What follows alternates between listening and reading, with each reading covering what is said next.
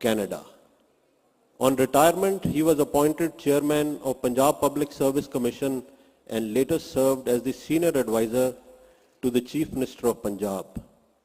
Popularly and affectionately called Mao, General Shergill is the founder chairman of Military Literature Festival Association, Chandigarh. General Shergill.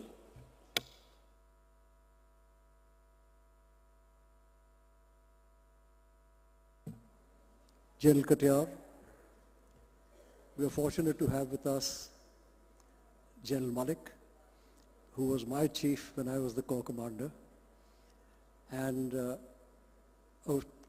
welcome to all the ladies, gentlemen, the children. I'm particularly happy to see a large number of children who are here. We are fortunate that one of our prime organizations that help us run this festival, Headquarters Western Command, General Katyar is present, and actually he saved us a great deal of embarrassment because the politicals who were supposed to be here have gone for a higher political purpose to the district of Gurdaspur. This festival is a little smaller than what we had in years past, and in between we had two festivals that were online because of the pandemic. But we went ahead with them. Not that we didn't have our casualties, because when you carry out something in-house in an hotel, you're bound to be close together. And I think there were about 4 or 5 of us, including me, who got COVID. So we did our service even then.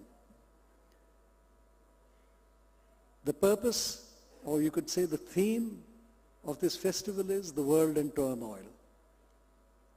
And it is so. With all that you see happening around the world, and all under a nuclear umbrella.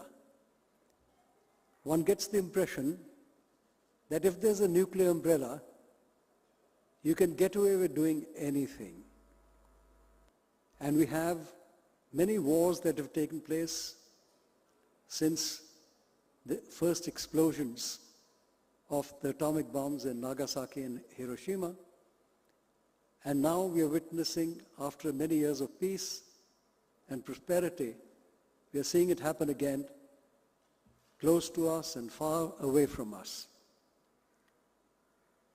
The fighting in Ukraine has been going on for a number of years, and there was a precursor, a small one, between Azerbaijan and Armenia, which showed us a new type of involvement of drones, and now you see that in all its might in the fighting that's going on in Ukraine. Of course, everybody is deriving lessons from that conflict and what can happen in our area of operations, whether it is in the plains, on the seas, or in the mountains. Our neighbor, Pakistan, we are ethnically joined together by language, but we are divided by religion. And it so happens that they too, due to a very poor economic machine and being led by what you could say a feudal clan of the armed forces, is experiencing great difficulty. And there's an instability because on their northwest is the Taliban. And any instability in Pakistan, although through Schadenfreude we might rejoice, but the fact is, it's not good for us. China started its modernizations in 1995, and one of the big points of the modernizations was in the sphere of their agriculture, so that they could feed their millions. You will recall that only 9% of China's land surface is arable. And even today, they import huge amounts of food, in particular soybeans and so on and so forth. And also in 1995, they went in for the modernization of their armed forces. They've already taken out a nuclear-powered aircraft carrier, and so you can see how far they have reached. We are also carrying out a modernization, hoping that we can do most of it within ourselves, but it is to be seen what is the backlog, how far are we behind, how long will it take us to be on our own feet so that we can decide our own strategies, our own defense security. On the ground today, in our hilly regions and maybe also in the northeast when it so happens, we have our great battalions, and within the battalions are Ghataks, our special forces that are operating. And just for the information of all of you, since 2017, Punjab has had 121 of our youths killed in action in Jammu and Kashmir and Ladakh. Those of you who do not know, 120 is the strength of an infantry company. So that is the price, that is the blood price that India pays for stability on your borders, and that is the blood price of Punjab. I must add, because at one stage I was attending their obsequies, all of them are from villages. They are not from towns, they are from villages. We've recently had another, you could say, a small war, an asymmetrical war between Hamas and Israel. There was a very savage exit across the Iron Wall by Hamas, and in a bloodthirsty manner, they killed man, woman, child, and even dogs.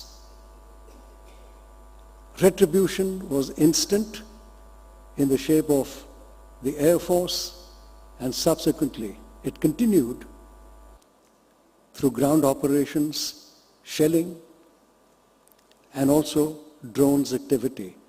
Also shelling from the seaboard. That's still continuing. There's a truce.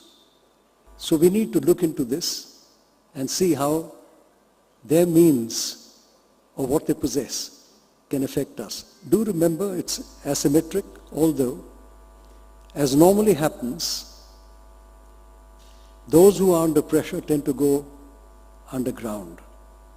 You have this large city in Cappadocia, in Turkey, which could house 20,000 people and lived as a city underground. You have the caves in Iwo Jima, where the Japanese fought against the Marines. And then you have the Viet Cong and their tunnels in the long war in Vietnam. We are also looking into an interesting historical part of what history can do in the future, because China had an emperor, although he ruled for just about 11 years, Qin Shi Huang, who's also known as Ying Zan, and this was about, he was ruling between 221 and 210 BC.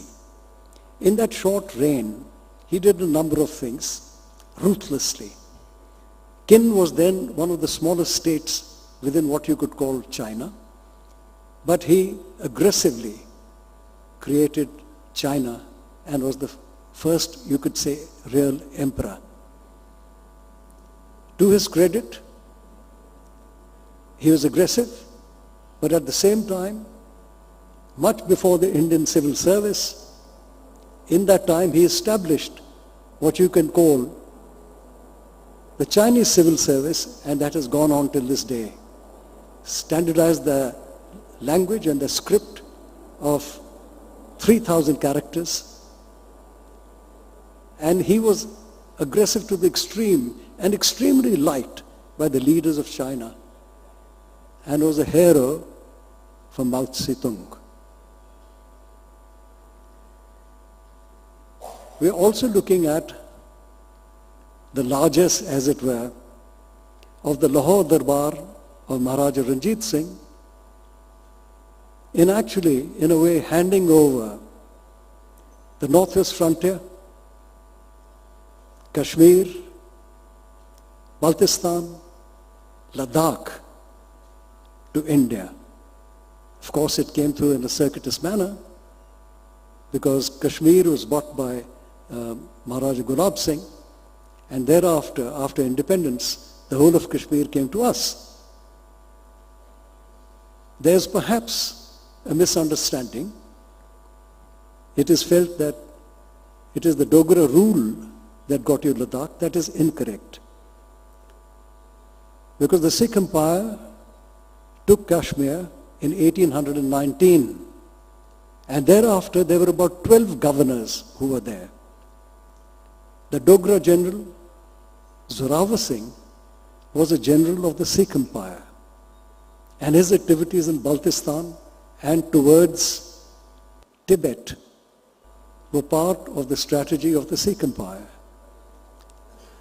And as you well know, in 1843 he lost his life against the Tibetans, but the Lahore Darbar forces reinforced the area, and with a different general defeated the Tibetans in 1844, and that is how he got Ladakh and Aksai Chin.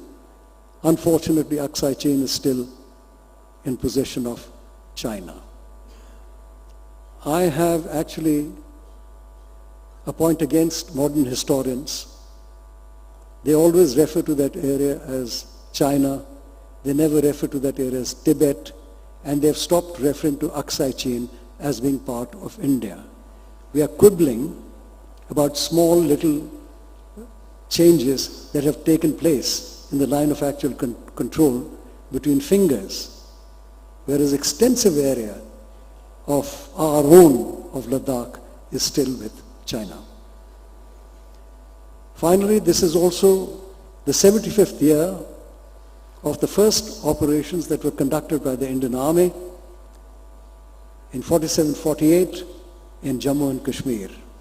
These operations, as you know, were in two different areas. It was the Jammu sector, where you had the capture of Mundiala Ridge and going on with the Cheetah Force beyond that, up to the line of control, up to the ceasefire line, which was ceasefire line, but they had gone right up to the border between Jammu and Kashmir and Pakistan.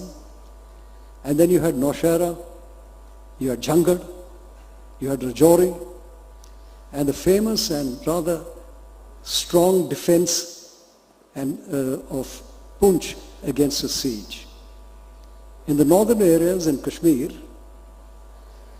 you had the fly-in of our troops, the great fight that was given by first Sikh in the beginning, the Battle of Sharatang, and subsequently across the pass into Tithwan, and then the operations that were towards Zojila, and before that, the movement towards Odi Chakoti. And at Zojila, it was not a simple matter, because it took a number of actions before the tanks that were introduced had got across and got into Gumri Basin, and thus the gateway to Ladakh was opened. 8 Gurkhas had 1 battalion that was moving along what is now a scenic and tourist route past Rohtang and going on to Leh, and they also arrived there, but not before the troops through Zojila had got to Leh. So that is what we are showing you giving to you in the panels. We have a distinguished lot of people who are well versed in the matters that we are going to discuss. And apart from this, there are 2 very important things that we do.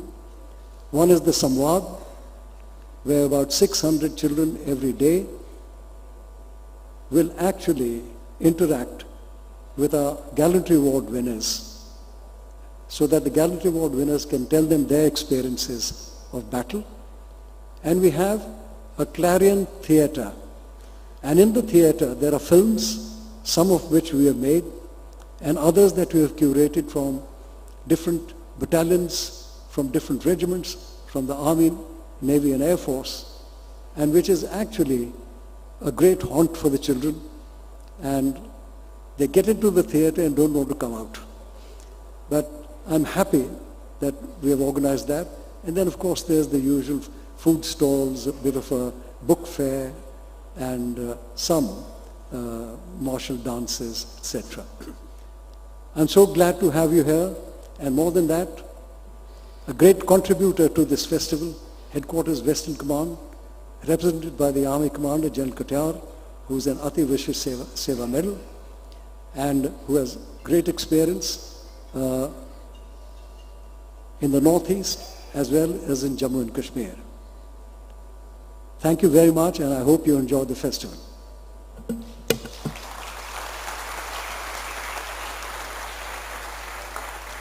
Thank you, Chairman. Before we move ahead, ladies and gentlemen, we have some things to do. We have 3 things on our agenda. The first one is the release of the first day cover of the MLF, for which I request Colonel Akhil Kumar to kindly come up for the honors to be done by the Army Commander. May I request General Malik also to kindly come up on the stage for the release of the first day cover, sir.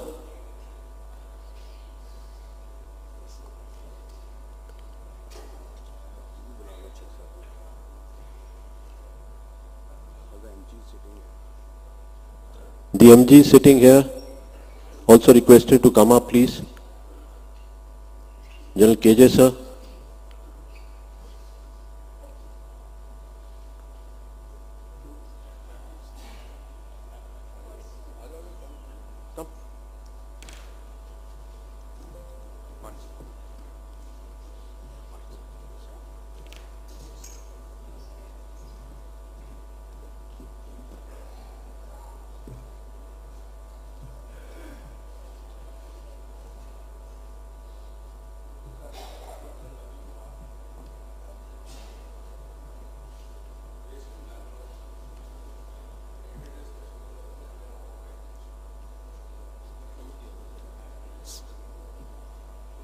Please.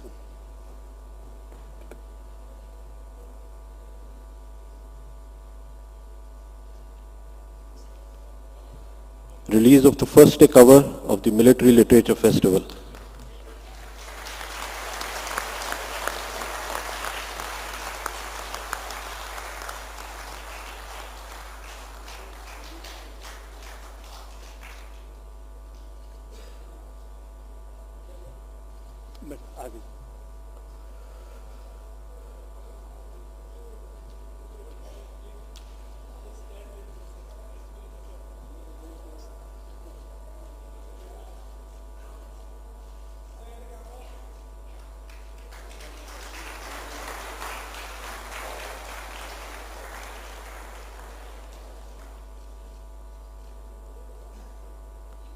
Thank you, sir.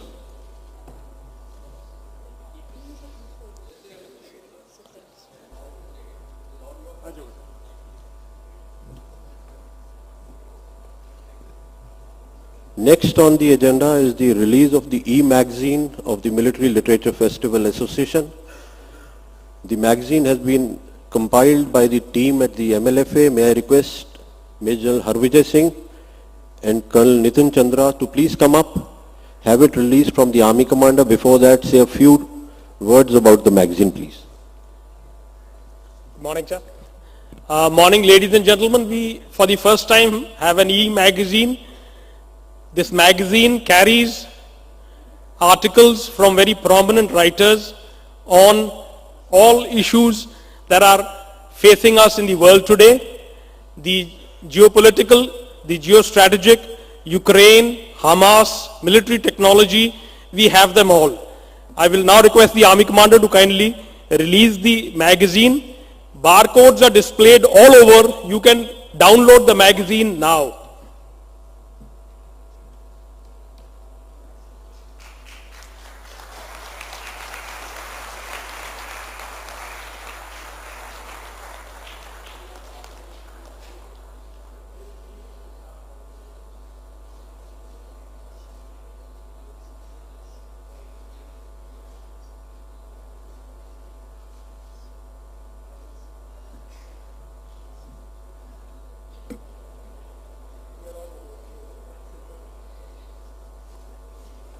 Thank you, gentlemen. And the last one, we have the release of the book titled Brave Hearts of Punjab, which is co-authored by Lieutenant General J.S. Cheema and Dr. Kamal Preet. General Cheema belongs to the Sikh Regiment of the Infantry. He is superannuated as the Deputy Chief of the Army Staff. He's had an illustrious career spanning over almost 4 decades. He is the founder, Vice Chancellor of Maharaja Bhupender Punjab Sports University, Patiala. Dr. Kamal Preet teaches political science at the DAV College, Sector 10, Chandigarh. She has published 13 books and she is an awardee from the Chandigarh Sahitya Academy. May I request both of them to kindly come up and General Cheema to say a few words and get the book released by the Army Commander, please.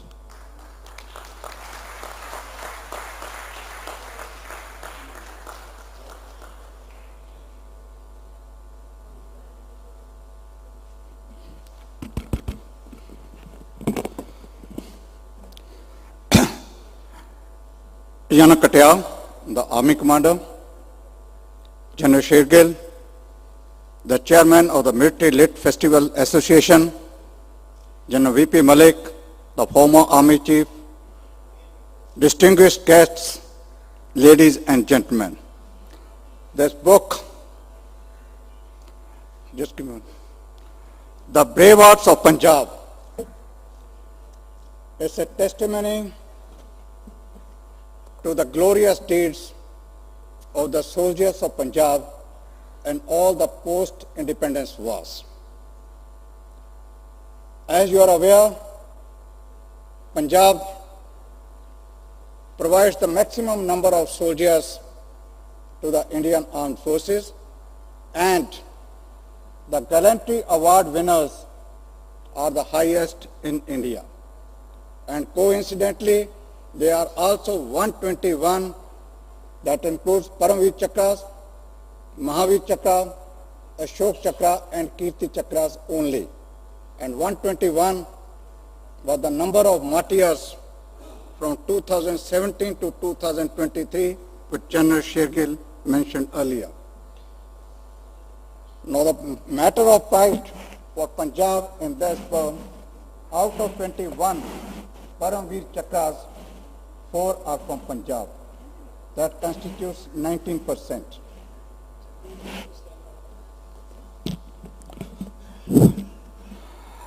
As far as Mahavir Chakras are concerned, 218 have been awarded in India, and Punjab has 58 Mahavir Chakras, 26%. Ashok Chakras, equivalent to Paramveer Chakra in internal security duties, out of 69, we have 11, another 16%. And I would also like to highlight the Mahavir Chakras in India. We have got 5 Mahavir Chakras, that is, who have been awarded bar to Mahavir Chakras awarded twice. Out of 5, we have 2 from Punjab. General Rajinder Singh Sparrow, who got a Mahavir Chakra in 1947 in the Battle of Jangat and in 1965 as GOC 1 Armored Div, is the first MVC bar in Punjab. And we are fortunate to have his son, General T.S. Shergill, as the chairman of the Military Lit Festival Association amidst us.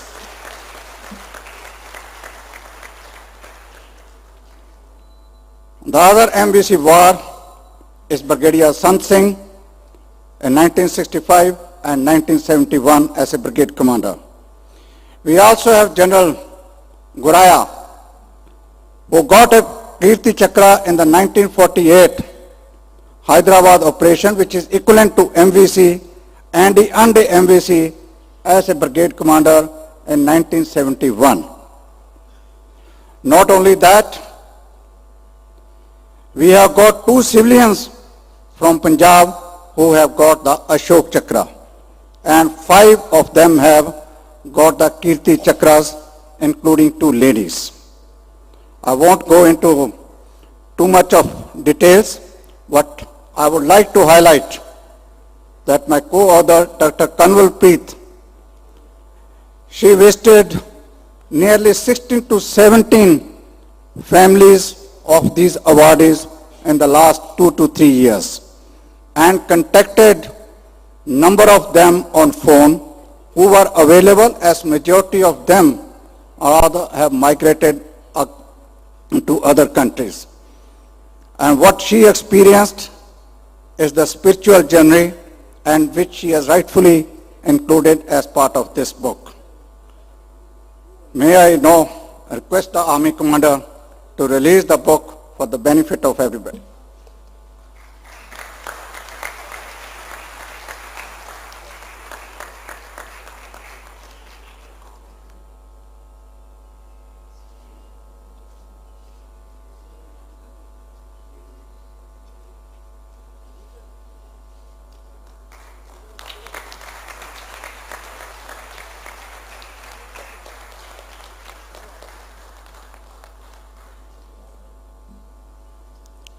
Thank you, ladies and gentlemen.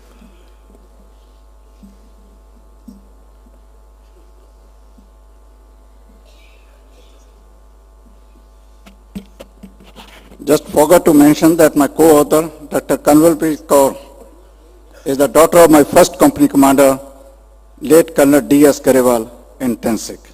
And we have amidst us Mrs. Garewal also forming part of this audience. Thank you, ma'am. Thank you.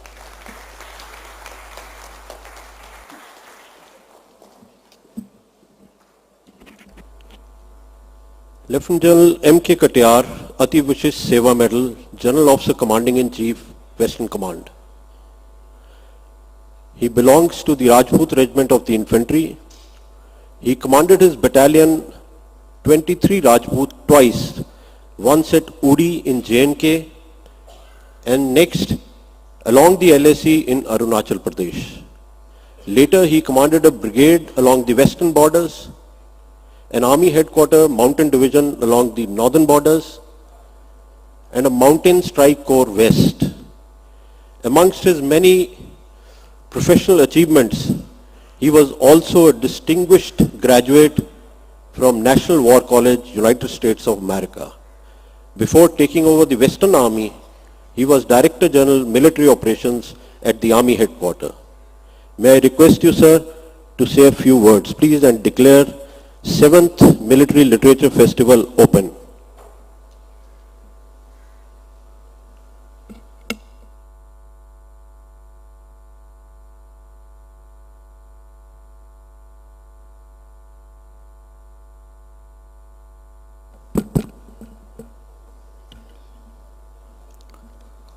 General Shergill, Param Vishish Seva Medal, Chairperson of Military Literature Festival Association, Chandigarh, General Malik and respected veterans, colleagues in defense services, participants of Military Literature Festival, and the friends from the media. It's a matter of great honor for me to address this august gathering on the occasion of the 7th Military Literature Festival, Chandigarh. Military literature, the term may sound an oxymoron. Military, the epitome of power, brute force, violence, and literature, a domain of finer things in life.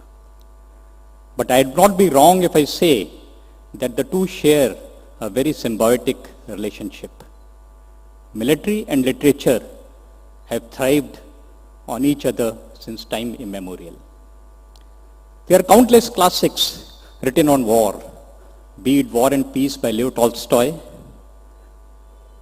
a military man, a gunner actually, or the endless great works of Ernest Hemingway, himself a battle casualty of Second World War. If you remember Socrates, perhaps the wisest man to have ever lived, and recollect his most famous prophetic pronouncement, the only thing that I know is that I know nothing. Most military men will find some resonance in this because they are constantly told by their seniors that they know nothing. Yes, Socrates also bore arms and fought 3 famous battles for Athens during Peloponnesian War in 4th century BC. So maybe as a Fauji, it was natural for him to say that I know nothing. Literature, if literature has a most profound relationship with any profession, I think it is the profession of arms or military.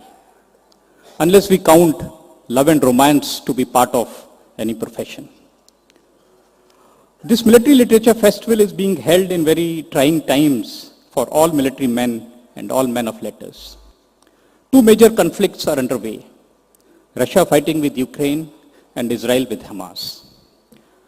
Way back in 1989, when the Cold War was on its last legs, Francis Fukuyama wrote his famous treatise on the end of the history.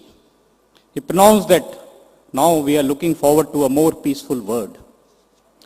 But as we see, the events today have proved him wrong.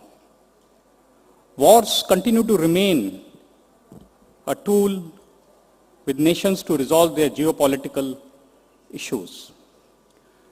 We may not be having an active war on our northern or western fronts, but our adversaries are continuing with their efforts to undermine our national security. Jan Shergill has deliberated on these issues at length. I'll only say that and assure the audience here that our armed forces are fully prepared to deal with any contingency, whether be it external or internal. Today we are also in the midst of a technological revolution in warfare. Unmanned systems, quantum computing, artificial intelligence. If we look back, the military needs have been the drivers for the scientific innovations, be it the stirrups for horses in ancient age, or the aeroplane, internet, or nuclear energy in the current modern times. There is also connect with literature, connect between the men of ideas and warfare. Leonardo da Vinci, besides many other things, he was a man of words. The famous notebooks he wrote on many issues, art, life, nature, fantasy, and he also made the first drawings of a helicopter. H.G. Wells, towards the end of 20th century, imagined the war of words, time machine, invisible man, some things which are becoming possible today in 21st century. Indian mythology and literature too have been intricately related with military. Whether in Ramayana or Mahabharata, the central theme is military conflict and the heroes are the warriors. What better connect a military and literature can have than Bhagavad Gita, the most intellectually and spiritually invigorating work in this subcontinent. It's on the setting of a battlefield. Our ancient literatures on wars gave us the moral lessons of jus et bellum, fighting for the right cause, and also jus et bello, fighting in the right way. Fighting in the rightful manner, the righteous way to live and die. Guru Gobind Singh Ji, when inspiring us to be righteous, says, De Shiva Varmohi Ye Shubh Karma Te Kabhi Na Tarun. And the Guru invokes an analogy with military conflict. न डरो अरसों जब जाए लड़ो निश्चय कर अपनी जीत करो. Military and literature may seem poles apart, but they have an unviable bond. Unfortunately, in Indian context of late, not many authors with military background have gained fame in literary circles. And also, not many famed authors have written on military matters. Perhaps the Military Literature Festival is a positive step to bridge this gap. I compliment General Shergill and his team for the efforts to bring the military and the literature together and wish them all the success. I now declare open the 7th Military Literature Festival Chandigarh 2023. Thank you very much.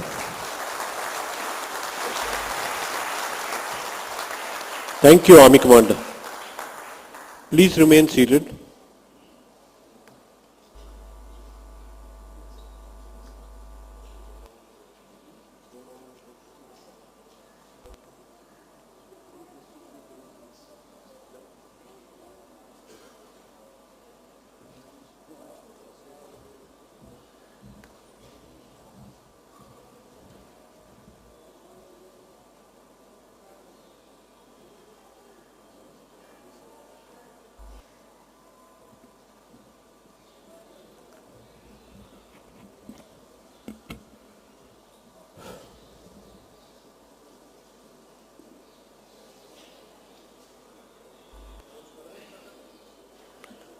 Ladies and gentlemen, the first session on Ukraine will commence in 10 minutes from now. The panelists and the audience are requested to stay put.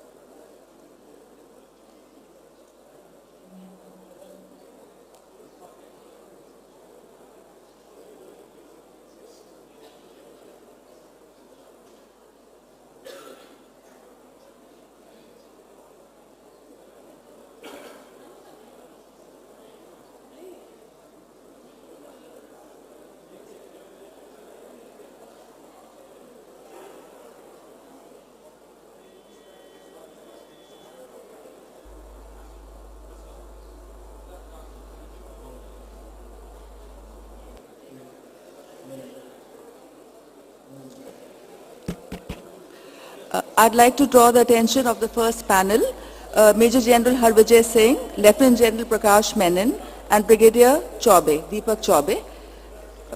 If you're here, we could just meet for a few minutes.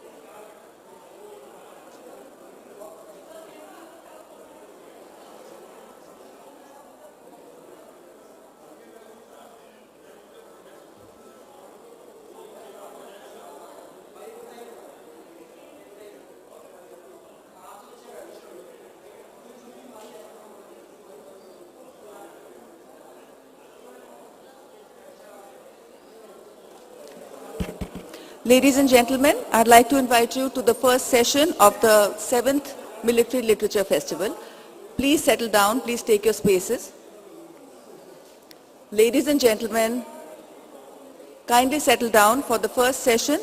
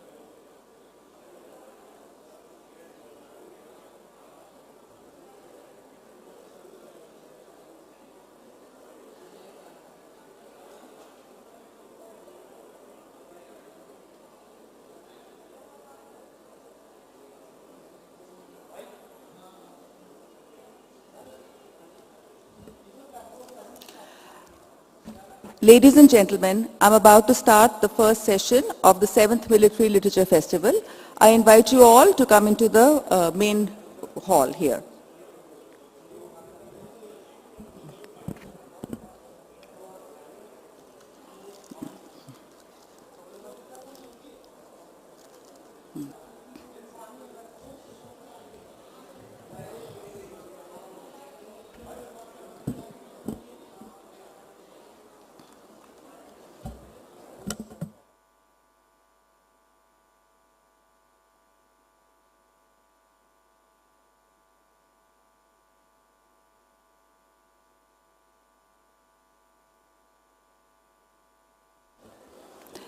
I'd like to invite the panelists for the first session up on the stage. Major General Harbhajan Singh, Lieutenant General Prakash Menon and Brigadier Deepak Chaube.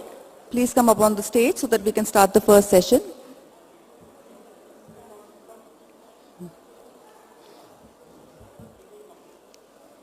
I'm about to start. We can... Yeah.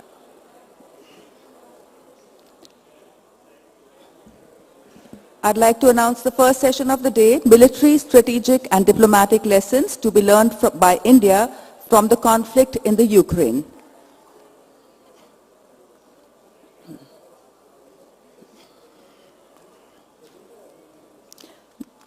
Lieutenant General Prakash Menon.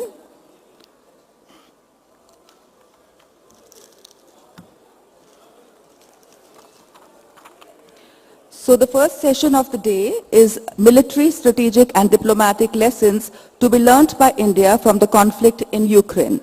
The conflict in Ukraine under a nuclear umbrella is a trailer of what modern warfare and selective total war could be in South Asia. What should be the diplomatic and military strategy for India that must operate in the mountains, plains and oceans? I'd like to introduce the eminent panel who will discourse on the topic. Lieutenant General Prakash Menon. The General has had extensive operational experience, especially in counterinsurgency areas. He has been an instructor at NDA and Defense Services Staff College. He has also served as Major General, General Staff of Northern Command. He has also served in the National Security Council Secretariat in New Delhi. The General is a prolific writer. Brigadier Deepak Chaube has served in various operational environments which include high altitude areas, line of control and counterinsurgency deployments. He is presently commanding an infantry brigade on the Western Front since November 2022. The session is moderated by Major General Harbhajan Singh, a third generation army officer. He has authored 3 books and regularly contributes articles on military history, strategy, cyber warfare and technology to various publications. Among his manifold credentials, the General is a qualified ethical hacker and cyber forensics investigator. I invite Major General Harbhajan Singh to introduce what is surely a burning topic.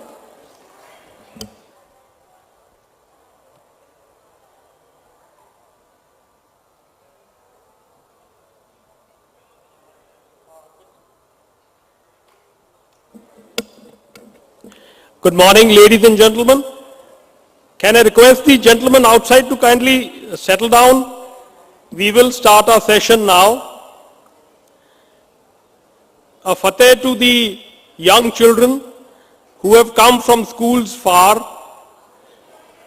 There are some from Derabasi, Kharad, Mohali and Chandigarh.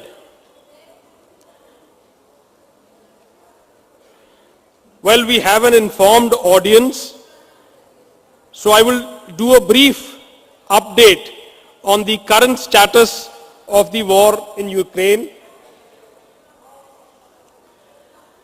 Today, ladies and gentlemen, is the 47th day of this war. I think Russia is happy with the state of affairs for the territory which they hold. We have the Luhansk and the Donetsk, which are together form Donbass. Russia already holds that. Coming south, Zaporizhia, Kherson, Crimea is with Russia. So they secure their Western Front with Ukraine and Europe. Russia has reactivated a canal which was called the North Crimean Canal.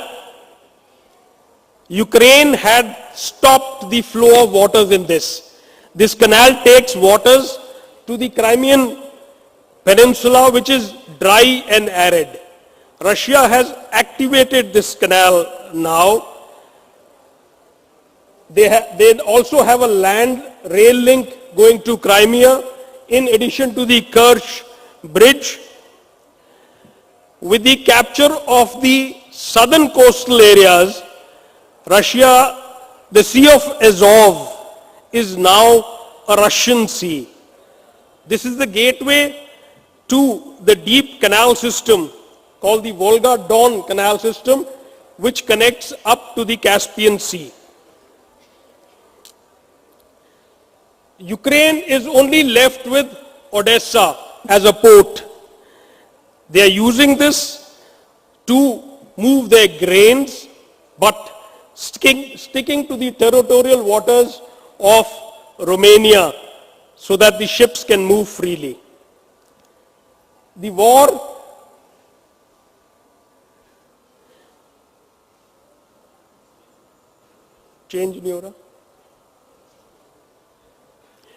the war is a human tragedy. 12 million people have fled their homes. 5 million have gone abroad and 7 are displaced within Ukraine. Casualties are ominous.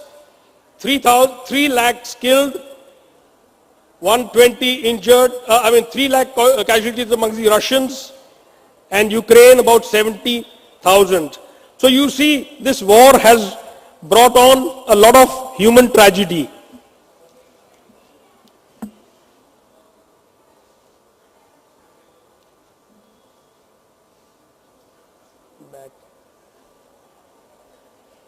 As far as the state of war is concerned, Ukraine claims that the counteroffensive was delayed because the weapons from NATO were late in coming.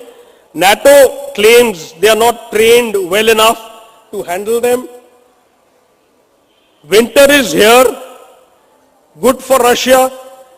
They will again try and twist the tail of Ukraine and Europe with their energy threats. NATO does promise not to abandon Ukraine, and that is great news for the military-industrial complex.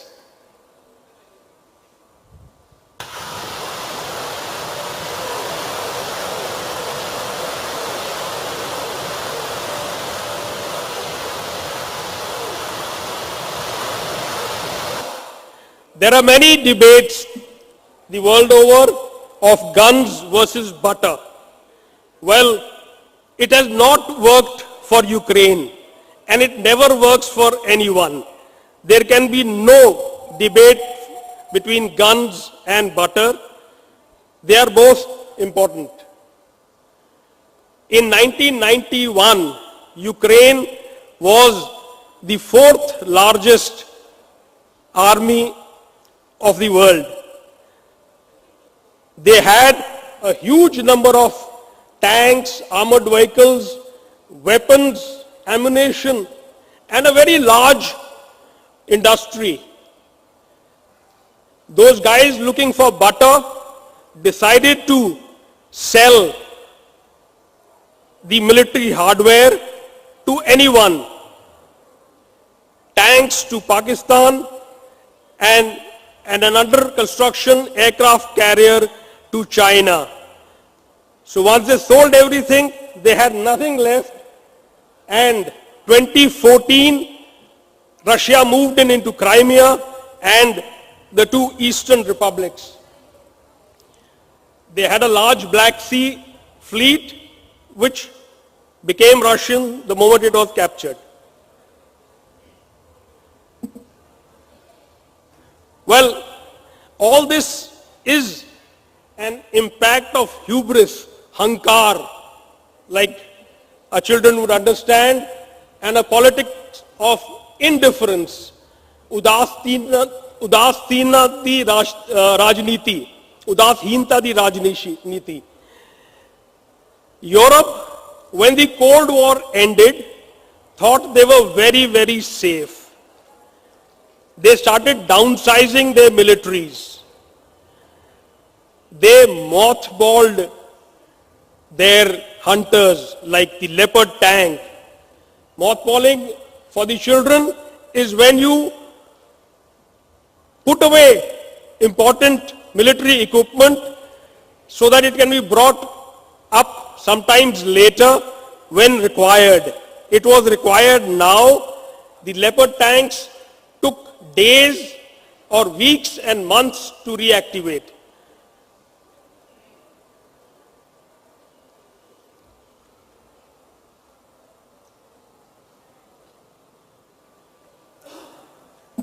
As far as the USA was concerned, USA did away with its short-range AD weapons because they felt that short-range AD was not required since the world was fighting CI ops.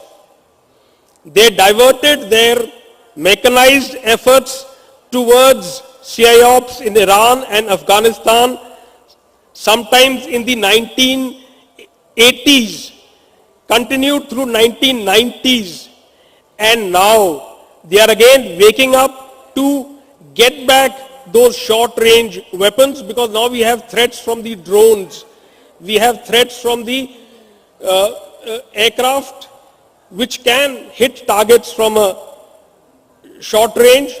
So they need these short-range AD weapons. They are remanufacturing these weapons after waiting for about 2 decades of not having them. Such was the hubris and indifference of the Americans. Well, there are alarm bells too. The Russians went into battle in February 22 thinking they could just walk on to Kyiv. You see there a group of tanks going into battle parked as if they are parked in a parking lot. They were hit by enemy fire, and that is what happened to them. This is, ladies and gentlemen, a lack of training and also overconfidence.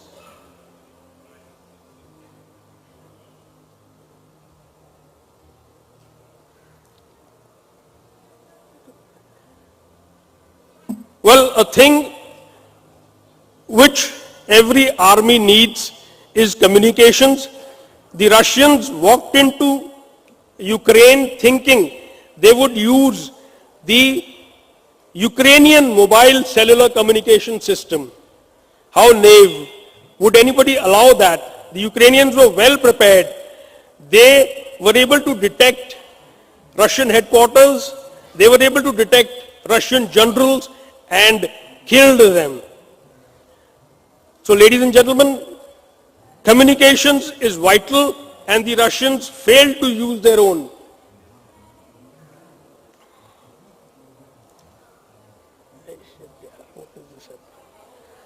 This is very interesting. This is a warning for all of us. We tend to sometimes use soldiers to push political agendas. This happened in Bakhmut. Both the countries' governments thought Bakhmut was very important to them, and they kept fighting here despite very heavy casualties. The Ukrainians kept telling lies to their troops, and the Russians never cared because they had a paid army or a company, a private army working for them, and they didn't have to give any accountability to their people. But Bakhmut is an example of putting our soldiers, using our soldiers as cannon fodder, or any army, that is in the sense, any army using its soldiers as cannon fodder. You can see the pictures, the scorched earth and the waterlogged trenches are not from World War I, they are from the Ukrainian war.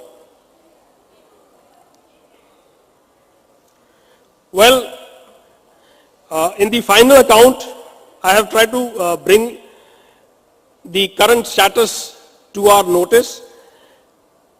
Actually, Russia should have learned lessons from India. We fought a lightning war, the war of liberation of Bangladesh in 1971.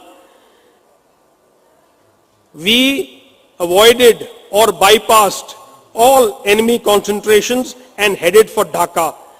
The war was over in 13 days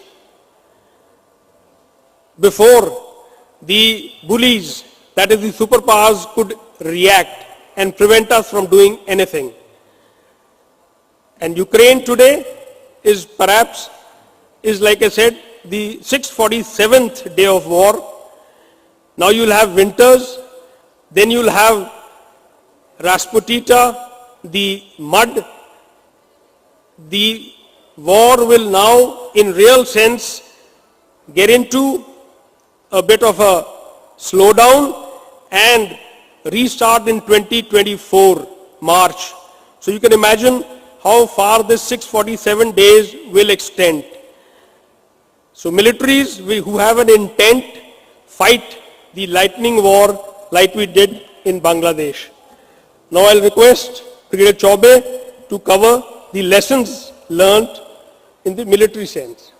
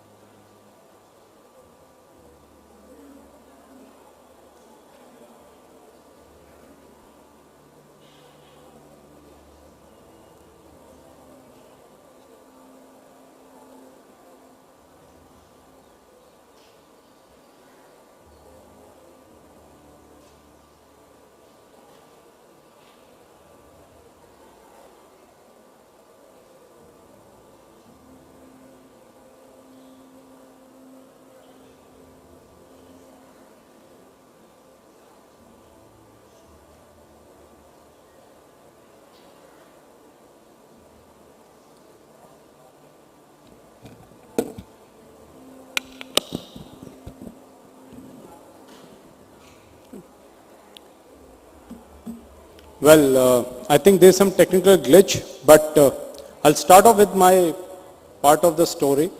Sir, firstly, thank you so much for such a comprehensive and lucid analysis of the entire Russia-Ukraine conflict. Now, the first thing, even if when you have heard the army commander when he came here, he told about the Bhagavad Gita and the war at Mahabharata. If you see this photograph in front of you, this is one of very epic photograph where Krishna tells Arjun, Karmanya vadhikaraste ma phaleshu kadachana, ma far karm phal hetu bhu, ma te sangostani karmani. That is, you keep on doing your job and don't wait for the fruits to ripe, and it will fall into your basket when they have to. But the opposite is also true when we say a failure not to act in the line of dharma could lead to chaos and destruction. In modern times, the dharma could be translated into a righteous act and ethical action. And the neglect of these principles can eventually lead to destruction of not only societies but civilizations. Ladies and gentlemen, I feel really honored and privileged indeed to be here again. Last year also, as part of the 6th edition, I was here, and this is the second time I'm part of the Millet Fest. The topic has been deliberated enough. I'll not go into the details of it, but yes, to start off with the geopolitical landscape, the South Asia is a multifaceted web of diplomatic, military and economic relationships that have a profound implication for the region's stability. While navigating the intricate and complex landscape of South Asia, India confronts a multitude of challenges including territorial disputes, proxy warfare, terrorism, resource scarcity, geopolitical rivalries, and personal vested interests, to name a few.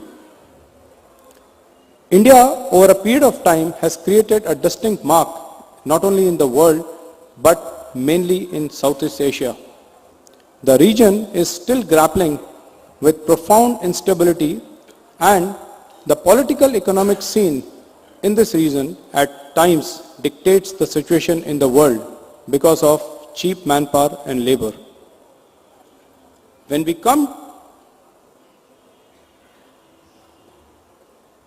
to the warfare, the modern warfare and the selective total warfare, these are two different terms. Talking of modern warfare, it's not unlike earlier times when there used to be two armies face to face fighting man to man and in a battlefield. It used to start in the morning and end up in the evening. Today, the wars are fought in the cozy corners of your rooms with a computer in your hand or a laptop or a palm top or even a mobile. So, the modern warfare again portrays a picture of a varied mix of things which make it a very potent yet a very dangerous form of warfare. Coming to selective total warfare, when we are talking about this field, it is the warfare which is happening in Israel-Hamas or the topic which is here, Russia-Ukraine. We just have seen that the Russia-Ukraine war has entered into 400 plus days and counting. The end is not very near and nobody is seeing light at the end of the tunnel. But what we are seeing every day is the destruction. What we are seeing is the gory scenes or the videos which are coming out of it. And it is making an impact world over. Now, when we talk of the war in totality, we have to understand some nuances of it which affect the warfare not only in the political arena but also in the military arena. So being a man in uniform, I will be specifically talking on those. Multipolar world is a word which we have seen recently evolving and growing faster. We had unipolar world at one time, then we had two main powers, cold era, the cold age, and now when we are talking of a multipolar world, there are different angles and different actors to it which are making warfare or war fighting even more difficult. And the only interest which is trying to bind them today maybe is the economic interest, whether overtly or covertly. In Russia-Ukraine war also, we can see it clearly written on the wall that how different countries have got different stakes into this warfare and how they are making the ends meet. Like I brought the economy at center stage. When we talk of any war or when we talk of any act, there is some money attached to it. And what better example than warfare? The conflict of Russia and Ukraine has deep-rooted economic dimensions for the countries which are involved in the war and also the countries which are supporting the war, overtly or covertly. One of the takeaways from the conflict is that before resorting to such a military move, deliberate planning and preparation is a must. India has always maintained its composure and has been a propagator of peace and tranquility not only in its neighborhood but also the world over. But as the famous saying goes about money, that I am not the God, but I am no less than a God. Further moving ahead, we come to something known as the battle of narratives. As they say, any statement is as good as the argument behind it. So similarly, the battle of narratives, as are built by both the fractions in the Russia-Ukraine conflict, is a very interesting read and a thing to follow. Every day we are seeing the things which are coming in the media, be it social media, be it print media, or be it electronic media. The moment we see one side, we read about one side and we see pictures about one side, we get swayed. And the moment we see another, we are thinking maybe that side also has got a logic or a reason. So, this battle of narratives leads to this concept known as jus et bellum, or a just war. Today, taking a choice or making a choice between right or wrong, between Russia or Ukraine, or NATO or Russian Empire is very difficult. The battle of narratives coupled with the concept of jus et bellum is making us even more confused as we go deeper and more longer into this war. The role of UN and other multinational agencies which are there, which have got a role to play into the war or the world peace, is again a question of debate. The United Nations is trying its best to resolve this war and end this war as soon as possible, but that's not happening on ground. India's role as an emerging global power is one of the cautious diplomatic strategy which Indians are following, and we have got historical ties with that region. The partnership with Ukraine is also moving north, but then this war has again put a question mark on it. Now what should we do? The thing which should be done is the integrated and synergistic approach to conflict. Today the war fighting is not limited to one arm or one service or even one domain of only the kinetic form of warfare. The need of a unified approach to war, which would entail using the capabilities of all instruments of policy under the country, is a must and must be used. If we go back to history, the 1971 Bangladesh Liberation War was a huge success and still is quoted as an example. It was not because that we won the war in a very short time. It was not because somebody played overwhelmingly well. It was because they were just synergized, orchestrated and planned move at each level. And then it resulted into what we know as the largest surrender in the history of mankind. The recent initiative by the Government of India and followed by the other branches and other departments of the Ministry of Defence as well as ministries which are supporting the cause is known as Atmanirbhar Bharat. Atmanirbhar, as the word says in Hindi, At means self, Nirbhar is reliant. Today if any country goes for war, and especially in the case of Russia and Ukraine, as Sir has just brought up this example, using the cellular networks, thinking that they could ride on some other's wave and have a good time was a wrong presumption and assumption. We all know what happened in Kargil war. The signals are jammed. So the answer to this is having our own mechanism, having our own systems, be it communication, be it ammunition, be it weapons, be it support systems we require. And for that what we require is Atmanirbhar Bharat concept, where we make in India, make for India and made by India. Now, when we come to the military diplomacy, Indian Army has always been an instrument of state policy. We have proved our mettle time and again, and in future also whenever it comes, we will rise and shine. So, the multi-dimensional war which Indian Army is willing to fight or will have to fight in the offering has got a complex web of all kind and type of war fighting. This war fighting will involve not only the men in uniform, it will involve everybody, right from a citizen who is sitting in his home to a man who is driving a truck or to a person who is out there on the seas. A synergized and a complete or whole of a nation approach will result that we win a war whenever we go for a war. But are war going to be short? This used to be a point of debate and discussion, and as a foregone conclusion, it was said that war will be very short, and there was some terms which were even coined, that short notice, intense, proactive, escalatory warfare and like. But today, when we see this war, even Israel-Hamas war, which has just started not very long, and this war, 651 days and counting, we have to be prepared for very, very long and protracted warfare, which will have a drain on the resources of the country. The nuclear umbrella, which at one point in time was thought as the thing that any country or any state or non-state actor which has got the nuclear arsenal or nuclear weapon which rule the roost or call the shots, it's not happening anymore. It is a deterrent, but then it comes with huge, huge cost.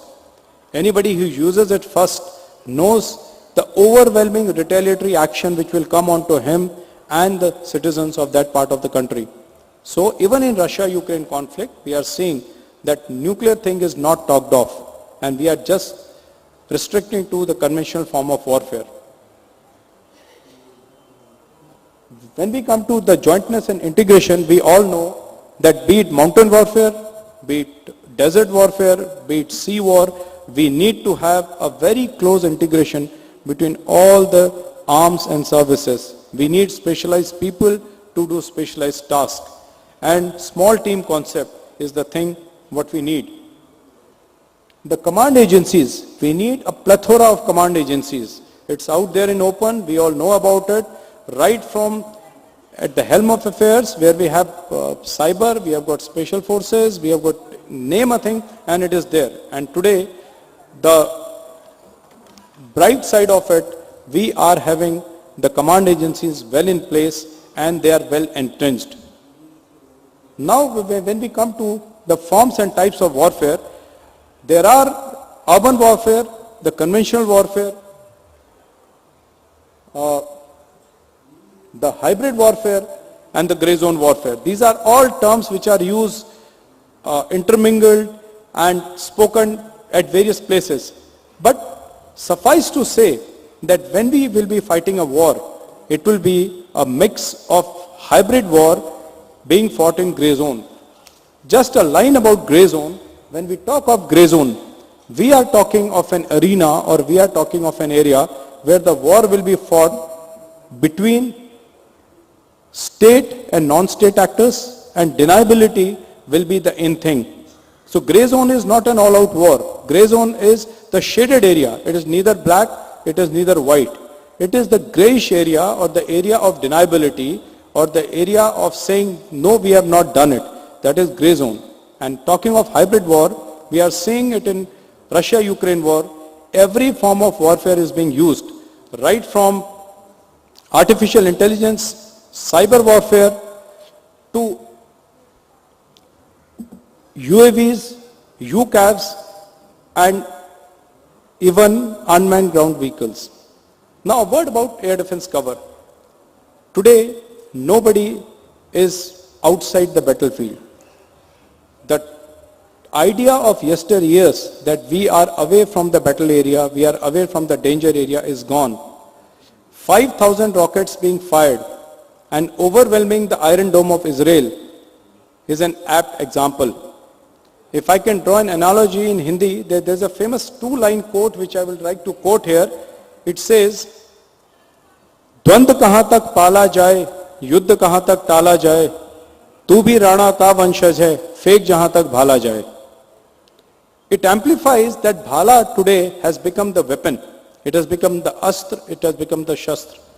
Today, even with the best of the air defense systems in the world, there are chances that when somebody wants, he or she will strike you and strike you at a place, a time of his choosing, and when you are not just predicting that you will be striked. So we have to be very clear what we need to do. So the requirement to today is that we have all these things as part of our arsenal. We have to have the technological infusion. When you are seeing the drones, when you are seeing the TTPs, it is basically tactics, technology and procedures. We need to change our tactics. We need to evolve new procedures. We need to be in sync with the technology. If we are there, we better be better equipped, well-trained and a will to win. Then only the outcome will be victory on our side. And last but not the least, when we talk of soldiering and soldiering ethos, the Naam Namak Nishan for which every Indian soldier fights for, across the spectrum of Army, Navy, Air Force, that is the thing which will remain the cornerstone for anybody. In Israel, Hamas war, we are seeing how the all-women crew are charging and doing things which nobody expected. Even Ukraine and Russia war, on one side we might be thinking that the people are dying, but then the volunteers which are coming forward in large numbers across the places is a testimony or is an example enough to prove that when we have got soldiers who fight for dharma, who fight for just, who fight for the cause which is right, the victory is surely bound to be theirs. And in the end, I will like to conclude by saying that Indian Defence Forces are omnipresent and omnipotent. Thank you and Jai Hind. May I just take a question with you? Please, sir. You've just spoken about the very impactful effect of drones. Sir. As of yesterday, there was an attack on Ukraine, Kyiv, 75 Russian drones, all downed. Yeah. No casualty. There were 5 injured. So do you think the drone is here to change the texture of warfare, or it's just a new weapon which is maybe growing up? Well, I'm not talking of the very, very expensive drones which America flies or which we have in a few numbers. I'm talking about these drones which are just swarming areas and doing what they are doing. Sir, very, very apt question. In fact, this is the question which is bothering everybody who is out there in the battlefield or likely to go into battlefield. The drones today, like already alluded, we are not talking of the sophisticated drones which can lift up a human being and drop him somewhere, or which have, armed drones, the UCAVs we call them. The small drones or the swarm drones, if I can talk in layman terms, what we saw in Ahmedabad when the World Cup was happening, and before that, in many shows we see these drones, they are flying, they are lighting up the sky and making various images. This is a very, very potent threat.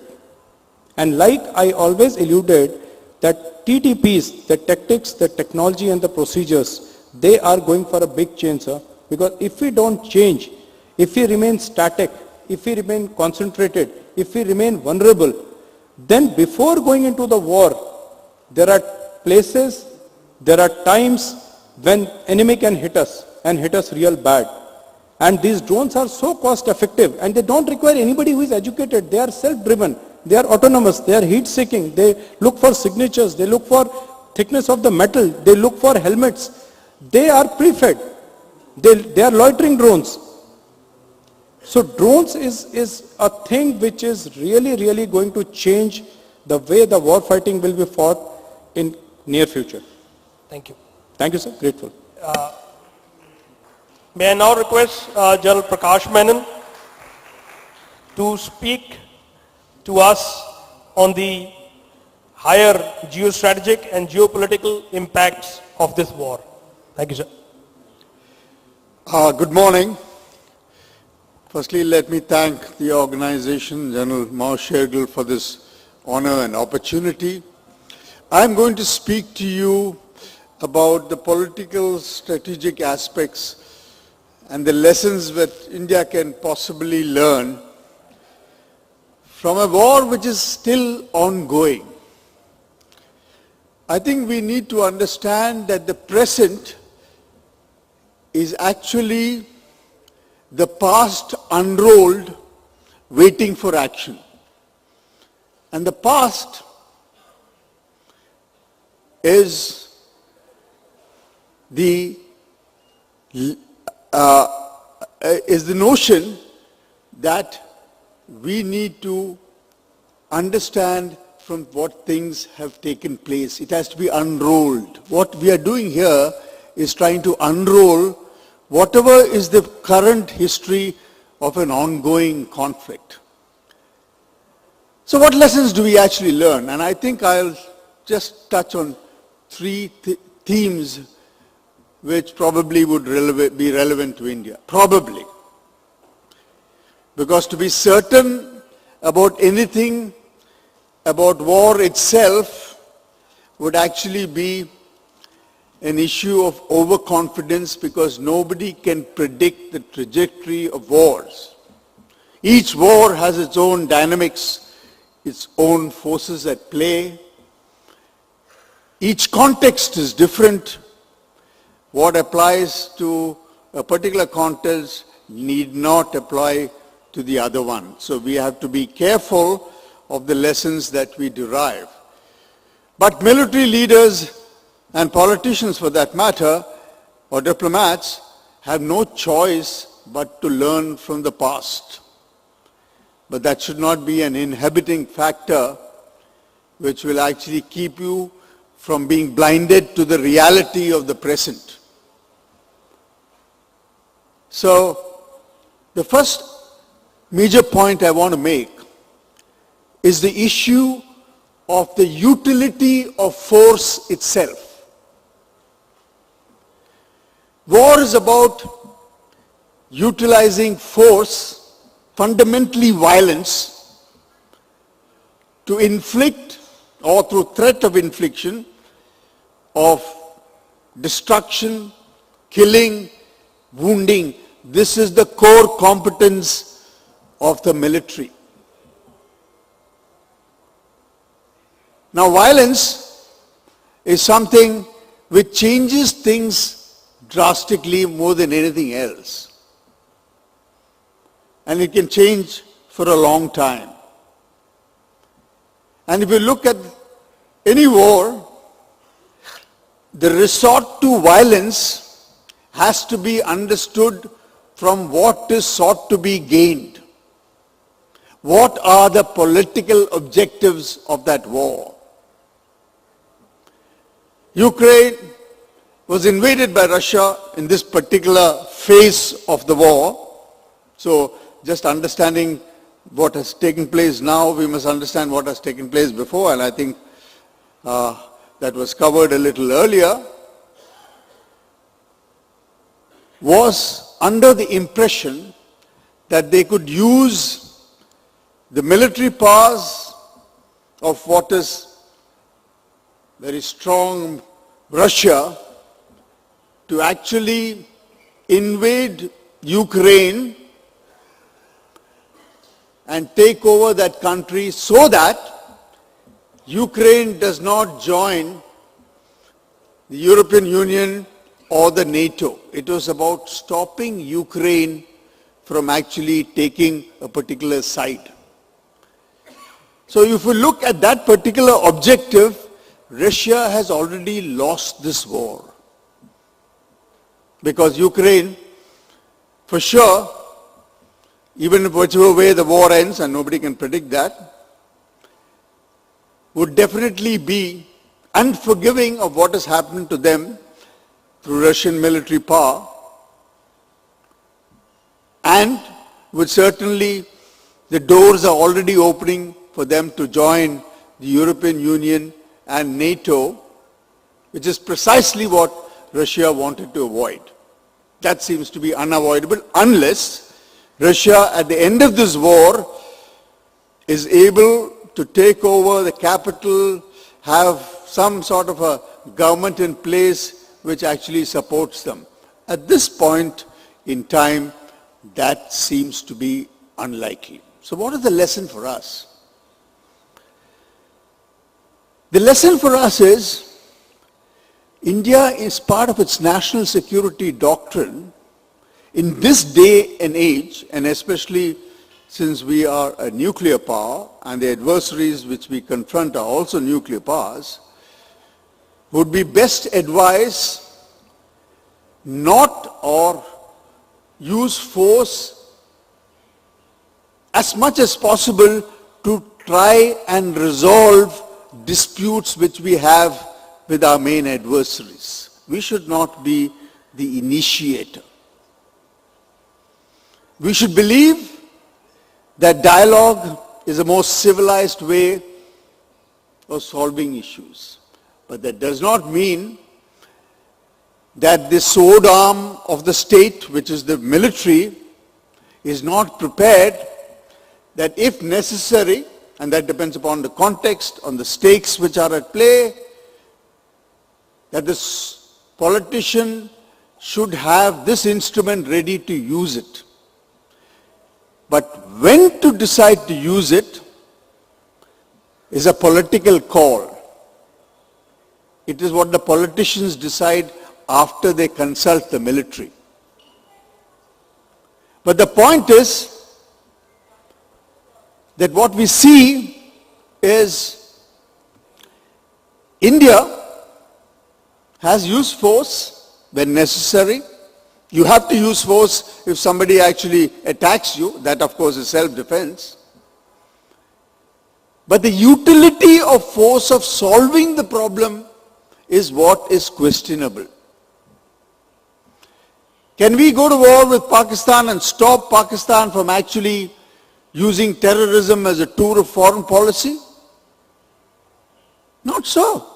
You weaken a state, and then the only instrument left for them to actually react is terrorism, because the terrorism is an instrument of the weak against the strong. So if China actually takes away some of our territory, we are duty bound to react, firstly stop them, and do the same thing to them. So this idea that force, unlike in the previous times, is now subjugated to what is called the nuclear cloud, the nuclear shadow. And this is so because it is not about who has more weapons, nuclear weapons. It is about that even a small number of weapons, if they are exchanged, can cause damage at a scale and speed which cannot be imagined, which we have only seen in the use of nuclear weapons in Hiroshima and Nagasaki. And for those of you who need to see the photographs again to be reminded of it, have a look, especially those young people who are sitting at the back, the children here. It was a devastation beyond imagination. So India has to be very careful, and we don't have to follow what the West does, what America does, what Russia does, because they are very quick to try and solve problem by the draw of the gun. India has been much more prudent in pulling out the gun and start shooting each other. I think that would be a wiser way of managing it. It does not mean that the gun is not prepared. It does not mean the gun will never be used. The use of the gun is a non-use because you have the gun to make sure that the other guy doesn't use his gun. And that's practically described as deterrence. So that's the first lesson we need to learn from Putin's Russia and the war at the moment. And I just want to emphasize, Putin is fighting a non-nuclear state. Ukraine gave up its weapons on the promise by Russia that it will make sure that it will not use force against it. But in international affairs, a promise is only worth as much as it can travel. Normally it exhausts itself, and that's not uncommon, because that is the nature of relationships. What we can take from the past into the present and the future, and the common thread, the fabric that unites all this, is what is common is human nature. Human beings can be good, bad and ugly. In each one of you, you have an angel, then you can be very nice to each other. There is also the devil sitting there, where anger and hatred is the central emotion. So what is common in all these things is human nature, because man, in many senses, is ambitious, greedy. He normally wants something which he doesn't have and which others have. But he can also be good. But what we see as the panorama of history and as we read history is, most of the time, it is the devil which has actually had his heyday. So the second issue which I want to tell you is that we live in an information age, which means that the ability for information to travel, target mass audiences, and at the speed of light is growing, and on platforms and forms which were not seen before, whether it is the media, whether it is what is called X now, which used to be Twitter before, or any of these things. Now what does it do? It has the impact of conveying stories, because all of these are stories, to affect the minds not only of individual leaders and political leaders, but even of the mass population. Beliefs can be strengthened if you already believe in something, or it can be changed. And all this information which is there is now more and more, because of artificial intelligence, facing the possibility that you can actually tell a story and it will be a complete yarn, but make it look so real that people will believe it, what we call deep fakes and the rest of it. So this particular characteristics of the information age is something which both India needs to harness, because we need to keep people on our side. We need to make sure that our information system are protected. We need to make sure that we have the ability to actually get these stories out, to win more friends. And we need to make sure that the lies which are told against us are countered. In my experience, except probably in India today, I think the BJP IT cell is the best organized in this sphere. Probably in the government, the MEA is the best organized. We need to get this act together. We have an information board which is headed by the NSA, whose main mandate is looking after information warfare and information security. But what they have actually done is not known in the public. But we certainly, in terms of its delivery, needs to improve. So the information age is going to get murkier. You can tell lies and get away with it. It might be more difficult to project the truth. The impact is on leaders. And this makes also all these situations, especially when you're at war, unstable. In the previous old era, we used to be worried about rumors spreading. You know, it used to go from mouth to mouth. Now it doesn't go from mouth to mouth. It goes from eyeball to eyeball through videos and the rest of it. At a speed which is impossible to fathom. It can only get faster. So the issue is, how does India use the technological capacity which this offers, both challenges and opportunities, to make it better? If you look at the way this war has been handled, whatever it is, the Ukrainians have managed successfully to get most of the world on their side. Russians probably have less sympathy, and it matters in international affairs. Although Russia also has a story to tell, but I think in this war, Ukraine has been able to best it. And one more thing about technology which I think we need to understand, because there were talks about drones and so on. In war and warfare, technology is contestable. You can make a drone today, somebody tomorrow will actually find a way to shoot it down, as has been discussed.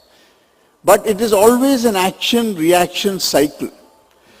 So in the end, what happens is a new gadget which comes to town and promises such great delivery of results normally tends to disappoint over the long run. But the point is, we should be able to visualize what is coming and we should be able to counter that. Whether we have the capacity to do so is actually questionable. And this, I would like to differ from this idea of Atma-Nirbharta, which I find is a slogan. Self-reliance, as it used to be called in the old days, is a mirage. In the type of systems which we have, in the supply chain that it is involved, there is no question of being self-reliant in everything. We should be self-reliant as much as possible, but for the very large and important systems, we need to actually have diverse supply chains which probably will provide us some relief. So the last point I have, and this is a point which actually is slightly sensitive in nature, is about civil-military relations. Putin, who was given the understanding by his military advisors that this is going to be a cakewalk into Kiev, the war will be over sooner than later, has obviously been misled by his military leadership. So the lesson for us is that for preparation of war and for the conduct of war, there is the importance of having very deep, continuous, institutionalized civil-military relations. Why do I say this? Just because today's war is not about only the military. Today's war is war fought by many arms of the government, many instruments of the state. All that has to be integrated for one common purpose.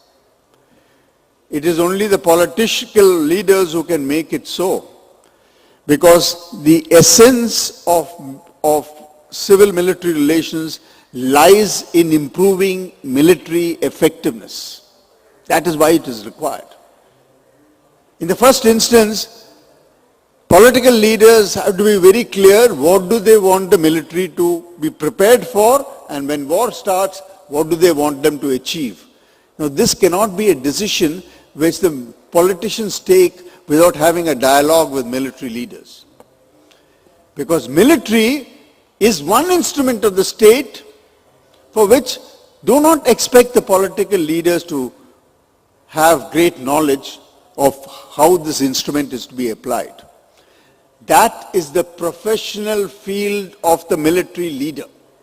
It is about applying violence to achieve political objectives. You have to convert violence by applying it or threatening it to achieve what the politician wants you to do. It's a conversion which is the art of the general or the admiral or the air marshal. It involves a currency which will change depending upon the context. It is not permanent. Depending on what sort of war is won, what sort of political objectives is to be achieved. That is the challenge. When the parliament attack took place, Prime Minister Vajpayee told the chiefs, "Kuch karo." That is not the way of conveying political objectives. Of course, "Kuch karo" became mobilization, and you know what happened after that. So one of the weaknesses is, even for preparation, military must be told this is what you have to be prepared for. But even in that process, it has to be part of a dialogue. What India lacks, therefore, is that it doesn't have a document, what we can call it a national security strategy, which actually shapes India's military instrument. It is a lacuna which might cost us dear. When the war is taking place, it is for the military leaders to inform the political leaders what are the risks which are involved, what are going to be the costs, and these are not judgments which can be easily made, but that's what military leaders have to do, and that dialogue has to be constant. Because if you don't have it, the political leaders might either underutilize you or ask you to do something which you cannot do.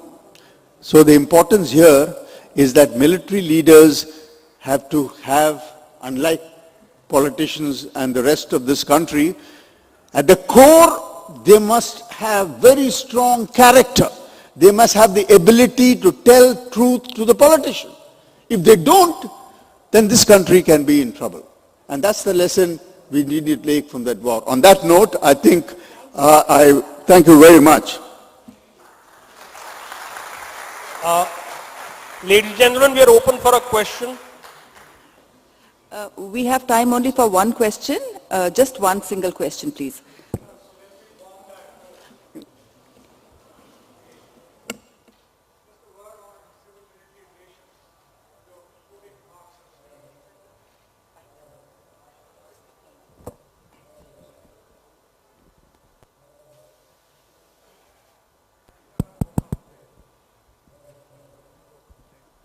Now, how do you relate civil-military relations where the military leadership is afraid to be honest with the political leadership for fear of losing their chair or losing the next lucrative plum? So perhaps Putin was given by his military leaders what he wanted to hear. And I'd rather say a similar state of affairs obtains in India today. I don't think it would be right to cast aspersions on people who wear the uniform today. I don't intend to do that. But the point is that let's take it that this is a speculatively, possibly right situation, then the only way to address is how do you select your military leaders? How do you select them? You need to change the selection system so that people who speak the truth, who have better professional capacity, come to one, not the guy who are called the fart catchers. You know what fart catchers are? Well, there was this colonel in a particular institution, it was called a fart catcher because he was so close to the commandant, he stood behind him, and people used to say, he's always waiting to catch his fart. So, we need to change the selection system is the only thing in case what you speculate is right. Thank you. Yeah. Please. There's one more question, please. So don't take Haji. Quickly, quickly.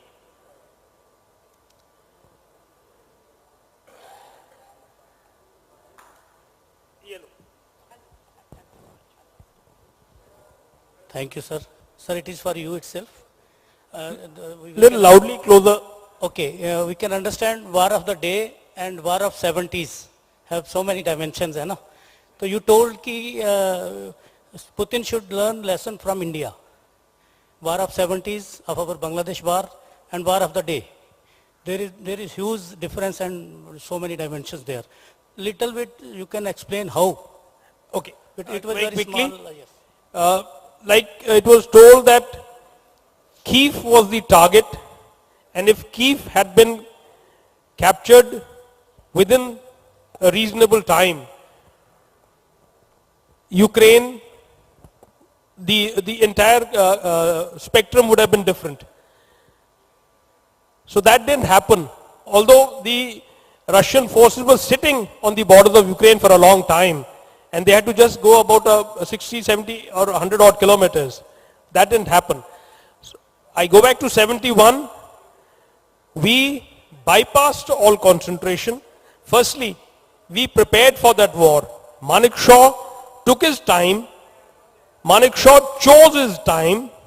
And when we went in, we avoided hitting the enemy head on, bypass them and head for Dhaka. You had the 7th Fleet waiting or coming in. So you had powers which would have stopped you. But we beat that. And I hope the Russians had taken lessons from that. That's what I meant. Thank you. Thank you very much, gentlemen, for a very incisive analysis and overview. And now I'd like to present some mementos of the 7th Literature Festival. We are going to be overrunning time. So I'm sorry. I think they'll be available to speak with you outside. So I'm going to have to call this to a close right now. And we would love to present some mementos to you from on behalf of Chandigarh, Military Literature Festival, 7th. So to Major General Harvijay Singh, to Lieutenant General Prakash Menon, and to Brigadier Deepak Chaube. Thank you very much, sir. Thank you very much.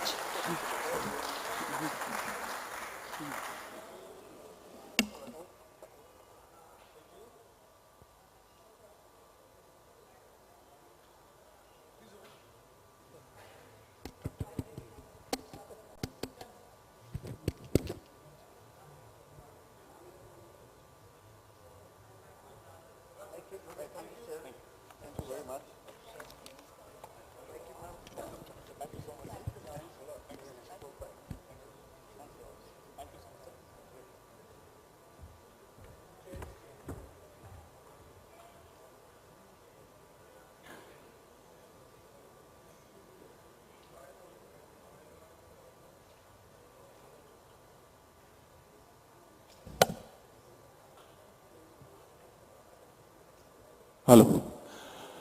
Right, ladies and gentlemen, we would be commencing with the second panel discussion in a while from now. So kindly do settle down. In the meantime, may I request the panelists to kindly come up. I'll just give out the names of the panelists.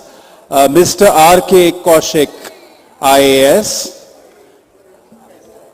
Mr. Ajay Bisaria, Indian Foreign Service, Brigadier Harshvardhan Singh, and Mrs. Rakhi Gupta Bhandare, the panelists for the next discussion. Also interesting to note, we would be having Mr. Mani Shankar Iyer, who would be on a Zoom link.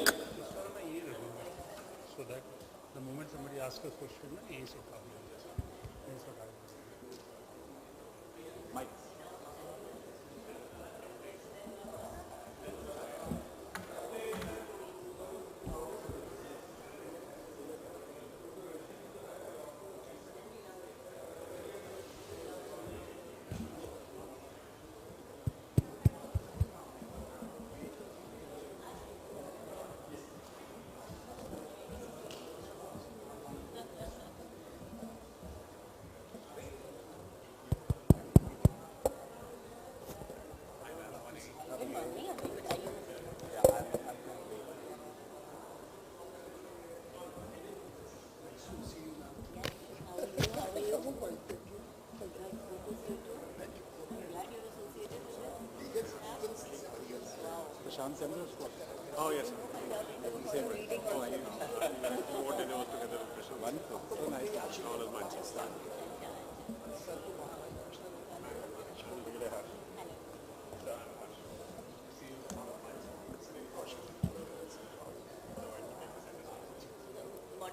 So all the students here who are here, come up, please occupy the chairs. आराम से बैठ जाइए, settle हो जाइए.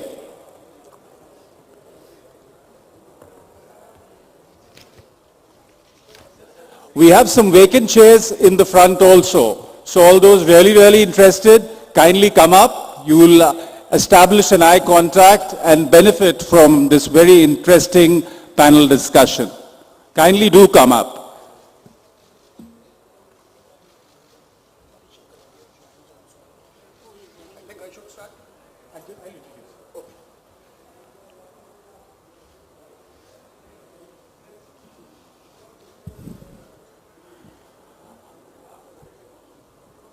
Right, a very good afternoon, ladies and gentlemen, and welcome to the 7th Military Literature Festival being organized at the Lake Club in the city beautiful Chandigarh. I am Colonel Ashish Bedi, a veteran from the cavalry, along with my co-hosts for this event, that's Aradhika, who is speaking before me, and we have Parneet, who will be coming up in a little while from now. Extend a very warm welcome to all of you. You just heard a very interesting panel discussion by eminent panelists. I too have been given the chance to introduce this panel which is sitting on to my right. Ladies and gentlemen, a very difficult task. The CVs were this big, and to consolidate and shorten the CV and speak words about eminent people is something which is not very simple. So if I do miss out something which is relevant to you, do pardon me, because the length was enormous. Right. Before I introduce the panelists, let me tell you what we would be hearing from this panel today. The topic, which has been chosen, selected, a lot of thought been given at the highest level and then being presented in front of this august gathering. Pakistan, that is still a feudal society with the military clan at the helm, is at its lowest economically and politically, with an orthodox ideology of the Taliban expectantly waiting to enter on its northwest. So, what are the scenarios that could arise from this combustive mix and the strategy that India should follow? And now, the panel. Ladies and gentlemen, we have one vacant chair, and that is for a gentleman who is on a Zoom link and will be speaking to us through a Zoom link. So let me start from the missing chair. That is Mr. Mani Shankar Iyer, Indian Foreign Service. He is a well-known figure.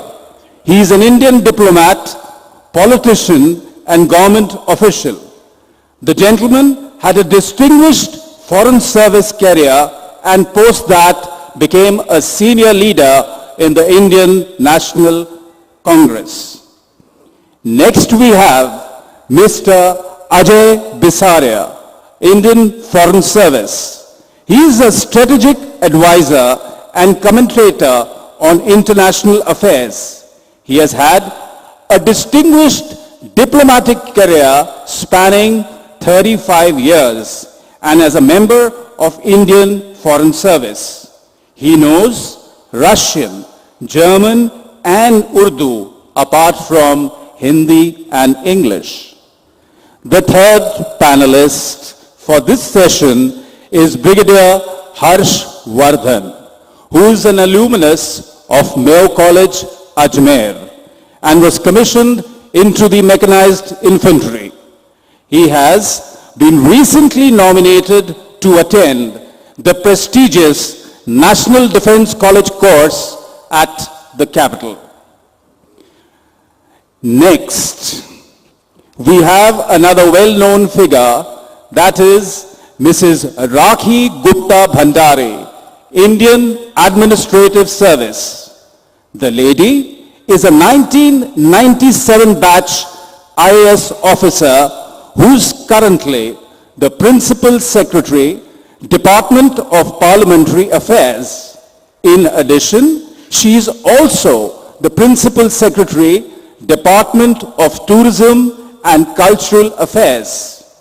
She has an avid interest in writing and has published many articles as well as poems in leading newspapers and magazines. And last but not the least, the moderator for the session, Mr. Ravinder Kumar Kaushik, IAS. He joined the civil services in 1987 in the Punjab cadre.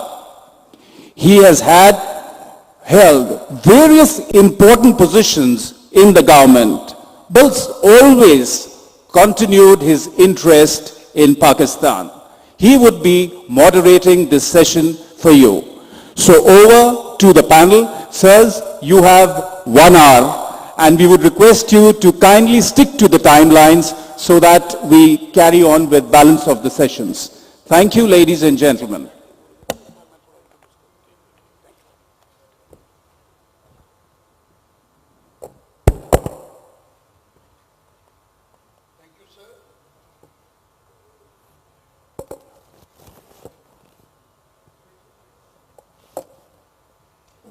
Hello. Thank you very much, sir, for inviting us here in this important session, which is about Pakistan. As we all know, our neighbor has to tread a difficult journey in its life of 76 years as a nation state. One thing which when one scans the history of Pakistan, one thing is very clear, that in Pakistan the establishment has always played a conspicuous role in its history. What is establishment? Especially for the youngsters who are sitting here, the establishment is headed by the army chief. In simple language, it is the army, the inter-services intelligence, the judiciary, the bureaucracy, supported by pusillanimous politicians, and lastly the press and media, a large section of that supporting the establishment. As we all know, the journey of Pakistan started on 14th August 47. In the first 11 years of its journey as a nation state, it had 4 governor generals and 7 prime ministers. So we can understand the instability they had, and that forced once Pandit Nehru to pejoratively say that I don't change my dresses so often as Pakistan changes its prime ministers. The whole journey of 76 years can be subdivided into 8-9 parts. We'll be discussing the different aspects with the illustrious panel. But briefly, if I have to recollect and rejuvenate your memory, the first 11 years, 4 governor generals, 7 prime ministers. Then Ayub Khan years, 11 years again, from 20th October 58 to 25th March 69. Then quarter to 3 years of General Yahya Khan. Then the Dhaka fall and demitting of office by General Yahya Khan on 20th December 71. Then the Bhutto period of 5.5 years. Then again 11 years of General Ziaul Haq from 5th July 77 to 17th August 88. Then again 11 years, 2 terms each for Benazir and Nawaz. Then 12th October 99 comes and Musharraf takes over. Again, 8.5 years for Musharraf till middle of February 2008. Then 10 years, 5 years for Pakistan People's Party, headed by Asif Ali Zardari, and another 5 years of Nawaz Sharif's rule. 4 years he ruled, 1 year there was Shahid Khaqan Abbasi, his protege, who has left him now. And then comes 18th August 2018, when Imran Khan takes over. He rules till 9th April 2022, and since then about 14-15 months for Shehbaz Sharif, Nawaz's younger brother, and now a caretaker government. So in brief, this is the history of Pakistan. But one thing which is very conspicuous is that the establishment has always carried the day and has always ruled Pakistan. No politician can survive beyond a particular time without the support of establishment of Pakistan, which, as I have explained earlier, means the army, the ISI, bureaucracy, judiciary, supporting it, pusillanimous politicians, weak politicians, helping it out, and then there, of course, the proteges of the establishment, and then the journalists, TV anchors, social media activists. Now, there are only 2 instances in Pakistan's history where establishment has not ruled, where it could not dictate terms to civilian leaders. The first was first 3.5 years up to 17th January 1951, the day from the British Commander-in-Chief, General Ayub Khan took over as Commander-in-Chief of the Pakistan Army. First 3.5 years, starting from 14th August 47 to 17th of January 1951. This 3.5 years period, the 2 army chiefs were both Britishers, and the establishment had no say. It was in the initial years of Pakistan's existence as a nation state. The second period was 20th December 71 to 5th July 77, when Mr. Zulfikar Ali Bhutto was ruling. He was a very flamboyant, self-confident, imperious leader with a lot of popularity. He forced the establishment, which was fresh from the disaster of Dhaka, forced the establishment to play second fiddle to it. At that time also, the establishment of Pakistan played second fiddle to Mr. Bhutto. Of course, the army chiefs were only 2, General Tika Khan and for 1 year General Ziaul Haq, till the takeover of the government by Ziaul Haq on 5th July 1977. So briefly, we will discuss the various aspects of Pakistan as a nation state from the defense angle, diplomatic angle. Mrs. Rakhi Gupta Bhandari would dilate on the cultural aspect. So we will, as we proceed further with the interaction, we will be dealing with the various aspects.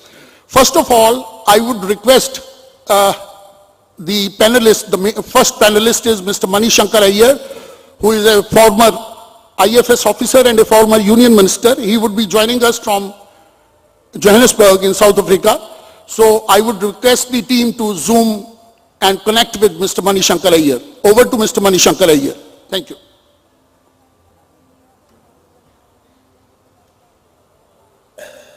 I should come back to where I was.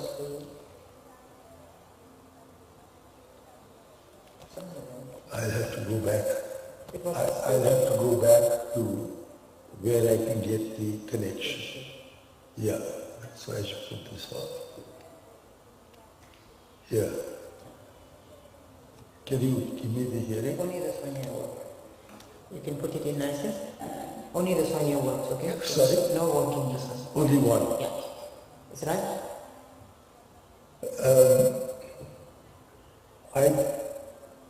Have I been asked to speak? Yes, sir. Okay. Greetings to you from Johannesburg. I had forgotten to bring my earphones with me, so some temporary arrangement has been made by the hotel. I can't hear you people, but I hope you can hear me. So you'll forgive me for making this a monologue rather than a dialogue. I just can't hear. However, I have seen the blur that has introduced this session. And I must say, it could have been written at any time in the last 75 years. Pakistan has internally always been in political instability except under army rule. That's the curious paradox, that what is terrible for the Pakistanis, which is military rule, is the opportunity that we get to be able to establish some kind of a rapport with the Pakistani people. For let us never forget that it was in Ayub Khan's time that we succeeded in finalizing the Indus Waters Agreement that has lasted now for the better part of 63 years and has overcome 3 or 4 different wars between the two countries. Also, it was in Musharraf's time that we had this dialogue on Kashmir on the BAM program. And in Ziaul Haq's time, he was in frequent touch with Rajiv Gandhi, so that when Rajiv Gandhi ceased being the Prime Minister in August of 1990, he gave an interview to Sunday magazine in which he said that he had established such a close rapport with Ziaul Haq that he was able to pick up the telephone and prevent Operation Brass Tacks from deteriorating into an India-Pakistan war. So I disagree with Clausewitz, who held that war is the continuation of diplomacy by other means. War is what happens when diplomacy breaks down. And obviously diplomacy cannot break down until it is initiated. And for the last 9 years, going on 10, we have had no dialogue of any significance with Pakistan. We sent one of our brightest ever foreign service officers, Ajay Desaria, who is with us now, as the High Commissioner to Islamabad. But his period was completely infructuous because the government of India was not willing to talk to Pakistan. So we have decided apparently that we will run a relationship with Pakistan which is without any diplomacy. Now that is to ignore the military position. The fact of the matter is that the most important strategic change that has taken place for our military situation is that the Chinese are no longer behind the Himalaya. They are on the Indus at almost exactly the same point where Alexander was in 326 BC. So there wouldn't need to be a pincer movement for Pakistan and China together to attack India. They could join hands in attacking on the Western Front, and then they would be faced with a truly difficult military situation. In these circumstances, I think it reinforces the need for resuming diplomatic contacts with Pakistan and above all, initiating an uninterrupted and uninterruptible dialogue. For we have experience has shown us that when dialogue does take place and is persisted in, then solutions are found, such as the 4-point proposal on Kashmir, such as the Indus Waters Treaty, such as the restraint on Operation Brass Tacks to not change into an India-Pakistan war. So we need diplomacy in order to contain both Pakistan as well as China. It is only the failure of diplomacy with regard to these two countries, or rather the absence of conversation between India on the one hand and China and Pakistan on the other, that has placed us in the strategic dilemma with which we are faced today. I am not suggesting that we should not have an army, and I'm not suggesting that we should not ready for a military response. But let people of Punjab particularly know that if things were to deteriorate into war, the battlefield would largely be our Punjab and their Punjab. Now this is not a situation which gives any cause for satisfaction. We have seen just now in Israel and Gaza that violence results in begets violence, and we can have a really dreadful situation in both areas, Gaza as well as Israel. Now we don't want that to happen in India, and we don't want it to happen in Pakistan.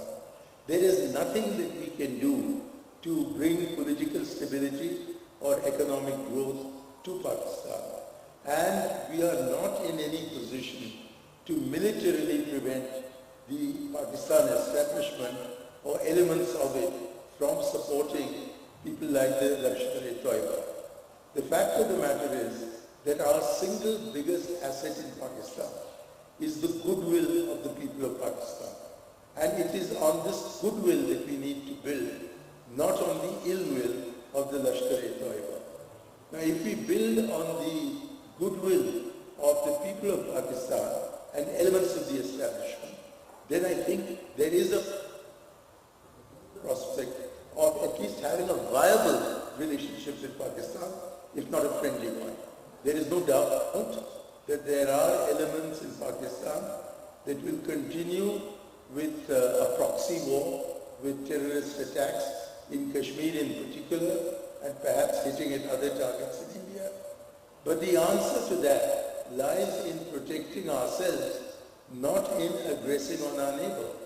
And in these circumstances, it becomes even more important for the Ajay Bisariyas of the world to be given the opportunity of talking to their Pakistan counterparts. And the history of our diplomacy with Pakistan shows that when we talk to them, progress is made. When we don't talk to them, then by definition, progress cannot be made. In these circumstances, it is true that we have to keep ourselves militarily ready, but the most important arrow in our quiver, or the weapon in our armory, should be diplomacy, negotiation, and conversation. I say this in the light of our experience with China. There was a complete standoff between India and China from 1962 till 1988, when Rajiv Gandhi visited Beijing, becoming the first Indian in several decades, Indian Prime Minister in several decades, to visit China. And the consequence of that was the Treaty on Peace and Tranquility, which gave us nearly 35 years of peace and tranquility on the border with China. I know that since April 22, we are faced with an ugly military situation. But I see that we are defusing that situation, at least by conversation among military commanders of India and China. Now, if we can talk to China when they have clearly addressed in the Galwan Valley, I don't see why we can't talk to Pakistan to try and arrive at some diffusion of the tension between the two countries and the exploitation of the immense opportunities that exist for India-Pakistan cooperation, especially at the people-to-people level. And it is, there was a great Indian diplomat who dealt with Pakistan for most of his diplomatic life, Satinder Lamba, who wrote his autobiography in his very last days. This was released in April last year by a panel of 5 former Indian High Commissioners to Pakistan. And I was sitting in the audience and utterly delighted to find that all 5 of these former High Commissioners, I think they included Mr. Bisariya, were urging that there must be engagement between India and Pakistan at the political and diplomatic level, if necessary in secret, otherwise in open. But that's a matter of tactical detail. The essential thing for understanding and improving our relationship with Pakistan is to not indulge in schadenfreude at the difficulties that Pakistan is internally facing, and to recognize that those are their difficulties. We have our difficulties. Our difficulties are very, very serious, but this is not the forum in which to explain what those are. So every country has its internal problems. So does Pakistan. So does China. Nevertheless, in international relations, it is essential to keep the dialogue going so that by a process of diplomacy, we are able to prevent war from taking place. Thus, I conclude by emphasizing the necessity of commencing and persisting with an uninterrupted and uninterruptible process of dialogue with Pakistan, based essentially on people-to-people contacts between India and Pakistan, the tremendous cultural connections we have with each other, the economic complementarities of our respective economies, and the loss that both of us suffer, Pakistan as well as India, China as well as India, of having tensions on the border. We must revive diplomacy as our principal weapon for dealing with relations with our neighbors, and thereby prevent our need to rely on the military to save us in a situation of aggression by either power or by both powers together. Thank you very much. Jai Hind.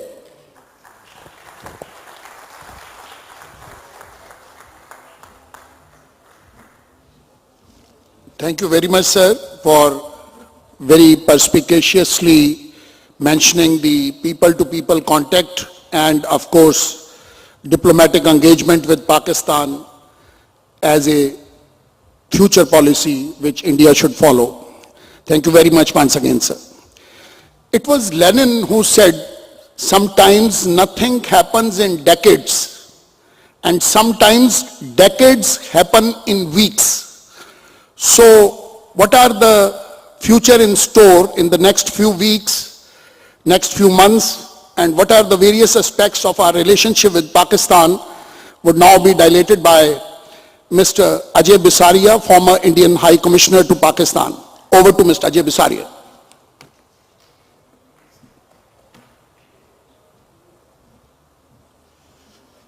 Thank you very much, Kaushik ji. Thank you for having me here. This is the first time I'm attending this military lit fest, and it's an absolute pleasure to be having these conversations with so many friends and colleagues of the past.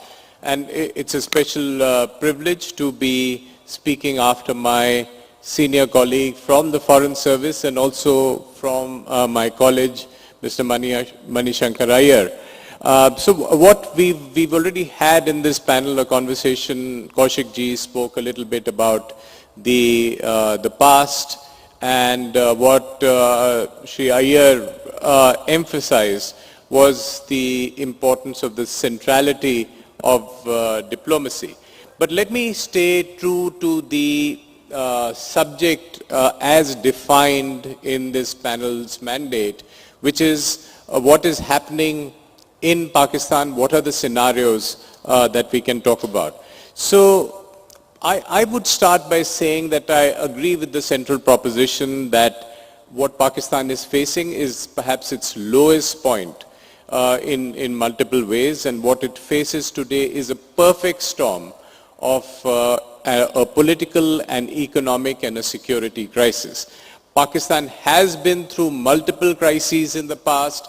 They have been terrible, but what we are facing now is all of them coming together in what is being called the poly crisis. So you have a situation where Pakistan could be compared to a patient in the ICU at this point of time, except that in the last 6 months it has been stabilized a bit because of various policies followed politically by the army to try and consolidate the situation, and the IMF loan. But there is no mistaking the fact that Pakistan is in a severe crisis. And if you step back and say why these crises, for precisely the reason that Kaushik ji referred to, which is that what the country is paying the price for is the cumulative errors of the past.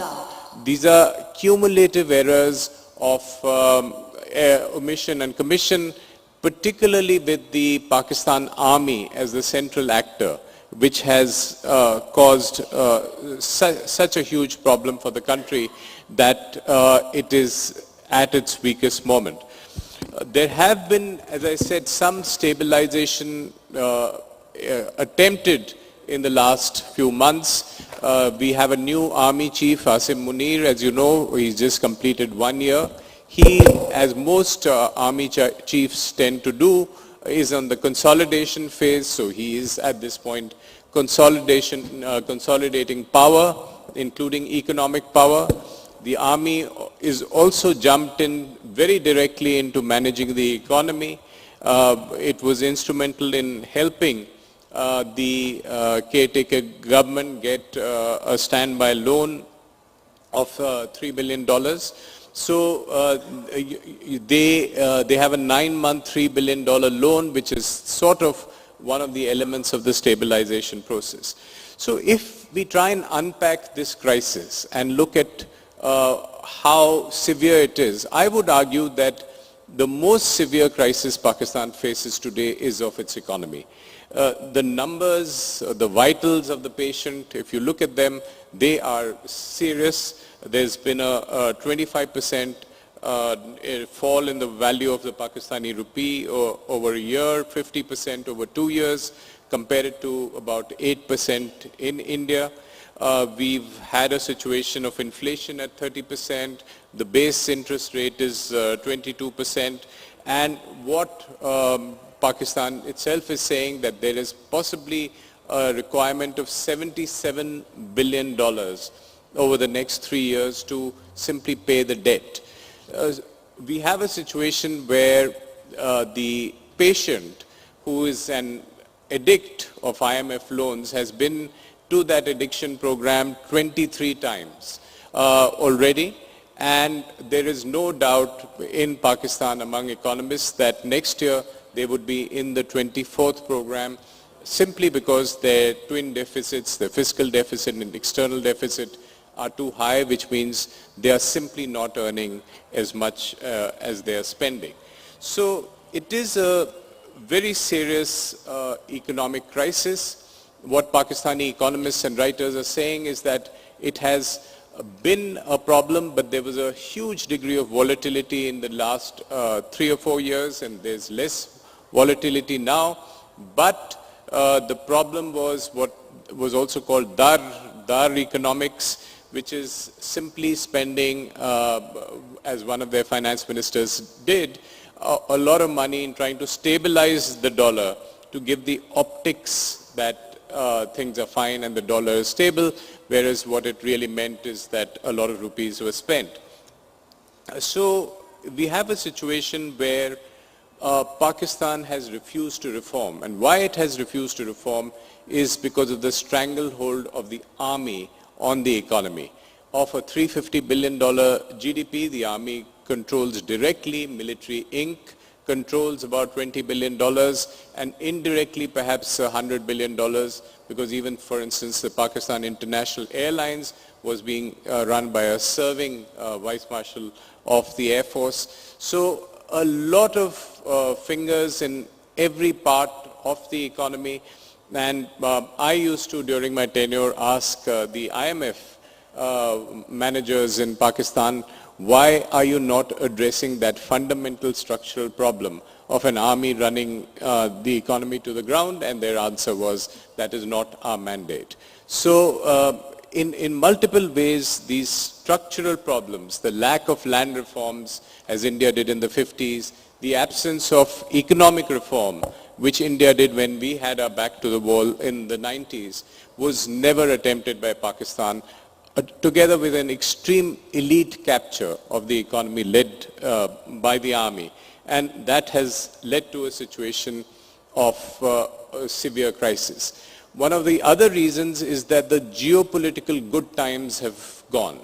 Ever since the US exited Afghanistan in August 21, the geopolitical rents that Pakistan was collecting because of its position, because of its historical role in the Cold War or in the Afghan war or in the war against terror, that ceased to matter. That mattered less, and therefore Pakistan's overall relevance and its ability to collect rents from the world also declined.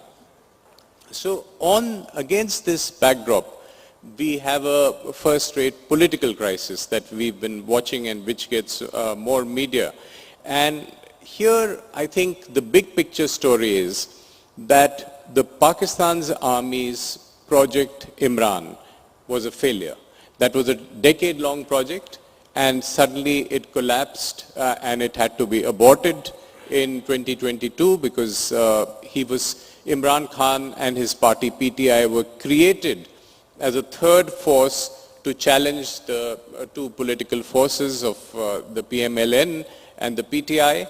And that project, when it floundered, the army is now countering it by starting Project Nawaz Sharif. So they have run out of ideas, they've come back to an old project, which is Project Nawaz Sharif, and try to get him elected in the elections that are declared for 8th of February next year. The problem remains that Nawaz Sharif has not captured the imagination of young Pakistanis or of people who believe that Imran Khan was a better bet. And that is the reason why the army is struggling very hard, and there is conversation right now and rumors in Pakistan that maybe elections would be further postponed, because even if they are engineered and managed, they can't be managed enough to get a victory when the people simply don't want to vote for a particular party. So again, there is a huge problem there. What they're trying to do is create a level playing field. That is what you'll read a lot in the Pakistani media. But unfortunately, a level playing field in Pakistan means that you level the opposition to the ground and create conditions for your favorite politician to be able to come to power.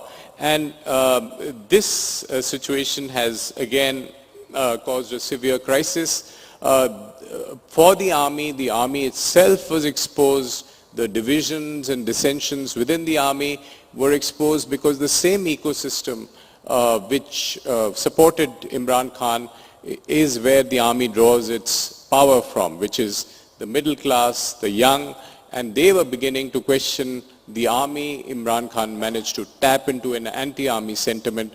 So this destabilized the army to an extent, but it is trying to control itself.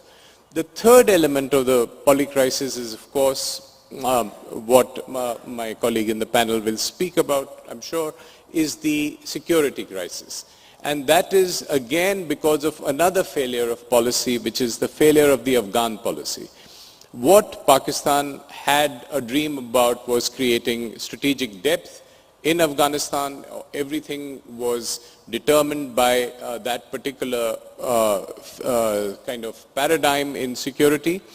But what happened in August 21 after the US left, the American troops left, Pakistan was left in a situation where the Afghan Taliban didn't appear as pliant and compliant and agreeable as they thought they would be. So the Afghan Taliban has not controlled the Tehreek-e-Taliban Pakistan, which attacks Pakistan in a most severe security challenge it faces. It has not recognized the sanctity of the Durand line, which Pakistan wanted, and it has not got rid of India completely because the Afghan Taliban wants to deal with India, and that is something that was considered strategic anathema for Pakistan. So again, we have a situation where the coalescing of these three crises has produced a situation where Pakistan is deeply challenged. So in the next 1 year or in the next few months, Pakistan will go through an election, but what are the future scenarios that India needs to prepare for or think of? I would say there would be broadly three scenarios. One is of a severe collapse, that things get worse, the economy completely collapses and people come on the street, or we have a situation of the security crisis which gets deeper, and that could lead to Pakistan even breaking up. And that is a possible scenario, a non-zero probability scenario. The second scenario could be of Pakistan muddling through. It just muddles through as it always has. It gets some last minute loans from here and there and tries to stabilize and muddle through. And the third, more optimistic scenario would be Pakistan normalizes. And normalizing would mean conducting a basic degree of economic reform, of the army stepping back and allowing civilians to run both the economy and the polity to an extent. And of course, from India's point of view, Pakistan giving up the use of terrorism, which is a low-cost proxy warfare against India. So against, I think, these scenarios is what we need to, as India needs to have its policy. What has our policy been?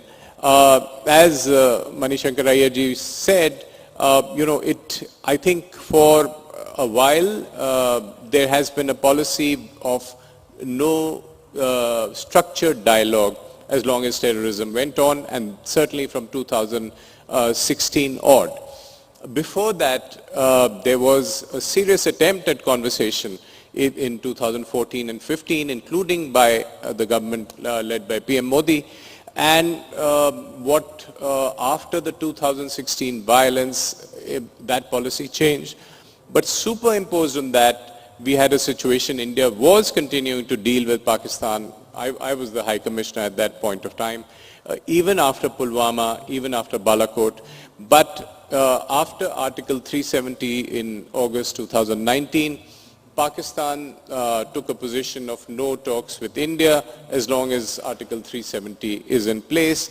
Very ill-informed policy. It kind of reduced its diplomatic space for any kind of conversation.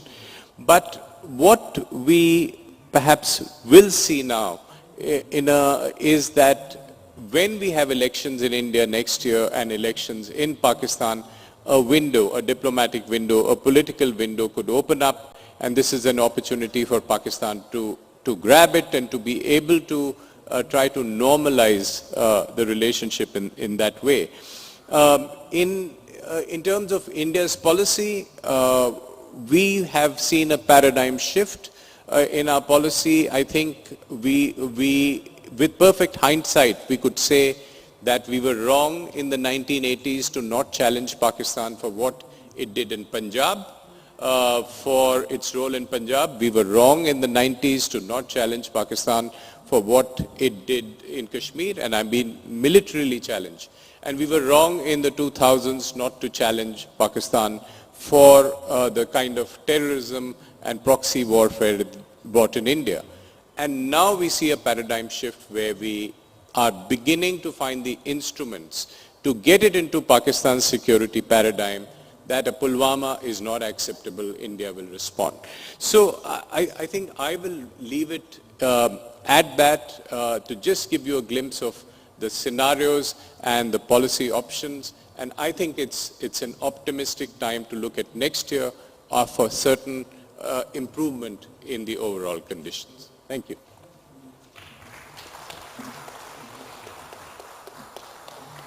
Thank you, Mr. Ajay Bisaria, for dilating so cogently and sagaciously on the issue of Pakistan and Indo-Pak relations and sharing your experiences as a High Commissioner in Pakistan.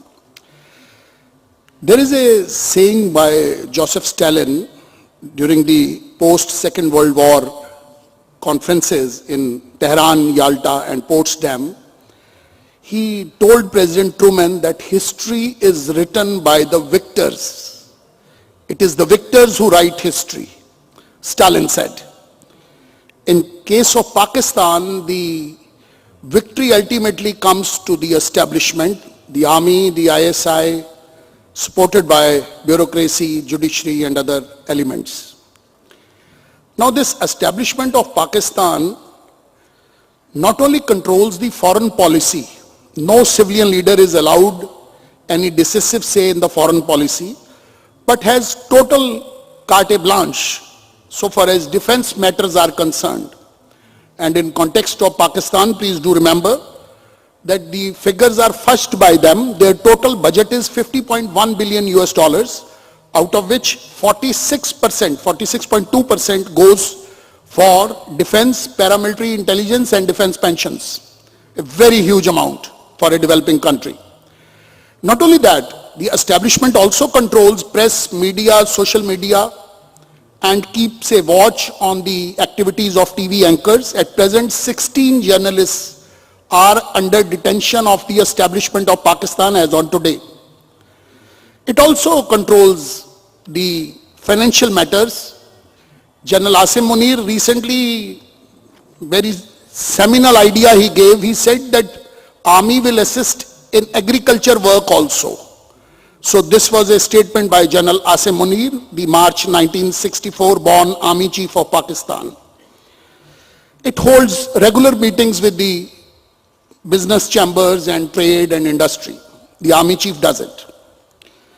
It wants weak leaders and doesn't want any civilian leader to assert itself or confront the establishment.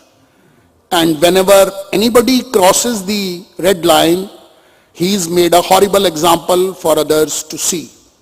We have the example of Zulfikar Ali Bhutto, hanged. We have the example of Nawaz Sharif. He was banned and ultimately had to leave the country. And lately, as Mr. Ajay Bisaria very cogently put, we have the example of Imran Khan, who was made a horrible example because Imran Khan had started asserting himself.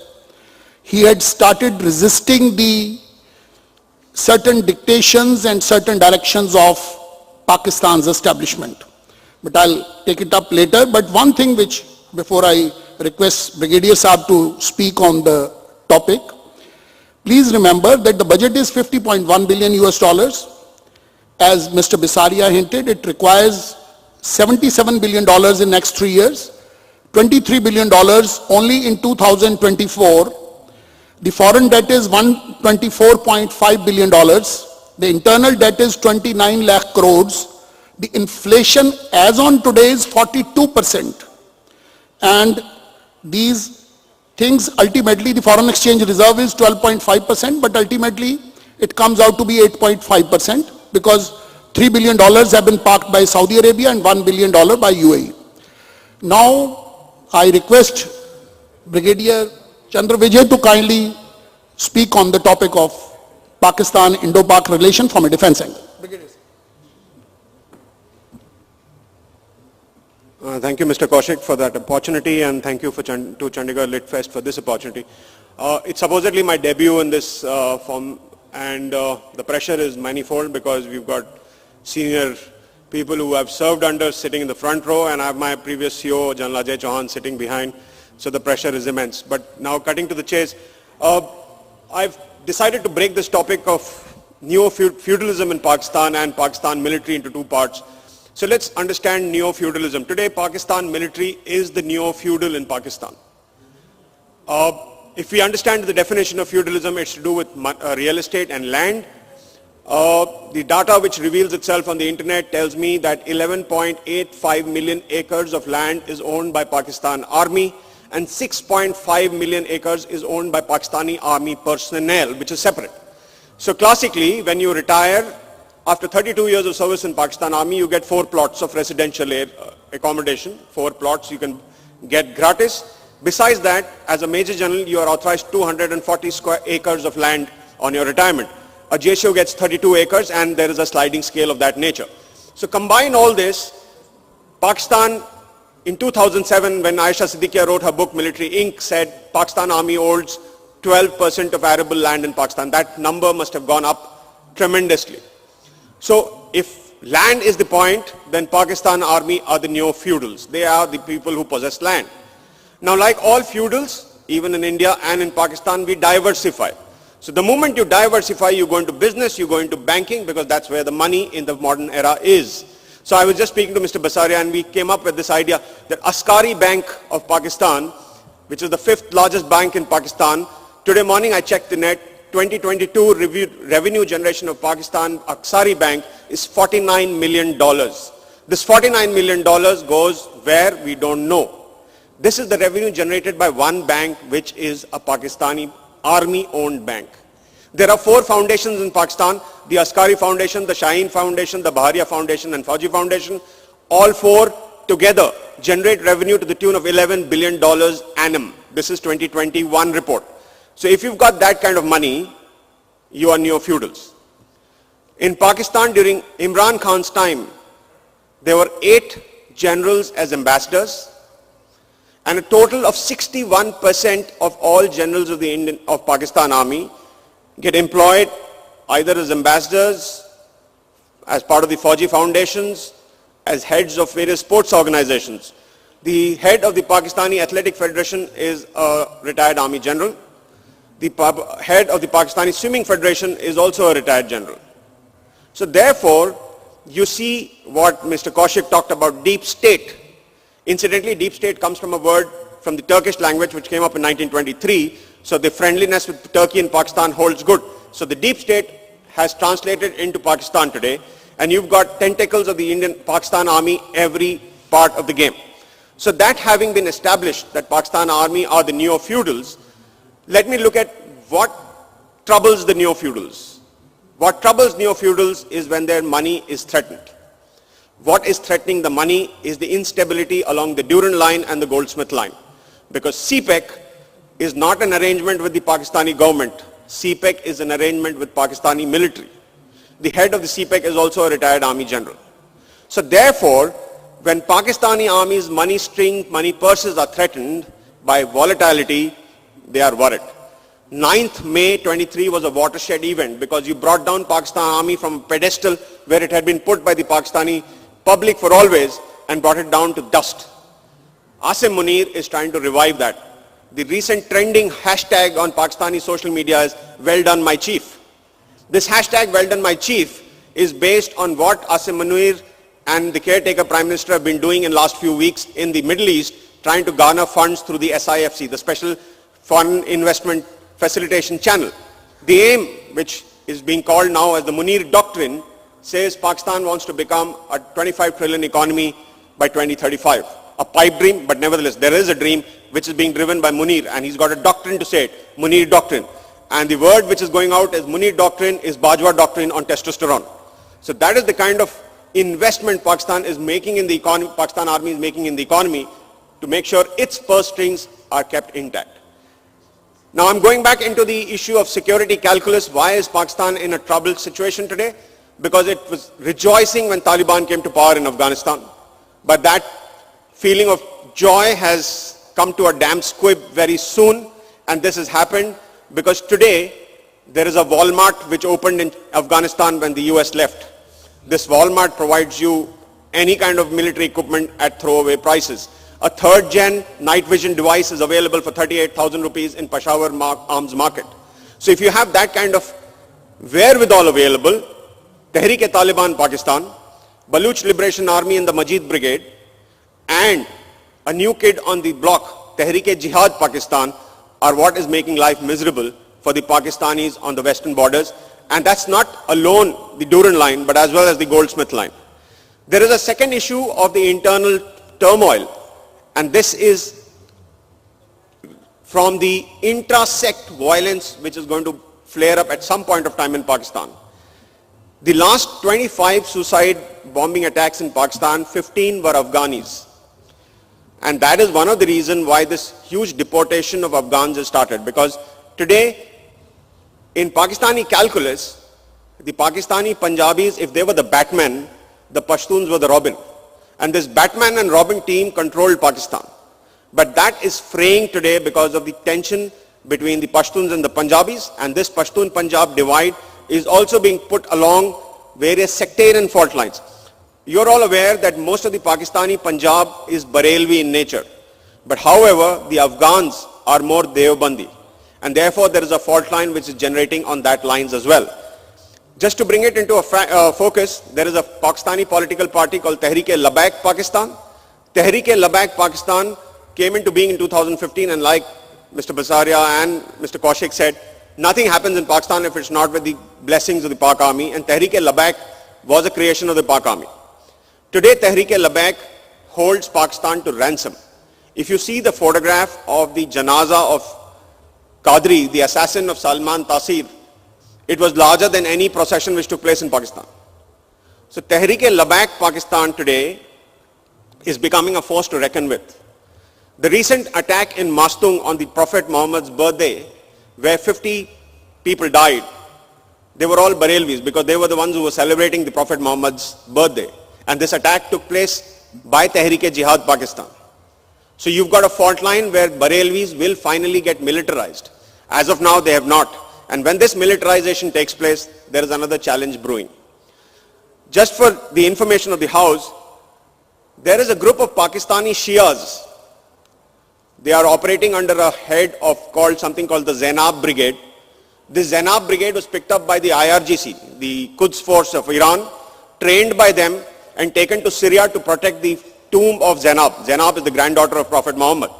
So this Zainab Brigade today is battle hardened and ready to fight in Syria and is fighting in Syria. Imagine the condition when they come back after this battle in Syria back to Pakistan. The Shia minority in Pakistan, which did not have a militant force, will have Zainab Brigade's veterans to fight for their behalf. SATP, South Asian Terror Portal figures tell me that in the last 10 years, there have been 1,000 attacks of sectarian violence in which there have been 6,000 casualties and 4,000 injuries. So if you see the number of this sectarian violence, this will translate into the Pakistan Army, and there is another challenge brewing for the Pakistan Army as far as the internal security situation is concerned. Going back to Tehreek-e-Jihad Pakistan and Tehreek-e-Taliban Pakistan, there's a very interesting book written by an author called Maria Rashid. She's written a book called Dying to Serve. Today, Pakistan is faced with the challenge of trying to divide itself between two kinds of martyrs. Desh ka shaheed or mazhab ka shaheed. So today there is a division in Pakistan as far as what kind of shaheed are you? Are you Desh ka shaheed or you are mazhab ka shaheed? Because if you remember, the Lal Masjid cleric who declared Abdul Ghazi, who said anybody who dies fighting on the western borders of Pakistan will not be given burial in Pakistani Muslim cemeteries. So therefore, today the narrative being spun by Pakistan Army, and they've started a new event called Yawm-e-Shahuda, which happens in the April, to celebrate the martyrdom of all their soldiers which have happened on the western borders, because they're trying to sanctify this whole issue of religion and country and saying Desh Pehle, and that is what Pakistan Pehle before the religion. So there is a dichotomy which is developing within the Pakistan Army.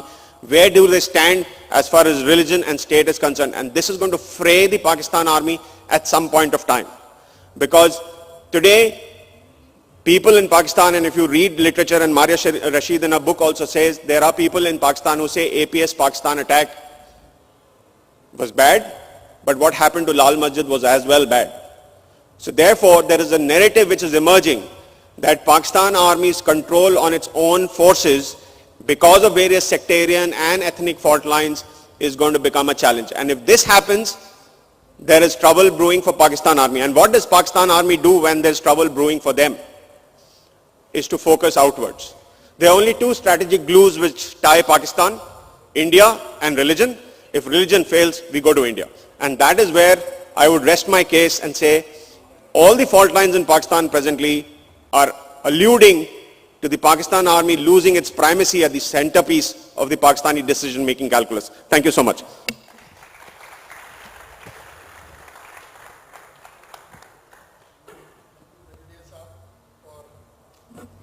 Thank you, Brigadier Saab, for your very perspicacious illustration about various aspects of Pakistan's internal dynamics. We in India generally talk about Imran Khan, and he is in jail now since August. Why Imran failed? That is the moot question, and if one has to answer it in 2 minutes, he actually it was in 2011 that the Army Chief General Kayani, who was the head of establishment, he decided that there should be a third alternative to Zardari of the Pakistan People's Party and Nawaz Sharif of the Pakistan Muslim League Nawaz. So the third alternative in their wisdom, they decided was Imran. They started propping up Imran, and the first indication came on 20th October 2011 when at Lahore he had a very massive rally at Minare, Pakistan, where about 200,000 people attended and was fully supported by ISI.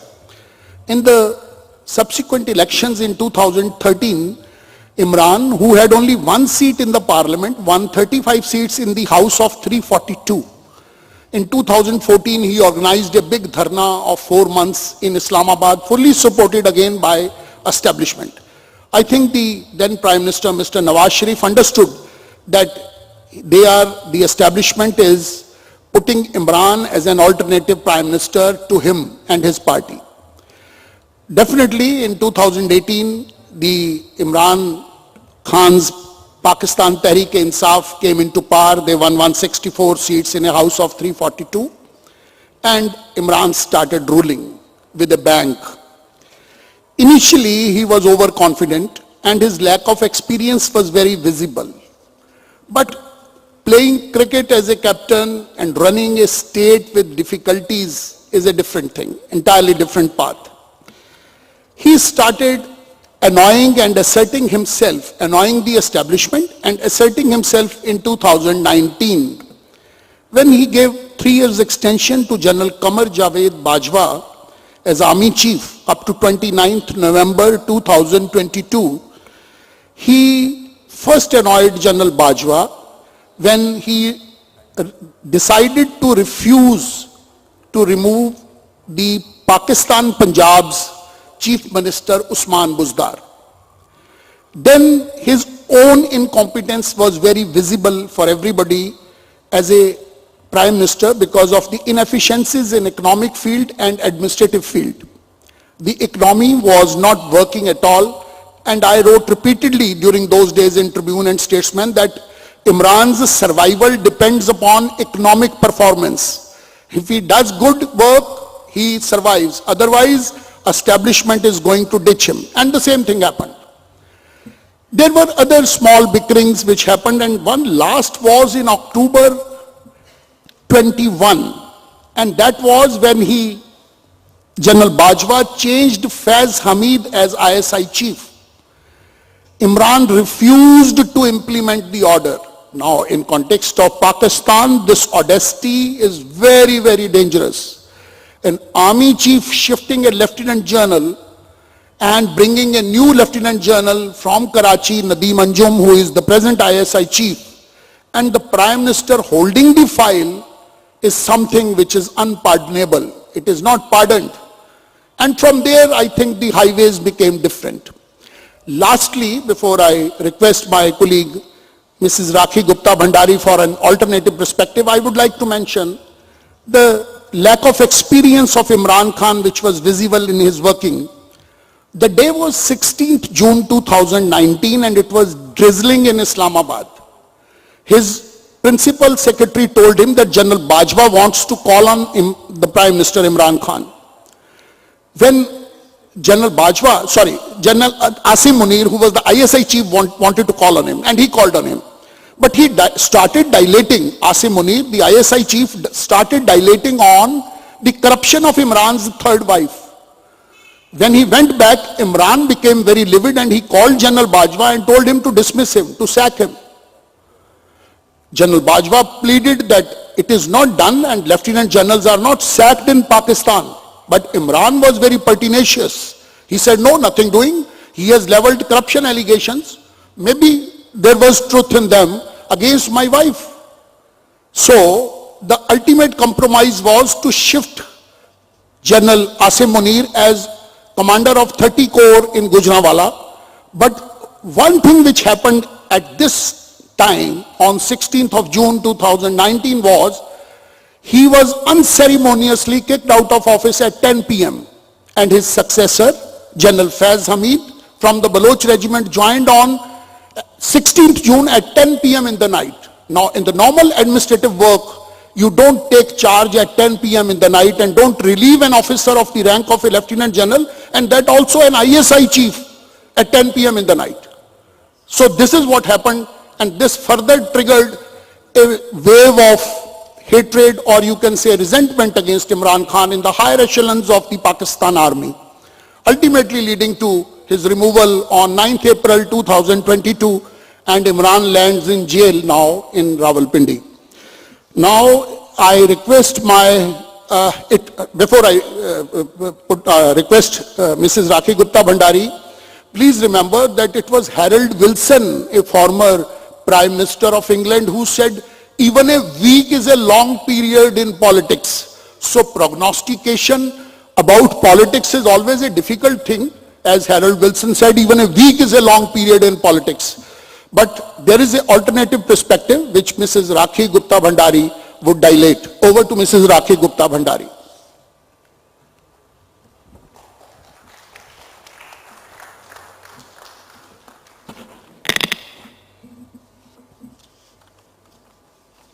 Very good afternoon. So you all must be wondering, in army normally it's a tradition that it's ladies first, but why I am here last? Well, that's for a reason, because I represent Punjab, and as it's already said that, you know, when all the dances, I'm sure you all recall that when you were in school and college, when all the dances had been performed, Bhangra and Giddha came last.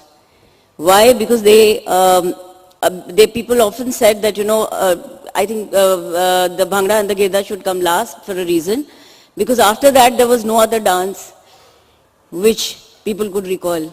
So I hope to give you an alternative perspective here. I stand here, ladies and gentlemen, today, this afternoon, a very good afternoon to my fellow panelists and the honored August House that I'm addressing today, friends from the media. I stand here today in three capacities. One, because I've been a Joint Secretary in the Ministry of Home, and I have dealt with international relations there, also dealt with Pakistan extensively. Also, since I am a fellow graduate from the National Defense College, NDC 57 was my course, which I've done from Delhi. So obviously I got a perspective from the other side as well. And now, as I stand representing Punjab, and that too from the Tourism Ministry as Principal Secretary, it makes it immensely, should I say, relevant for me to talk on this issue today, because I cut across three sectors, segments, and verticals or horizontals, should I say. So I only want to say something that from being salami sliced always from China and being bled with 1,000 cuts, as was normally said, as per the Topaz theory, we have not only recovered, but we have covered a huge ground in India. So today's war is not a war of the military, as was said by one of the panelists, but also it is a time when now we need to wake up and realize that there are alternatives, and how to make ourselves more relevant in the dialogue and in the conversation, not just with Pakistan, but with the world as well. And I think to make this dialogue more relevant, as was most notably stated by Mr. Mani Shankar Iyer earlier in this panel discussion, that trade and commerce, tourism, and dialogue and conversation should rule the roost. So there's something called soft diplomacy, as all the diplomats understand. And I think this is a part, tourism is a very relevant part which we must harness and we must capitalize on. So in the changing global scenario, how we can discover an opportunity for India is something which we need to see, because there are a lot of things like the security and the stability factor. We can harness that, how to prioritize national security to ensure safety for tourists, ensure a robust security measures at popular tourist destinations and critical infrastructure, work closely with intelligencies to monitor and address potential security threats. And tourism is something which can really act as a link between the soft and the hard. That's what I feel. So there is how to show to the world the diverse tourism offerings that we have in our country and in our state, because Punjab, we say that India begins here if you start from looking from Pakistan onwards, because that is the route and that is the main gate. So how we can leverage, how we can harness our tourism potential at the border is something which we all need to study. Well, Government of India has come up with a policy of designing and defining smart destinations, and we can definitely convert Punjab into a very smart tourist destination because it is readily and easily accessible. We have a huge amount of robust road, rail, air connectivity. We have tourist offerings. We have a lot of potential in terms, be it heritage, be it adventure tourism, be it whatever tourism. So a lot of international collaboration is something which we should be looking for. How we should do that is by countering negative perceptions, by countering misinformation, as was earlier also said in the panel. And how this can be done is by drawing a bigger line. So it is always said that, it's easy to cut somebody's line, but if you draw a bigger line for yourself, that reaps more dividends. And personally, I have seen that if we try and talk about positivities of India's culture and focusing on Punjab, because now today we are sitting in Chandigarh, that is a route which we fail to kind of touch upon. And I think we must also harness that potential. So fostering partnerships with neighboring countries and global organizations to promote regional stability, and also trying to use digital marketing and branding, which is again something now digital platforms we can leverage for countering negativities, and campaigns that emphasize India's unique cultural heritage and diverse landscapes. Also establishing positive and accurate online presence to counter any negative narratives. And of course, that would only come through infrastructure development, so we need to increase and improve our connectivities, our accessibilities, and our overall tourism experiences for the tourists. We need to upgrade accommodation facilities, we need to involve a lot of communities, because community involvement has a lot of spin-offs, and it's needless that I should not be talking about this. I think all of you understand, because there are a lot of economic opportunities that this entails. So after having said all this, I would say that, use tourism instead of terrorism. That's the line I would love to take today in today's seminar, in this panel discussion. And also, tell you all that we should use narratives which counter the negativities of our neighboring countries. For instance, they believe in a more inclusive policy, whereby they think that, developing only one particular university or talking only about a few tourist points would be helpful. I think we should go for the counter narrative by trying to emphasize on our secular nature and also on our various tourism, our universities, our temples, be it our heritage tourism. There is another field I would like to talk upon and touch on, is that medical tourism. Medical tourism is something we should touch upon, because that is essentially, I think somebody spoke of the human nature, that touches very quintessentially on the human nature. So that is another element we need to talk on. Sports tourism. Sports gets us all together. So, of course, our cricket matches, etc. exemplify. But that's just one part. I think we should be promoting more of that.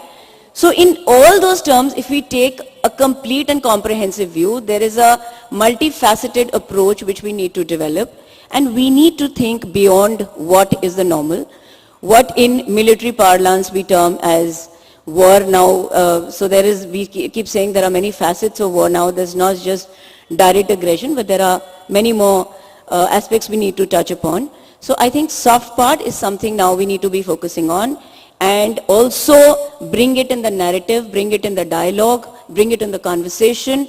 Today when we talk of war, because war is not war per se as it used to exist earlier, it has changed its connotation. We need to be with the change, we need to be part of the change, and that's what I'm here for as the Secretary Tourism of Punjab, kind of assuring and also eliciting, would love to elicit your views later on in the day as to how we can harness this potential and use our tourism potential in this fashion. So thank you very much, ladies and gentlemen. I hope this panel discussion comes to an end with this, or there's something else.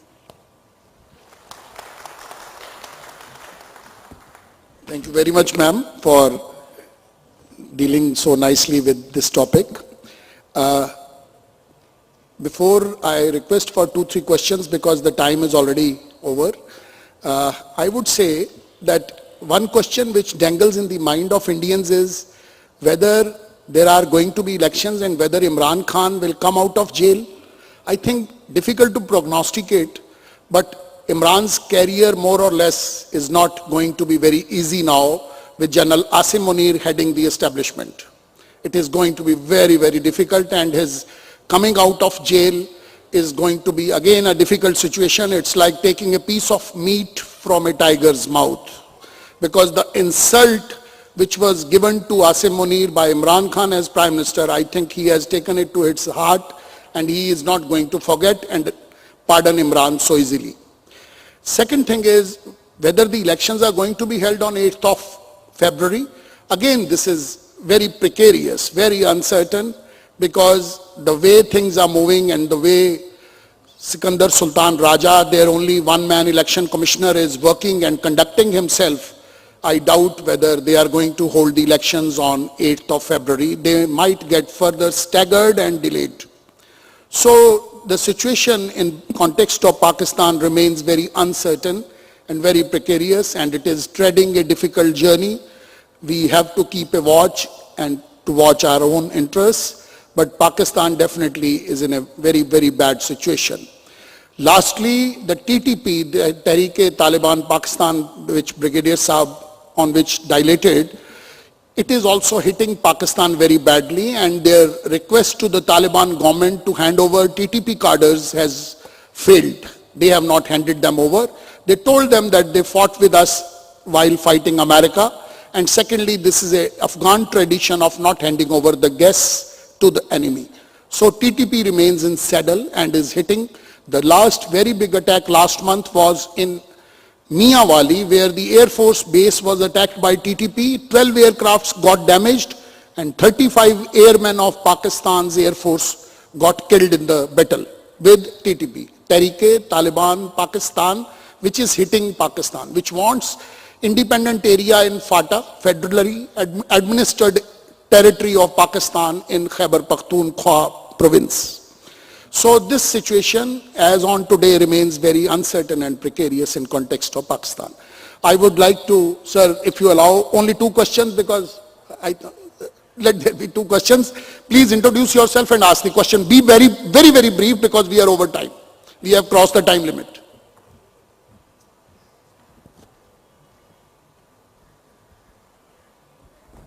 Thank you, sir. Sir, in very length and width, we have discussed about and we have talked about Pakistan, Pakistan's economy, Pakistan's military, deep state, ISI and all that. But to the Indian context, I would like to ask any of the panelists, or more specifically Brigadier Saab, कि Pakistan good economically or bad economically is good for India? Thank you.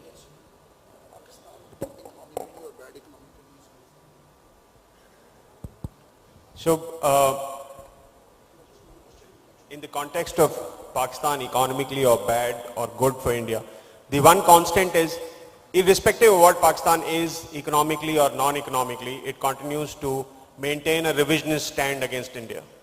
So it doesn't make a difference whether they are in down dumps or they are at the pinnacle of their progress. Their stand against India would always be revisionist, that is, they would not accept the status quo, and that remains a challenge for us, irrespective of what economics Pakistan faces or has. Thank you. One last question and that's all. Please hand over to Sir. My question is that there is a gap between the Pakistani Pashtun officers and the Punjabi officers. Is India doing something to avoid that?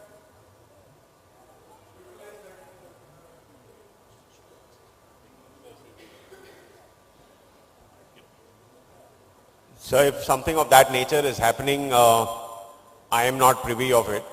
So really can't comment on what's happening exactly there. But what I agree with you is there is a classic fault line available. Like I said, the tag team of Batman and Robin has been broken. And if this Batman tag team with Robin can be broken, yes, it is to an advantage to a certain level. But what level and what is being done, we have no clarity on that, and I really will not be able to comment on that part of it, sir. I would like to add, we should be very clear about one thing, the impeccable discipline of Pakistan Army. The discipline of Pakistan Army is very impeccable. It is not so easy, even if it is our desire to have dissensions there in the Pakistan Army. I don't think it is so easy. The more than 800,000 strong army, followed by 75 battalions of Pakistan Rangers and another 52 battalions of Frontier Constabulary, all controlled by the army. They are having a lot of discipline, and I don't think Pashtun or Sindhi or Shia or Sunni differences are there. I think they are one on that score, and we have to give them marks. Thank you. Right, ladies and gentlemen, all good things have to come to an end. So we can keep talking on this and have questions. Please get hold of the panelists post the finale and ask them any other queries that you have. Small token of gratification from the chairman, Military Literary Society 23. Is just a token of appreciation to all the panelists. Thank you so much, ma'am. Thank you, Mr. Kaushik. Thank you, Ajay sir. And thank you, Harsh. All the best for the NDC. Ladies and gentlemen, we shall commence with the next panel discussion, and for that, I would hand you over to Mrs. Parneet. Thank you, ladies and gentlemen.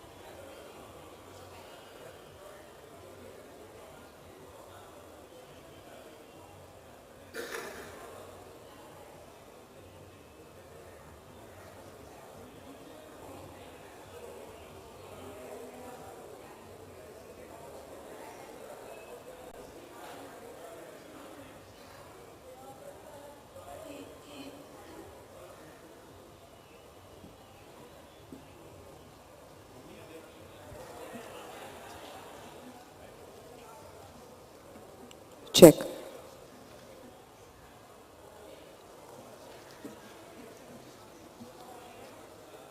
Good afternoon, everyone, and welcome to this second session, the third session for today. Our panelists and the moderator for this session, Lieutenant General S.L. Narasimhan. Panelists, Mr. Manish Tiwari and Colonel Tejinder Hundal, who is also on the panel. May I request you to please come up on stage.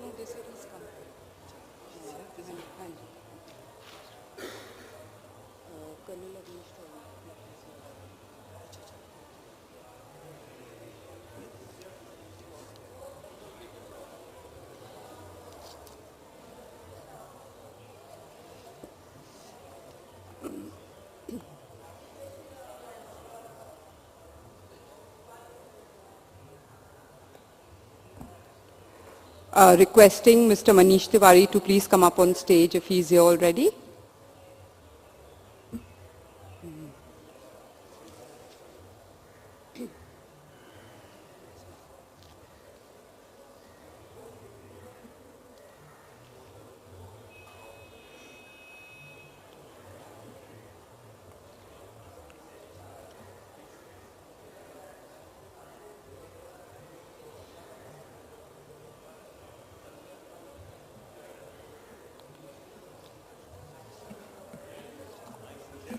Hello, welcome. No, just make the announcement.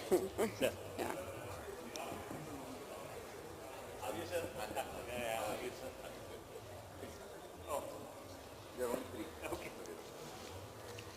Good afternoon, ladies and gentlemen, and welcome to this discussion.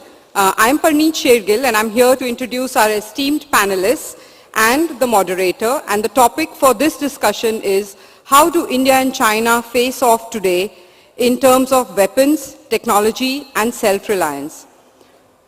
China started its military modernization in 1995.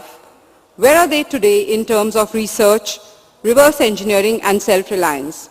How does India fare in this regard, and for how long will it have to rely upon import of military weapons and technology? Our moderator for today's session, Lieutenant General S.L. Narasimhan, an infantry officer with 40 years of experience and a former member of the NSA board. He was the first Director General of Center for Contemporary China Studies. Who better than the General to be the moderator for this session? Welcome, General Narasimhan. Our next speaker is Member of Parliament from the Sri Anandpur Sahib constituency, Mr. Manish Tiwari.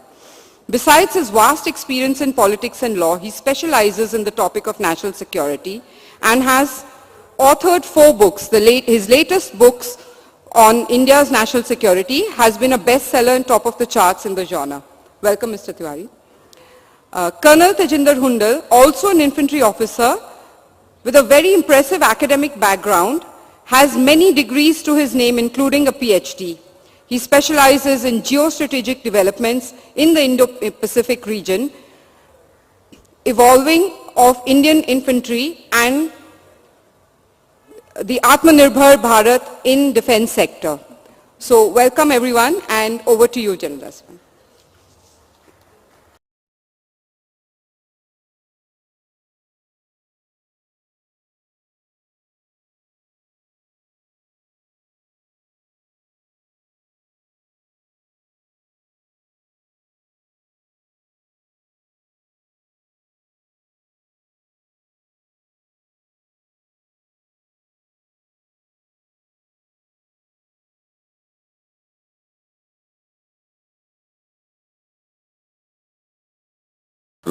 The way China has started behaving aggressively in all over the place.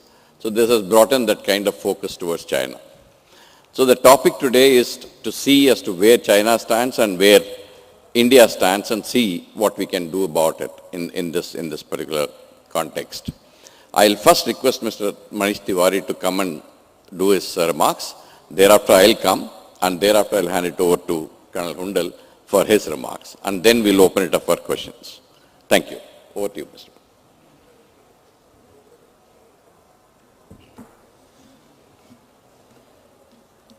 General Narasimhan, Colonel Hundal, ladies and gentlemen, may I first join General Narasimhan in thanking the organizers for inviting me to this iteration of the Military Literature Festival.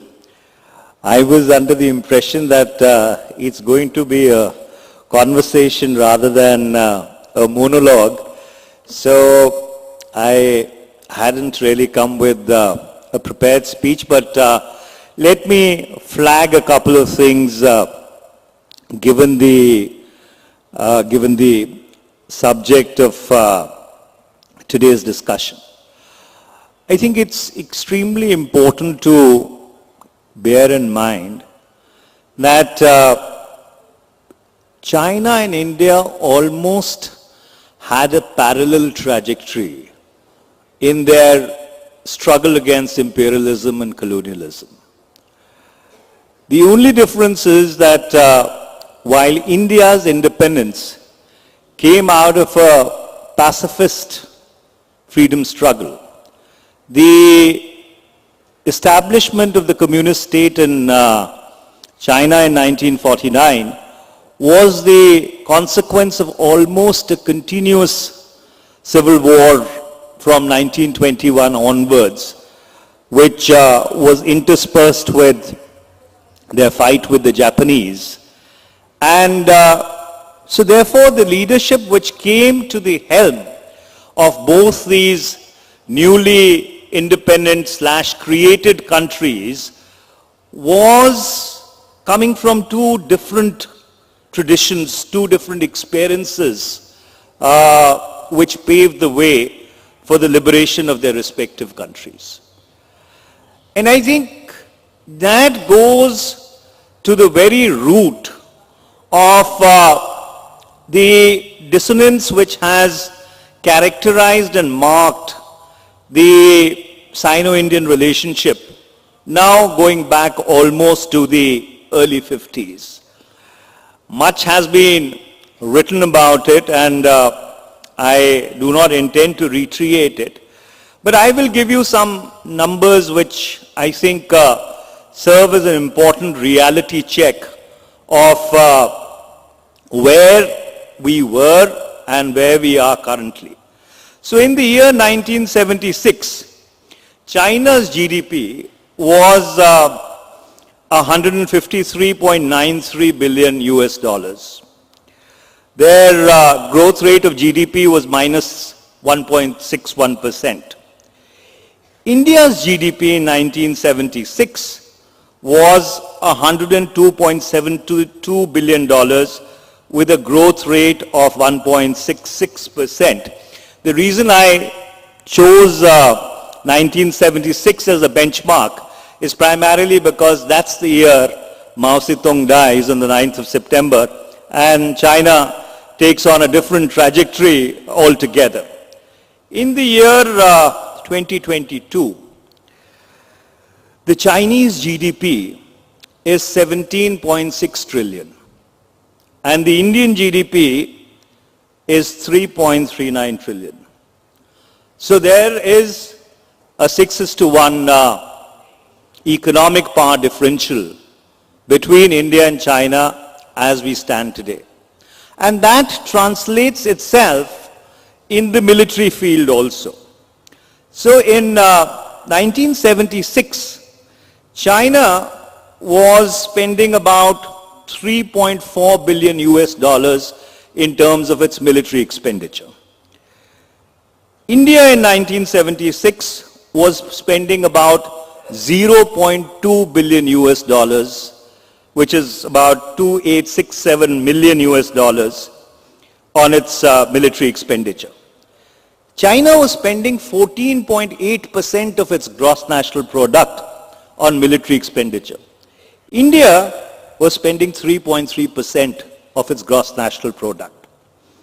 Then, if you fast forward to 1995, and that's the year 95-96 when the Taiwan Straits crisis takes place, China's military expenditure, and Chinese numbers are not very transparent, these are numbers which are available in the public sphere. I'm aware that there's a lot of contradiction, or there's a lot of controversy about hidden numbers. But going by the numbers which are available in the public sphere, in 1995, China was spending 12.38 billion US dollars on its military expenditure, 1.6% of its GDP.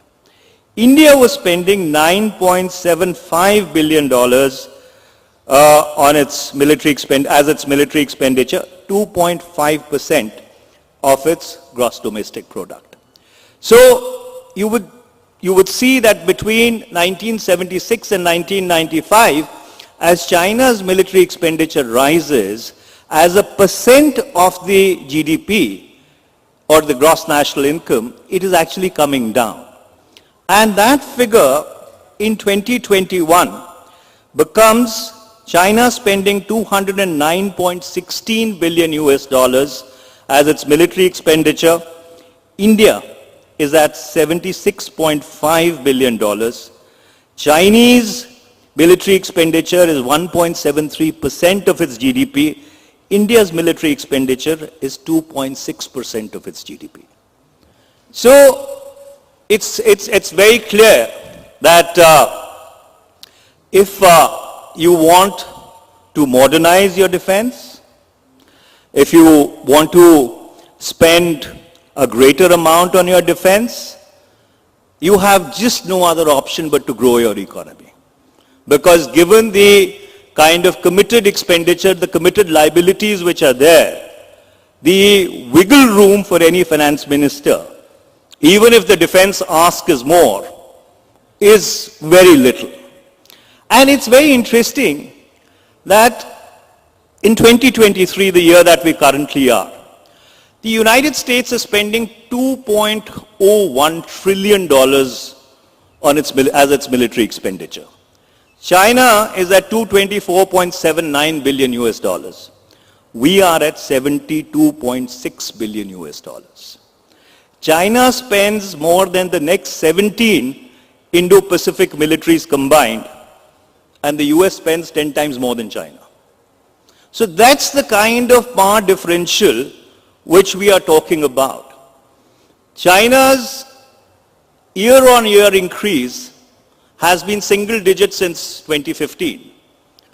In 2015, the increase was 10.1%, and from 1995 onwards till about 2015, for almost 2 decades after the Taiwan Straits crisis, the Chinese military expenditure has seen an year-on-year double-digit growth. So, therefore, as we stand today, I think we should be very, very careful about what are the real options that we have. Because if you look at the profile of the Indian Defense Forces, and this is according to the military balance which is brought out by the IISS, 90% of our armored vehicles come from Russia, 69% of our combat aircraft come from Russia, 44% of our naval submarines and warships come from Russia, 65% of these vessels are armed with Russian missiles. So our defense dependence on Russia is huge, and that's an understatement. So I do not see these numbers change very drastically in the short term. Yes, China at this point in time is belaboring under an economic crisis. There is a real estate bubble which has burst. China's debt to GDP ratio is an exponential 279%. I mean, the leverage that you can have in terms of your national and state budgets. And yes, at this moment, China's growth is actually crumbling under a mountain of debt. But still the divergence with India for the foreseeable future is going to grow. And I'm not going to get into China's reorganization of its armed forces, its move from an informationized warfare paradigm to an intelligencized warfare paradigm. I leave that for the generals and my other co-panelists. But as I look at it from purely a strategic point of view, India has no other option but to recreate a NATO in the Indo-Pacific. The Quad, the AUKUS, actually provide the linchpin of that arrangement, were we to actually pick up the ball and take it to a logical conclusion, which does not leave the Quad as an airy-fairy concept. The other option, which is difficult, is also something which needs to be considered, that India will never be able to achieve its true potential if it does not break out of this zero-sum relationship with China on one hand, and the legacy of partition or the baggage of partition, Pakistan on the other hand. And that would require territorial adjustments. China has resolved its land boundary issues with almost all its neighbors, save Bhutan and India. And with Bhutan, the boundary negotiations are in a very advanced stage.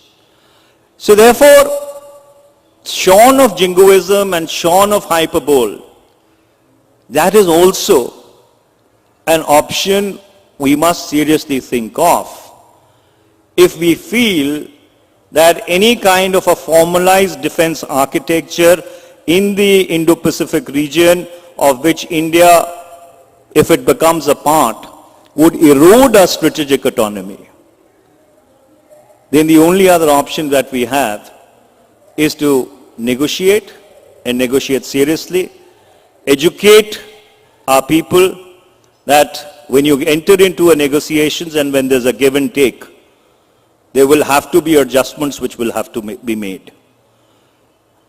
And so therefore, I think that's really where we are today, and I'll stop at that. Thank you.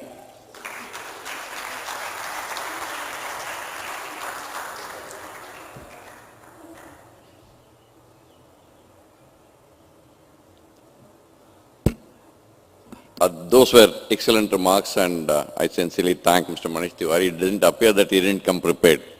That shows the kind of background knowledge he must have accumulated over a period of time.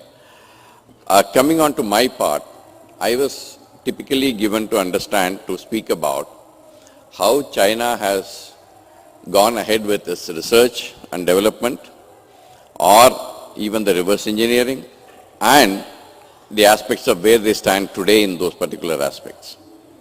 It's a little kind of a technical, but I'll make it more generic for the audience that is present today. Firstly, there are periods in which the Chinese did not do any R&D initially. Initially, the Russians helped them. From when they became a People's Republic, the Russians helped them. Then politically, both the countries fell out, and the Russians left China en masse in 1960, and thereafter China started picking up and started doing the kind of research and developmental activities that they were supposed to do. There has been shortcomings in that, and they resorted to reverse engineering in many places, and also acquiring of knowledge from abroad, from in ways that could be acceptable, that could be not acceptable. Both they resorted to, and they started getting the technology inside the country. You get two kinds of argument whenever you study this subject. One kind of argument tells us that China is very well up. They have produced this equipment, they have produced that equipment, something is better than US, something is whatever. That is one side of the argument. The other side of the argument says, no, it is not so much, but they have certain problems, etc., etc. They have got a lot of weaknesses. So what I am going to tell you today, I'll start the slide with weaknesses first and see whether they have been able to bridge that weakness and what they are doing to bridge that weakness. So if we get to that, I leave the judgment to the audience to say that whether they are doing something good, bad, indifferent, whatever way it is. That is the way I have structured this. In 2016, when the Chinese military transformed, they transformed into these headings. Why I have said this is later on when I am speaking in my presentation, you will find references to certain organizations which I just want to put up front so that you are not actually groping in the dark to see what this organization is all about. One was the Higher Defense Organization. Second, leave it because that is purely military. Third, the theatre commands came up, joint theatre commands. Today also you will find in India a lot of arguments going on about theatre commands. The other two are very important. The upgradation of the PLA Rocket Force, PLA-RF, what I have written here, PLA Rocket Force, which became a full service. And they also created two more, PLA Strategic Support Force, which is supposed to be having two important departments. One is dealing with space, the other one is dealing with information warfare. So these two are extremely important for any battle that any army is going to fight today. And they also created a joint logistics support force, because these are going to be referred to later, that's why I thought I'll put it up front here. Next please, can you change the slide?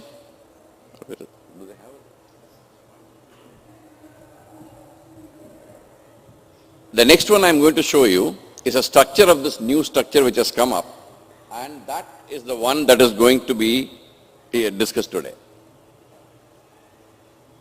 You see this. Post-reforms, this is the structure that came. Don't get very worried about the diagrams and lines, etc. I'll just draw your attention to two places. Please see these two places and you will be fine. When you see CMC subsidiary organs written there, come down and see the Equipment Development Department. That is where all the research and everything goes on. So that is what you need to keep in mind. In addition to that, you need to keep in mind the Strategic Support Force, which has been mentioned there, and the Rocket Force, which has been mentioned in the end there.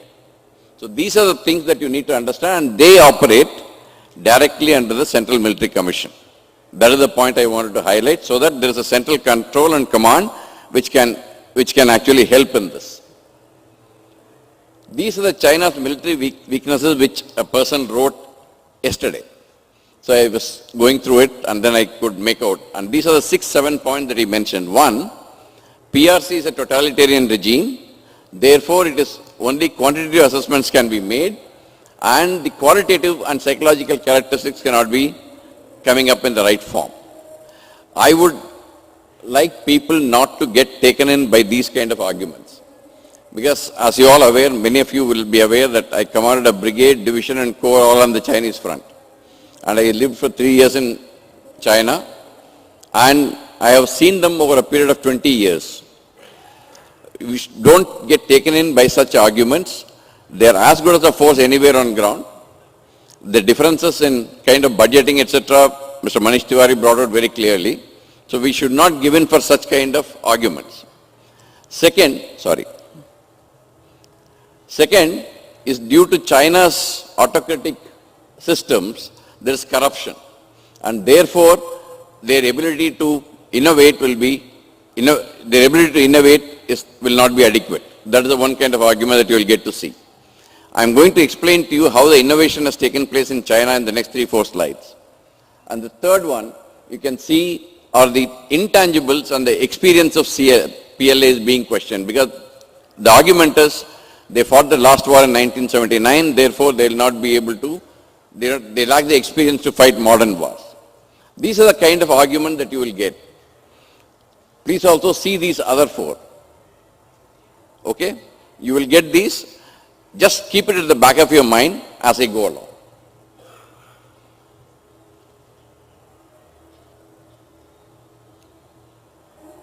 Okay. China's military research and development. Today, there was a report which came up in June this year. If you go through that report, it clearly tells you in 19 out of 23 key categories, the research papers which are top-notch being published by China are China is leading in 19 out of those 23 categories today. And amongst them, they got a lead in hypersonics, electronic warfare, and in key undersea capabilities. So these are the capabilities that they have developed over a period of time. And the leading research institutions in China, which are located in China, 9 out of the 10 world leading think tanks and research institutions in hypersonics is located in China. Similarly, undersea drones, all 10 leading organizations, leading institutions in the world are located in China. It produces 73% of all high impact research. It is the US plus other 8 countries put together. It is more than that. So these are the kind of figures that you get to see. So you need to understand that they are actually doing enough research on their own at this point in time. This is not to say that they have not used fair and unfair means to get technology. They have been. You will see that. Uses Western research institutions to their advantage. So all high impact kind of Chinese authors, they have been trained in either US, Australia or Britain. So this is the kind of thing that you get to see, and this is the kind of research that goes on in China at this point in time. Again, I don't want to leave this audience with an impression that Chinese are 10 feet tall. They are not. We need to understand their strengths, we need to understand their weaknesses, and then we need to work on them. PLS efforts in military innovation. The Science and Technology Commission, which I showed to you in the equipment armament department, which I showed you there in that organizational structure, that is the one which is leading this entire research setup. And the Science and Technology Commission was established in 2016, and they have been spearheading all the kind of research work that has to happen in China. You find they got 2 roles. One is guiding and advising the PLA leadership on weapons development, and the second to have as a link between the PLA and the defense industry, which is actually very important. We actually started doing it very late, but they started earlier. Similarly,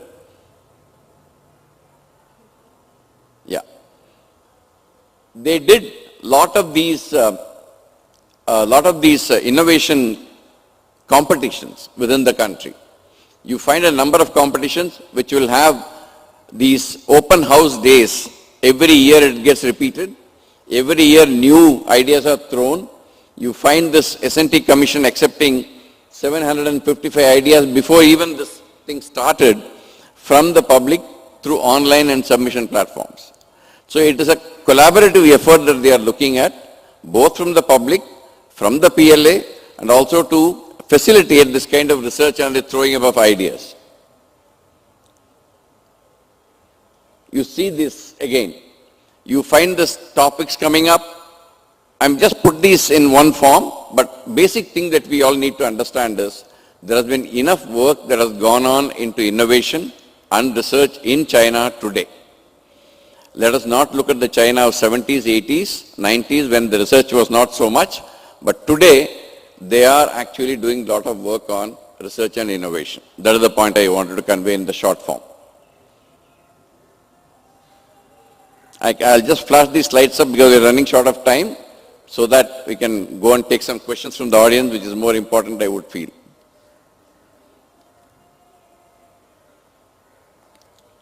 Yeah, these are all, you can just keep reading it, but these are mainly to show that enough research is going on.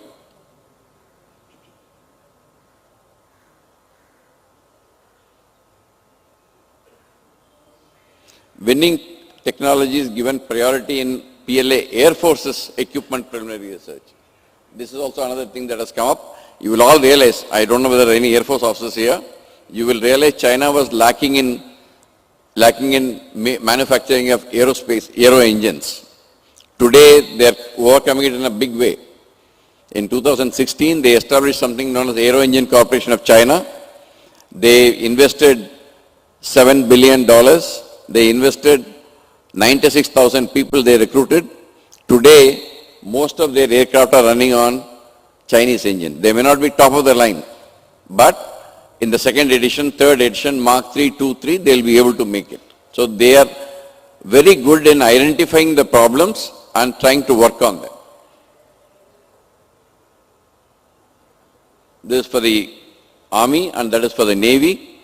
They have been working on every service.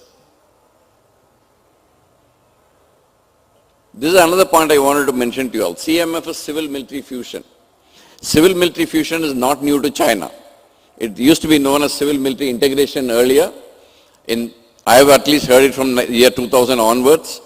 But now, in the last 10 years, Mr. Xi Jinping has given a strong impetus to the civil military fusion. What does it imply? I'll just put in, whatever I've written is fine, I'll put it in simple words for the audience. Civil military fusion is nothing. You leverage each other's capabilities for betterment of both. So as a result, what happened? Chinese People's Liberation Army, Armed Forces, they opened up approximately 7,000 patents that they had to the civilians, to the defense industry. And vice versa, defense industry opened up their patents to the defense people. As a result, there is a mutual collaboration between defense industry and the armed forces so that both can benefit from whatever they have. This is about the civil military fusion. And last slide, I'll just mention to you about the kind of equipment and the kind of thing that they are trying to induct and be good at. Civil military fusion, please look at the sectors that they are working on. They are all absolutely high-tech. And today in quantum technology, in space, they are somewhere on par with the US. Except, of course, if you look at the numbers, Chinese have got 541 satellites that are in operation. In contrast, the US has got 3,500 satellites on operation. If you leave that, in the technology part, you find that the Chinese are fast catching up. So these are the issues that we need to be keeping in mind. Now please look at these weapon systems. World's first quantum satellite was launched by China in 2016 called Messias. Today they have got technologies which can do anything and everything in the space. You find ASAT weapons being tested frequently. You find nano satellites being launched frequently. You find robotic arm maneuvers being done. You find a lot of other things which are actually can be a potential kind of issues to be dealt with by us is already there. Similarly, you find the laser weapons, how they have been tested and how they have been progressing. So there are a number of areas in which they have been working, and that is the exoskeleton that you see. Like you find that Iron Man thing that is happening, something like that they have tested. We are also doing all this. I'm not saying we are not doing it. We are also doing all this. But this is the kind of progress that they have made. That's what I wanted to mention to you. And I'll stop here, and if there are any questions, we'll take it in the question and answer session. Thank you very much.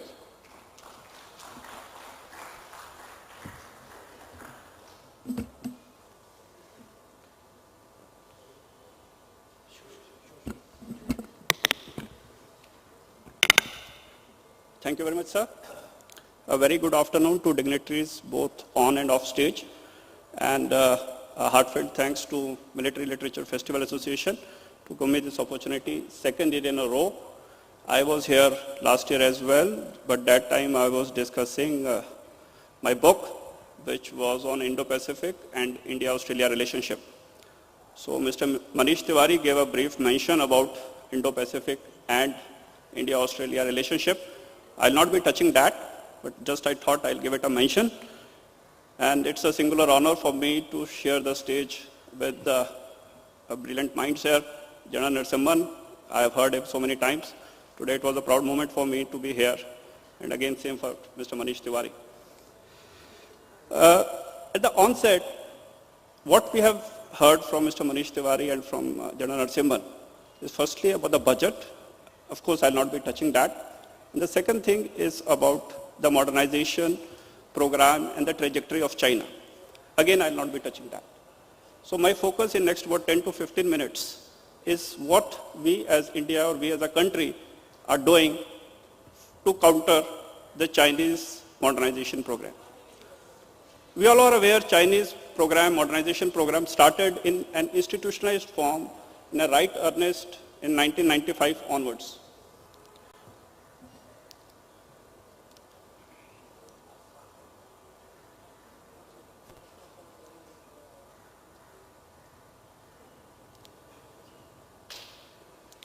So when we started that, you would have realized that as compared to China, our program has started recently.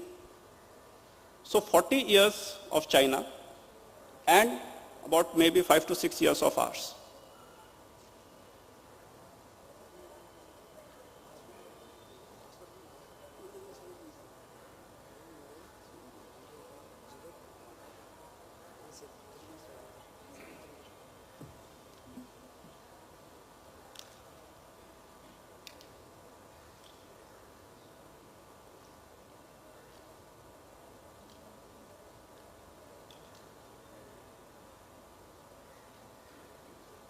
Sorry for a bit of technical glitch.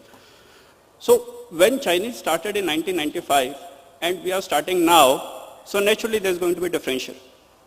We cannot be matching what China has today. We are not there yet. So it is going to take us time. But how we are going to go through that trajectory, how we are going to reach there is going to be my focus.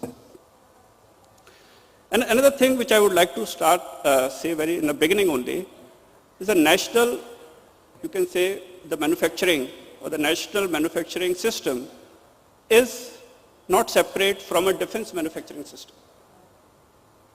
They are same. So defense manufacturing system is just a subset of the national manufacturing system. So if we don't have our progress, our growth in the national manufacturing system, the same will not manifest in the defense ecosystem as well. So these two are interrelated. Now coming on to the topic, weapons, technology and self-reliance. Now these three are also very related. Weapons, technology and self-reliance. Till date, they were more, you can say, affected by the imports. Right now we are going into the realm of self-reliance. So what is the difference between the weapons and technology? Weapons we were importing, technology we were not. So when we are going into the realm of self-reliance, we are going to focus on the technology now.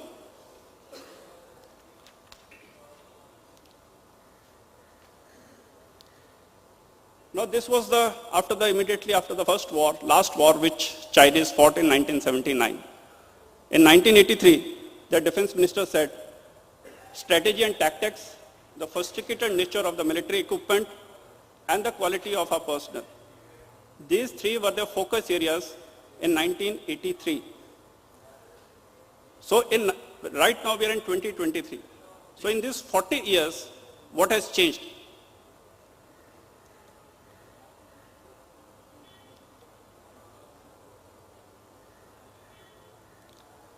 Our chief has declared 2023 as the year of transformation. There are 5 pillars of transformation. I shall be discussing only one, that is modernization and indigenization.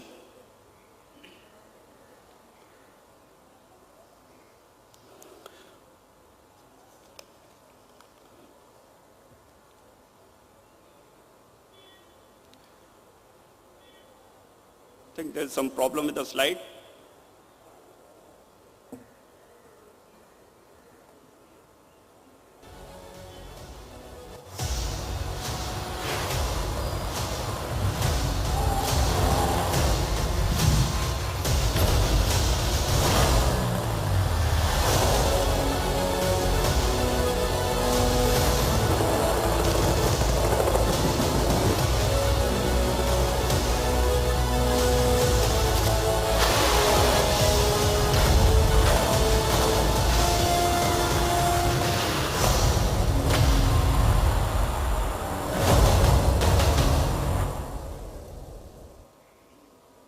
So these are the 5 pillars of our transformation, what Indian Army is doing in year of 2023.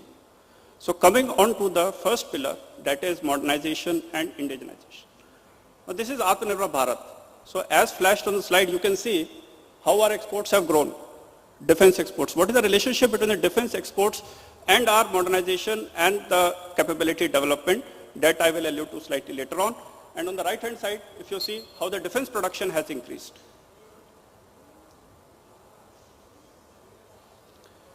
Now Atmanirbharta has two components, weapons and technology. Atmanirbhar Bharat, if Atmanirbhar Bharat is one, or if we are able to do something as a nation for self-reliance, that is what Indian Army, it gets percolated to the Indian Army as well.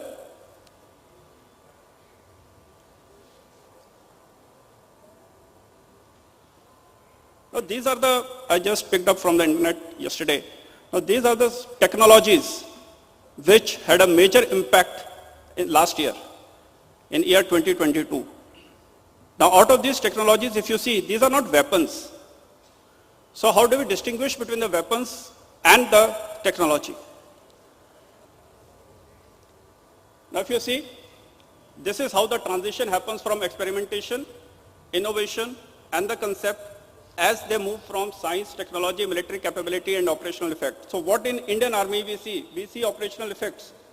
We are not concerned about science, technology. That is what General Narasimhan brought about the Chinese. So they have started with the science and technology. Right now when we are concerned about the imports, our concern is only about the operational effects and the military capability. That's how we import weapons. And nobody gives us the technology when you import the weapon. So if you have to be self-reliance, if you have to develop your own weapons, then you have to first develop the technology and accordingly then develop the weapons to have the desired operational effects. So if you see, go back please. If you see, this is the logical sequence, how it should happen. But when we were importing, what was happening was like this. Go to the next. We are starting from the operational effects, that is what we require. Then we're going for the defining our military capabilities, and in some extents we were going for the technology in very rare cases. But now we have tried to reverse it. Now how we are going? We have started identifying the technologies, and from the technologies that we are moving ahead with the weapons and to have the desired military capabilities. Next. So that is where the Army Design Bureau of Indian Army is playing a major role. It is a full-fledged organization having got established in 2021. So these are the guys who are actually doing from the science, technology, and then the defining the military capabilities and desired military capabilities. So desired military capabilities, our commanders know, and what is the technology or what is the science behind, it is known by the ADB or the other organizations which are working with it. Next. Next. Next. Just go. Now if you see, this is slightly confusing. Best technology, reasonable cost. This is the, you can say, very confusing aspect of modernization and defense program. So when we were importing best technology. If you require in a relatively shorter period of time, then what do? You go to abroad and you import. Or reasonable cost or the relative shorter time period, then you will not have the best technology. Or you have the best technology in a reasonable cost, but not in a reasonable time frame. So at a time, out of these three things, you can get only two. So what we are doing now is we are getting the best technology in a reasonable cost. Of course, time will be at a disadvantage now. So that is where the India is right now. So we are working for the best technology in a reasonable cost. The time frame is slightly staggered. Since our industry, Indian industry is coming up, they are at a very nascent stage right now. So that is where we are right now. Next.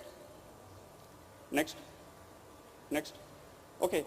This is where we were. Initially we were dependent on USSR and France. Then USSR, France plus US, Israel also came in.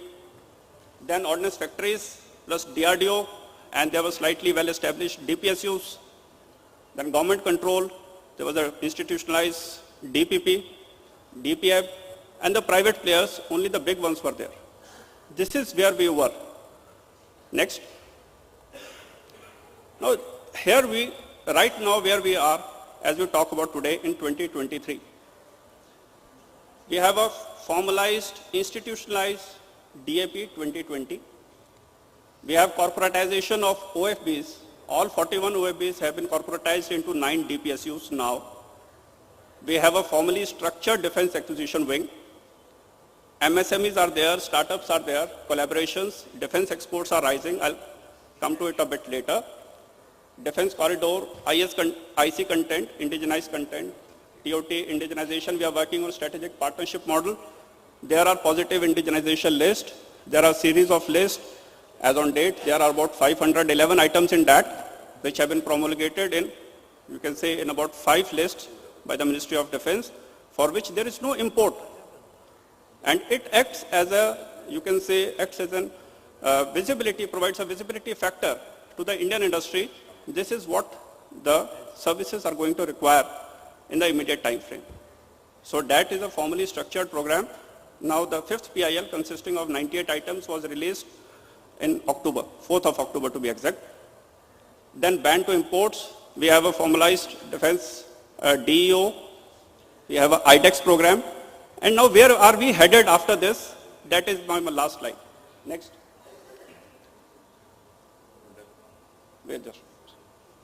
Global exports, domestic demand, import, substitution.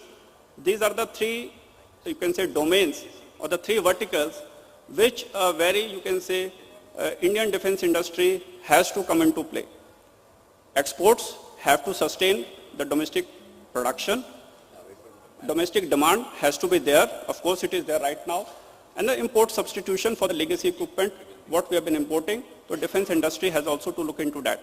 So they are the 3, you can say, interlinked domains or interlinked verticals right now which are working in this our capability development program. Next. India's defense exports, I alluded to in the beginning of my presentation. This is how they have risen from 2016-17 till 24th of November. We are at a figure of almost touching 8,000 CR. The target, by the way, for this year is about 20,000 CR. And by 2025, it is going to be 35,000 CR. So this is how defense export is rising. Naturally, when defense exports rise, it provides you money, it provides you, you can say, R&D for looking after the domestic needs also. Next. This is the defense production. How it has risen from 16-17 to 2023. Now it is a 100% figure. Only 2-3 things you can call out of this. The defense public sector undertakings are slightly decreasing in the defense production, whereas the private players' share is increasing. Next. This is an interesting slide. It is more related to General Narasimhan's talk. If you see, next. China and India. How is the gross domestic project expenditure on R&D? This is how we have fared year on year as compared to China. On what percentage of our GDP is spent on R&D? Next. Now this is where we compare to China as the number of researchers per million of population. Though it is increasing, but we still have a lot of ground to cover. So it is where the ecosystem of Indian universities, Indian technical institutes, it comes into play. Next. Next. Next. Next. Next. So here we are headed. In the last, we have got a special purpose vehicle just coming in with the private players, with the foreign companies. We have got a green channel certification. Push to defense R&D, we have got about 25% of our R&D budget, which is earmarked for domestic private industry. Then the Raksha Mitra, Desi, QA reforms, these are some of the schemes which are coming up. Then Indian military standards, certifications, the maintainability evaluation trials, their reforms, DTIS. Now these are some of the things which are leading us, which are helping our capability development and modernization of India to get into the right position. Next. This is my last slide. So what we have to do to match China, research culture, we are lagging badly. So that is the research culture where our universities or where our institutions, technical institutions have to play their role. Policy reforms and BPR, business process reengineering, it is happening, but the pace is a bit slow. That is also in fact catching up. DRDO reforms, already we are aware, a committee has already been established to look into DRDO reforms. Exploitation and spiral development, as we exploit our product which has been supplied to us by the Indian industry, we use it, we come into there are a number of, you can say, improvements which we can suggest. That's how the spiral development happens, and it is, as we speak, it is happening in the number of cases. Military standards, certifications, these are also things which are happening. Accountability and empowerment of private defense industry. Today, private defense industry, it is coming up in a big way. It is in a very nascent stage as of now. But the accountability and empowerment, they are two different things. Empowering is happening through a number of government policies, through a number of, you can say, incentives to the private industry. But the accountability factor of it, I'm sure it will take some time to come into play as they get stabilized as per their defense production and R&D. So what is the road ahead? Research, design, development, manufacture, procurement, life cycle and sustenance. This is the entire nutshell of our capability development modernization if we have to catch up in the next few years to the China. That's all. Here I finished. There are a number of other measures also, but due to the paucity of time, I'll not be taking it. And we are open for any questions after this. Thank you.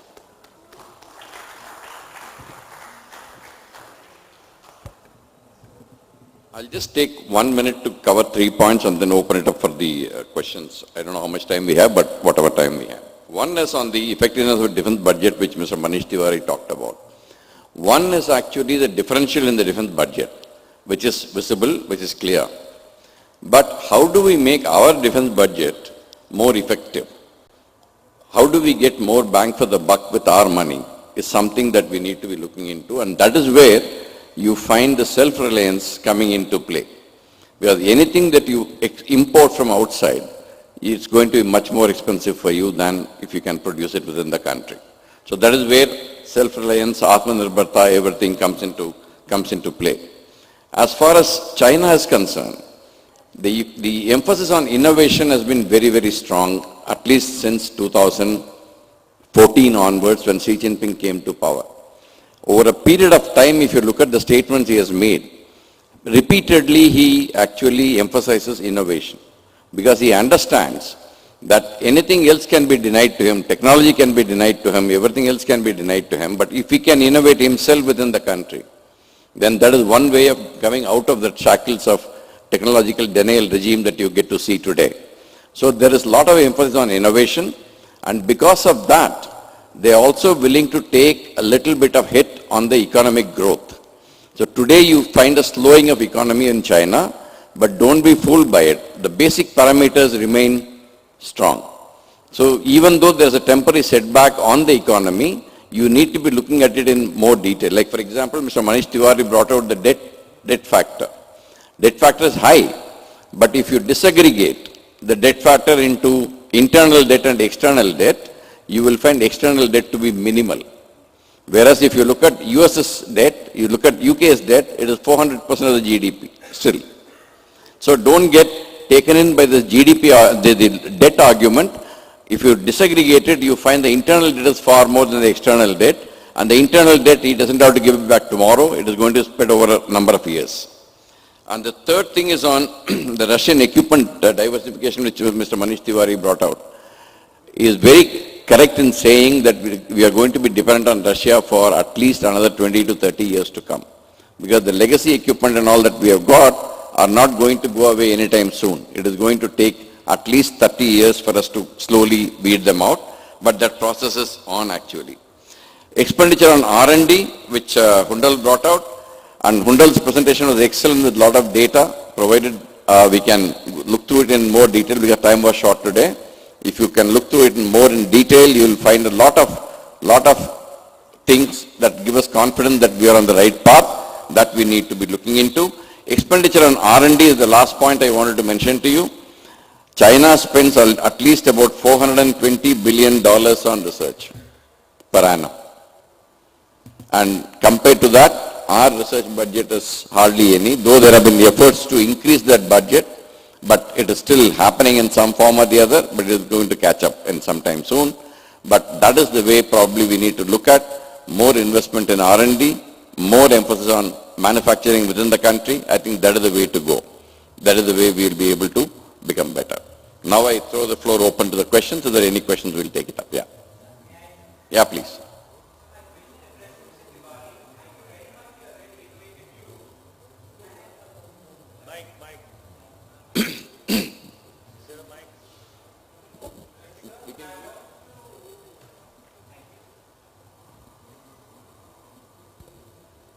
My question is to Mr. Deviser. Thank you for your views. And like I really agree with what you said, that if we are to have things normal with China, there has to be some border adjustment. It means there has to be a lot of give and take, more give on our side. And one of the things proposed is that they accept our claims in the eastern sector, while Aksai Chain and the Ladakh we already hold in any case is theirs. It is the only logical solution to solve the problem. But do you think it is politically feasible in a nation like India? After all, any government that agrees to it, it will be political suicide. Do you think the democracy will permit this kind of an arrangement, which is actually the only solution between the problem?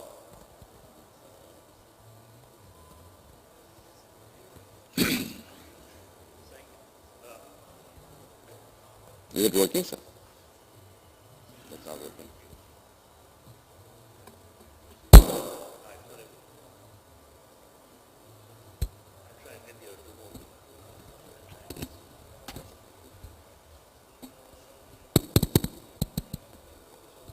So, thank you very much for that great question. You know, first of all, this premise that in any negotiation we'll have to give more than China is not borne out by historical facts. All the land boundary negotiations that China has concluded, China has actually ended up settling for much less than what they had originally claimed. So therefore, if you look at their land boundary negotiations across the board, Kazakhstan, Russia, Mongolia, and I can go into it in some detail, what their original claims were and ultimately what the settlement was,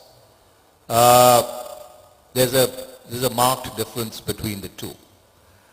Even Hue Burma, way back in, or Myanmar now, way back in the 50s, they settled the boundary question essentially on the McMahon line, without calling it the McMahon line. And so therefore, I do not really agree with this hypothesis that if we were to talk, it is essentially from a standpoint of weakness where we would end up conceding more than we would actually get in return. Number two, what we need to keep in mind is that eventually, yes, in any territorial negotiation, there would be a give and take. And that's why I underscored the fact that we have to prepare a people if we were to embark on or go down that path, that any negotiation would essentially involve a give and take. There is a third way. And we tried out that third way, Pakistan, and had almost succeeded. If you read Ambassador Lamba's book, the 4-point formula between Prime Minister Dr. Manmohan Singh, or former Prime Minister Dr. Manmohan Singh, and Musharraf, General Musharraf, that is, you make the borders irrelevant. And so therefore, in fact, today, borders are really irrelevant. Because if you look at it, while you may be physically sitting here, you spend 3/4 of your day in a virtual civilization which knows no borders. See, I think, and fundamentally, there has to be a change in mindset. Do we want territory or do we want security? And there is a fundamental distinction between these two concepts. Unfortunately, we've equated security with territory, and I leave it at that. Just to add to Mr. Manish Tiwari's point, if you analyze the 12 countries with which China has resolved the boundary issue with them, you find in some cases they have given less and taken more. In some cases they have given more and taken less. In some cases they have gone for the 50-50 principle. So you find all kinds of things that are there in those negotiations. So I tend to agree with them that we should be able to negotiate harder and to get to that position. Next question, please. Yeah. Is there any question this side? Why don't you just take this mic?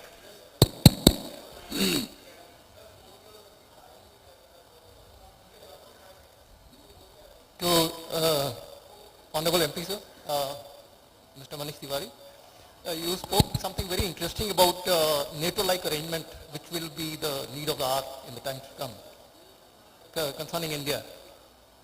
And NATO-like arrangement means not only military, but a convergence of economic, political, and maritime interests also. And when you say this, sir, would you elaborate something about the countries you have in mind with which we can have NATO-like arrangements? Well, you've got the field open because as we speak today, the territorial disputes which China has are in the maritime domain. They are in the South China Sea and the East China Sea with almost all the neighbors that China has. So, coupled with that, the United States still remains the biggest outside balancer of power in the Asia Pacific. Even today, as I was pointing out, they outspend China 10:1 insofar as military expenditure is concerned. Of course, some American figures put the Chinese military expenditure close to $700-800 billion US dollars. But nonetheless, in terms of capacity, the US remains the single biggest outside balancer in the region. Almost all the neighbors of China have concerns where the rise of China post Xi Jinping, which has not been peaceful by any stretch of imagination. So Indonesia has concerns, Vietnam has concerns, Philippines has concerns, even South Korea has concerns. The Japanese have a historical problem with the Chinese. The Australians got into the AUKUS arrangement primarily because they felt the rising China did threaten Australian security, and it kind of dumped the French, into the sea and, chose the American submarines. So the field is wide open. Question is, do you have the conviction of courage, or do your partners have the conviction of courage to do it?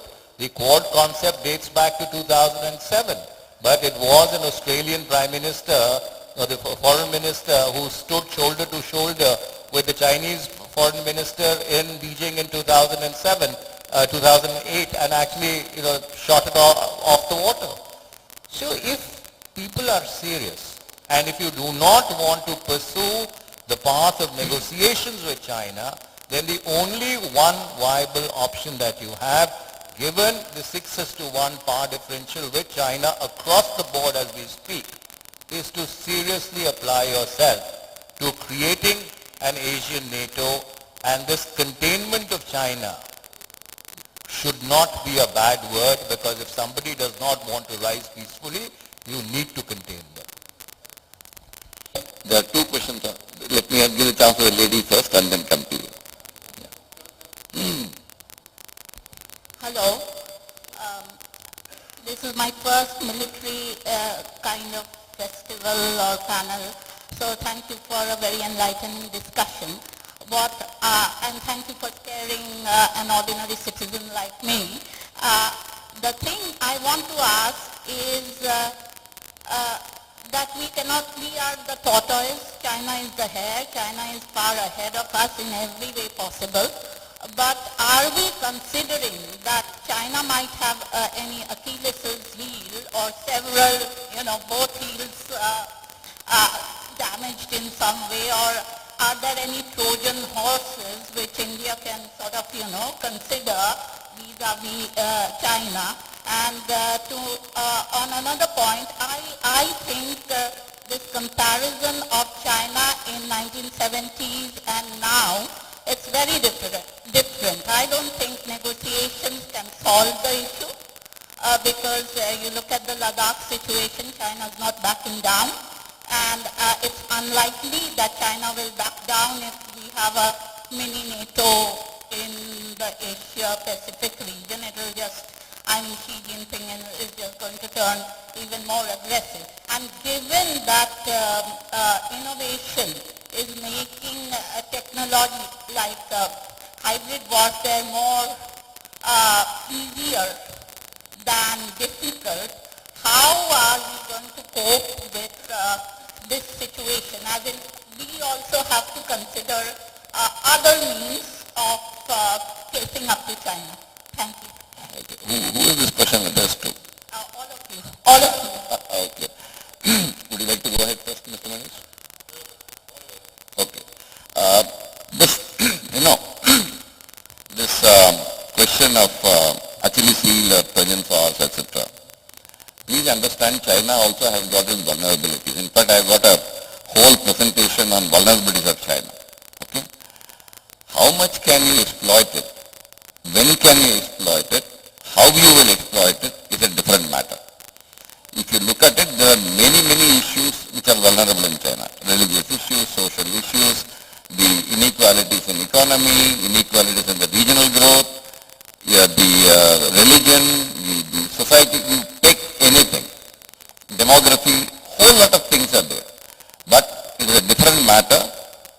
People are thinking about it. I leave it at that. I don't want to be open about it. There are many issues vulnerable in China today. That is what we need to be looking at. And the second thing is the hybrid warfare, Trojan warfare kind of a thing.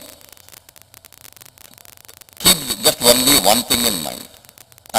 This for the entire audience today. We keep talking about loosely playing a pivot card, playing this card, playing that card, etc. These are all vulnerabilities of China in some form or the other. But be only sure of the end product that you are looking at. What are the reactions you will get? How are you going to face it? Those things should be purely calculated and full. If you don't do that, you will come to grief. So that is what I want to leave it with you. Hybrid warfare, grey zone warfare, all these warfares we are actually working on. So to that extent, I'll set your mind to rest on that. The last question, and thereafter then we can have a break and go to the next session. Namaskar, sir. Sir, in earlier earlier panel, we were discussing about our adversary who is economically very down to us. Sorry? We were discussing about our another adversary, Pakistan, who is very down to us. And we were discussing about Pakistan at that very discussion. And now we have discussed about China, who is very economically very up to us. In between that, where we stand, and what about to counter China, accept technology, modernization and all that, what about theater commands? Theater commands have not been discussed somehow. Would you like to throw some light on theater commands? And can we, out of that, we can counter some way to China effectively? Okay. Would you like to come in or can I go on? On theater commands, first is the realization that no single service can win a war in future. All efforts of ours have to come together. That is the reason for integrated theater commands. Not because Americans went for it, not because Chinese went for it, it is because of the realization within us that we need to have this kind of an organization where all the services resources are pooled in so that then you can take on the adversary whenever we have to take it on. In between, there were issues and no country, including US, including UK, wherever this theater command system and the jointness system has come in, it was already, there were always issues to be resolved within the services. Today, as I am standing here, most of the issues have been resolved between the services. I think it is only a matter of time before we get the theater commands, and I am sure it will work well for our warfighting capability. I hope I answered your question. May I just add something to that, sir? Yeah. this entire issue of theatre commands has various dimensions. And when the government brought the Inter-Services Command and Control and Discipline Bill into the monsoon session of Parliament, which was not functioning because of the situation in Manipur, I had then told the Defence Minister that don't do theatre commands surreptitiously. If you want to reorganize the basic structure of the Indian Defence Forces, do it through an act of Parliament, which I must confess was an idea which was, or the wisdom was given to me by General Shergill, who had pointed it out in a post to me. And I do think that whenever this is done, this would be done in consultation with Parliament. Okay. Thank you, sir. Thank you very much. Thank you. I'm sorry to play spoilsport. This collective wealth of knowledge of over 100 years on stage, and we have to cut short this conversation. Thank you so much, panelists, for being here. On behalf of the chairman, Military Literature Festival, we would like to give you a token of appreciation for your presence here today.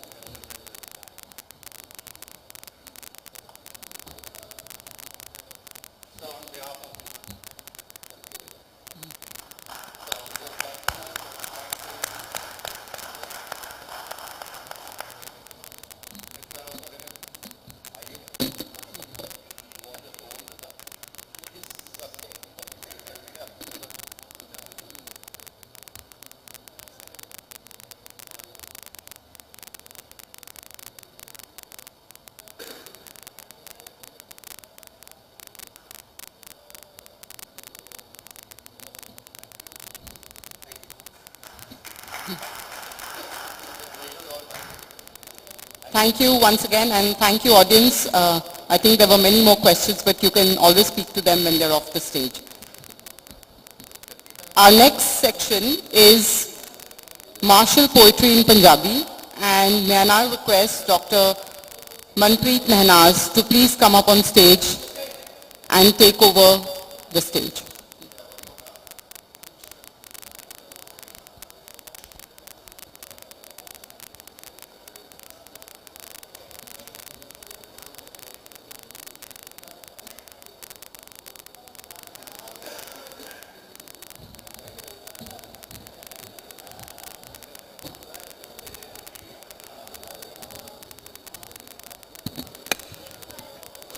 सतवीं military literature festival ਦੇ ਵਿੱਚ ਤੁਹਾਡਾ ਸਾਰਿਆਂ ਦਾ ਬਹੁਤ-ਬਹੁਤ ਸਵਾਗਤ ਹੈ।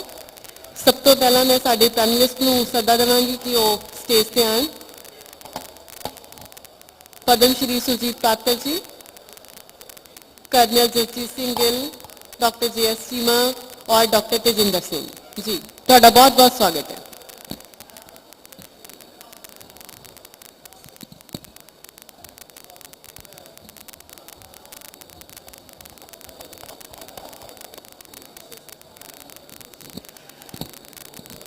ਕਹਿੰਦੇ ਨੇ ਪੰਜਾਬ ਦੇ ਜੰਮਿਆਂ ਨੂੰ ਨਿਤ ਮੋਇਮਾ।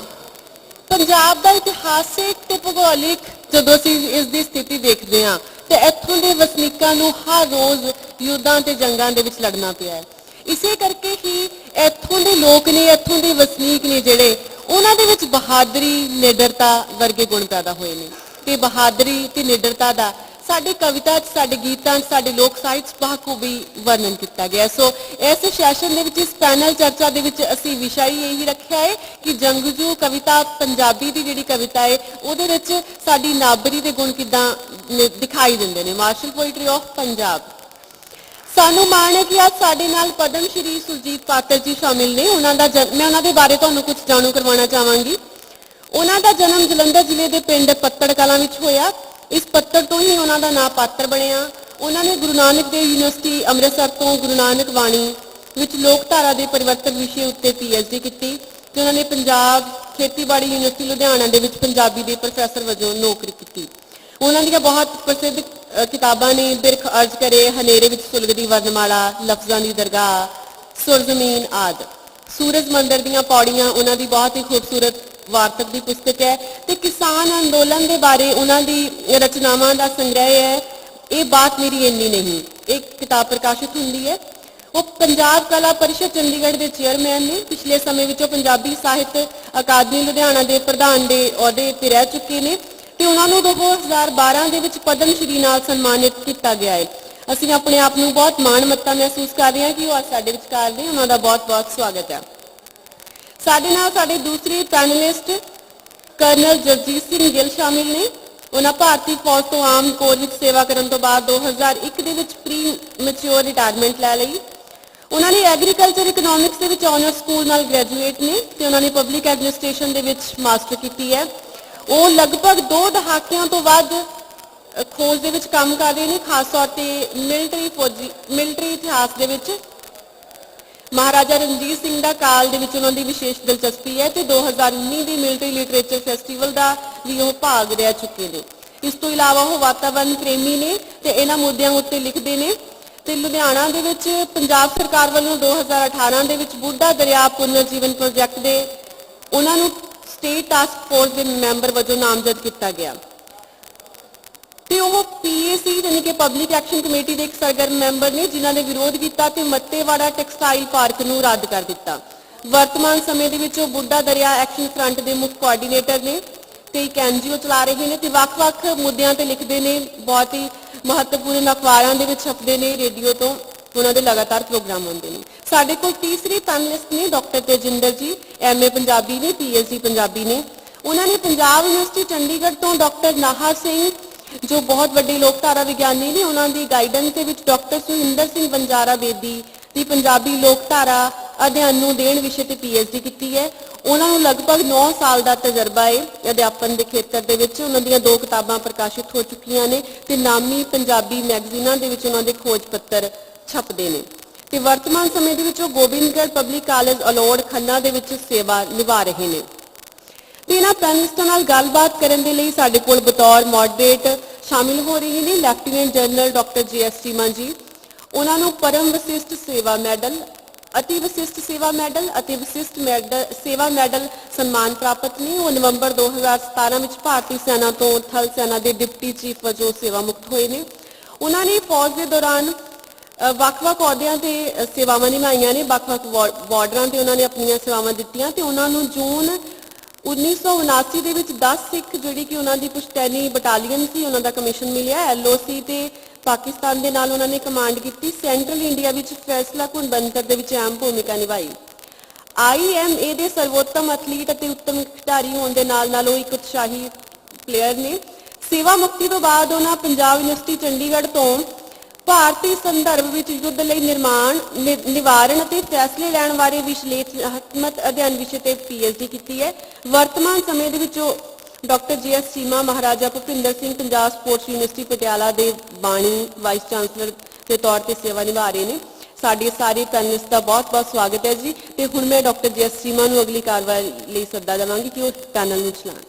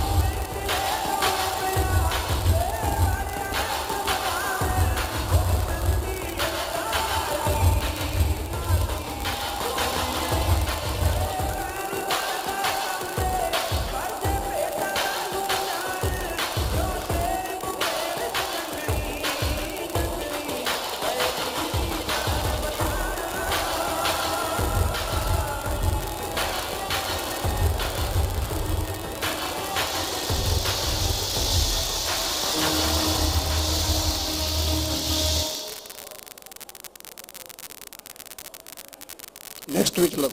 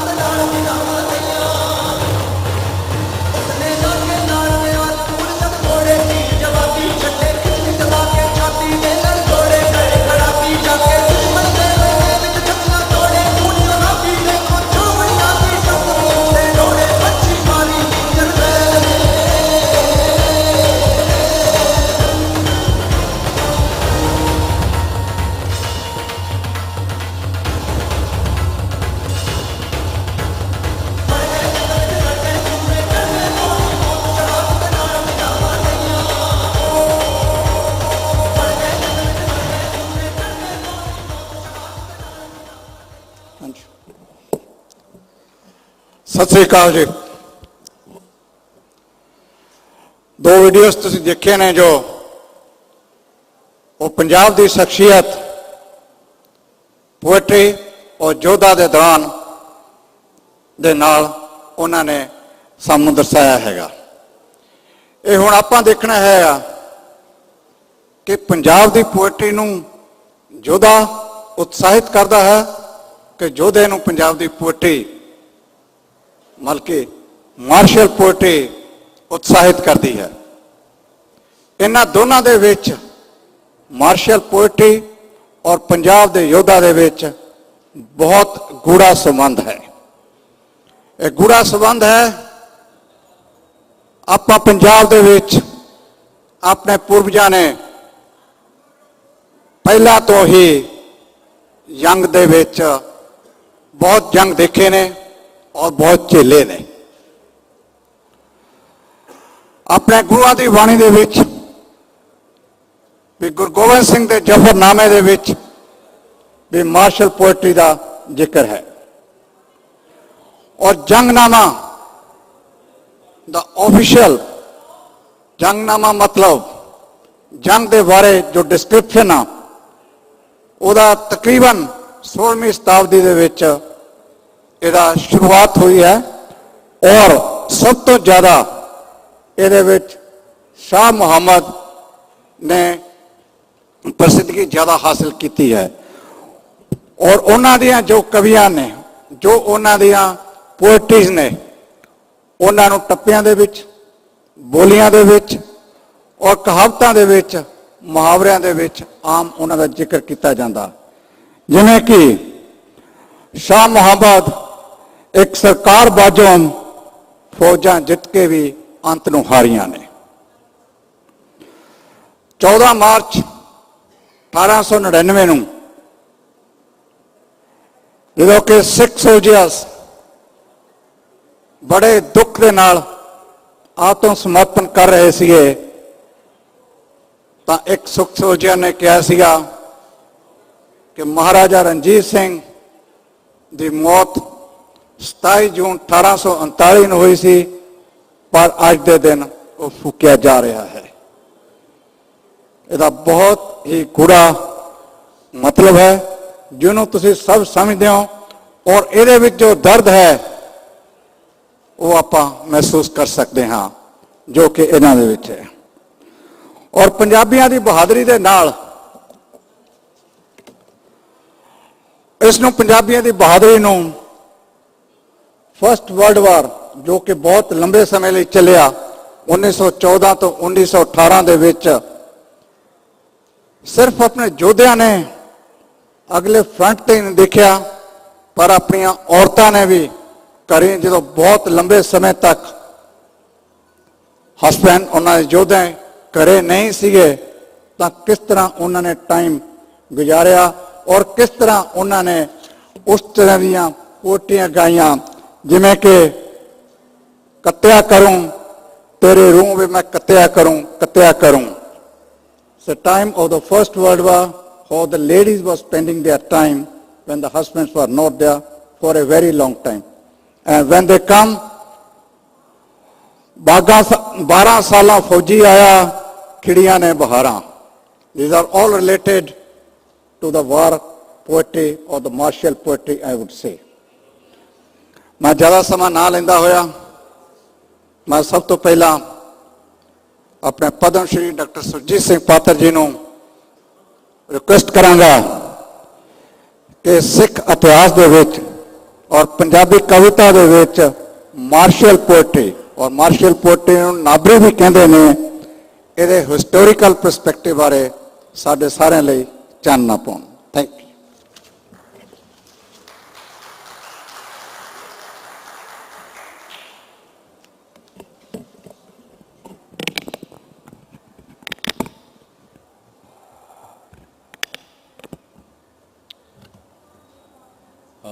बहुत प्यारे दोस्तों, वीरों भैनों धीओ पुत्रों, मैं सारिਆਂ ਨੂੰ अपने दिल ਦੀਆਂ गहराइयां चों प्यार और सत्कार अर्पित करदा। ਸਾਡੇ ਬਹੁਤ ਸਿਆਣੇ ਔਰ ਖਾਸ ਕਰਕੇ ਮਿਲਟਰੀ ਦੇ ਖੇਤਰ ਵਿੱਚ ਬਹੁਤ ਉੱਚੇ ਤੇ ਰੌਸ਼ਨ ਨਾਮ ਨੇ, ਚੀਮਾ ਸਾਹਿਬ ਔਰ ਗਿੱਲ ਸਾਹਿਬ ਵੀ, ਔਰ ਤਜਿੰਦਰ ਮੇਰੇ ਵਾਂਗ ਅਕੈਡਮਿਕ ਦੁਨੀਆ ਦਾ ਜੀਵ ਹੈ। ਤੋ ਜਦੋਂ ਚੀਮਾ ਸਾਹਿਬ ਨੇ ਮੈਨੂੰ ਇੱਥੇ ਇਸ ਸੱਦਾ ਦਿੱਤਾ ਤਾਂ ਉਦੋਂ ਤੋਂ ਹੀ ਮੈਂ ਆਪਣੇ ਆਪ ਨੂੰ ਮਹਿਸੂਸ ਕਰ ਰਿਹਾ ਸੀ ਕਿ ਮੈਂ ਕਿੰਨਾ ਕੁ ਯੋਗ ਹਾਂ ਇਸ ਸਾਰੀ ਗੱਲ ਨੂੰ ਦੱਸਣ ਲਈ, ਕਿਉਂਕਿ ਮੇਰਾ ਇੱਕ ਸ਼ੇਰ ਸੀ ਕਿ ਉਹ ਜੰਗ ਜਿਹੜੀ ਹਰ ਸਮੇਂ ਬੰਦੇ ਦੇ ਦਿਲ 'ਚ ਹੈ, ਯਾਰੋ ਮੈਂ ਉਸ ਜੰਗ ਦਾ ਨਾਮਾ ਨਿਗਾਰ ਹਾਂ, ਕਿ ਅਸੀਂ ਤਾਂ ਉਸ ਜੰਗ ਦੇ ਨਾਮਾ ਨਿਗਾਰ ਜਿਹੜੀ ਬੰਦੇ ਦੇ ਮਨ 'ਚ ਚੱਲਦੀ ਜੰਗ ਹੈ।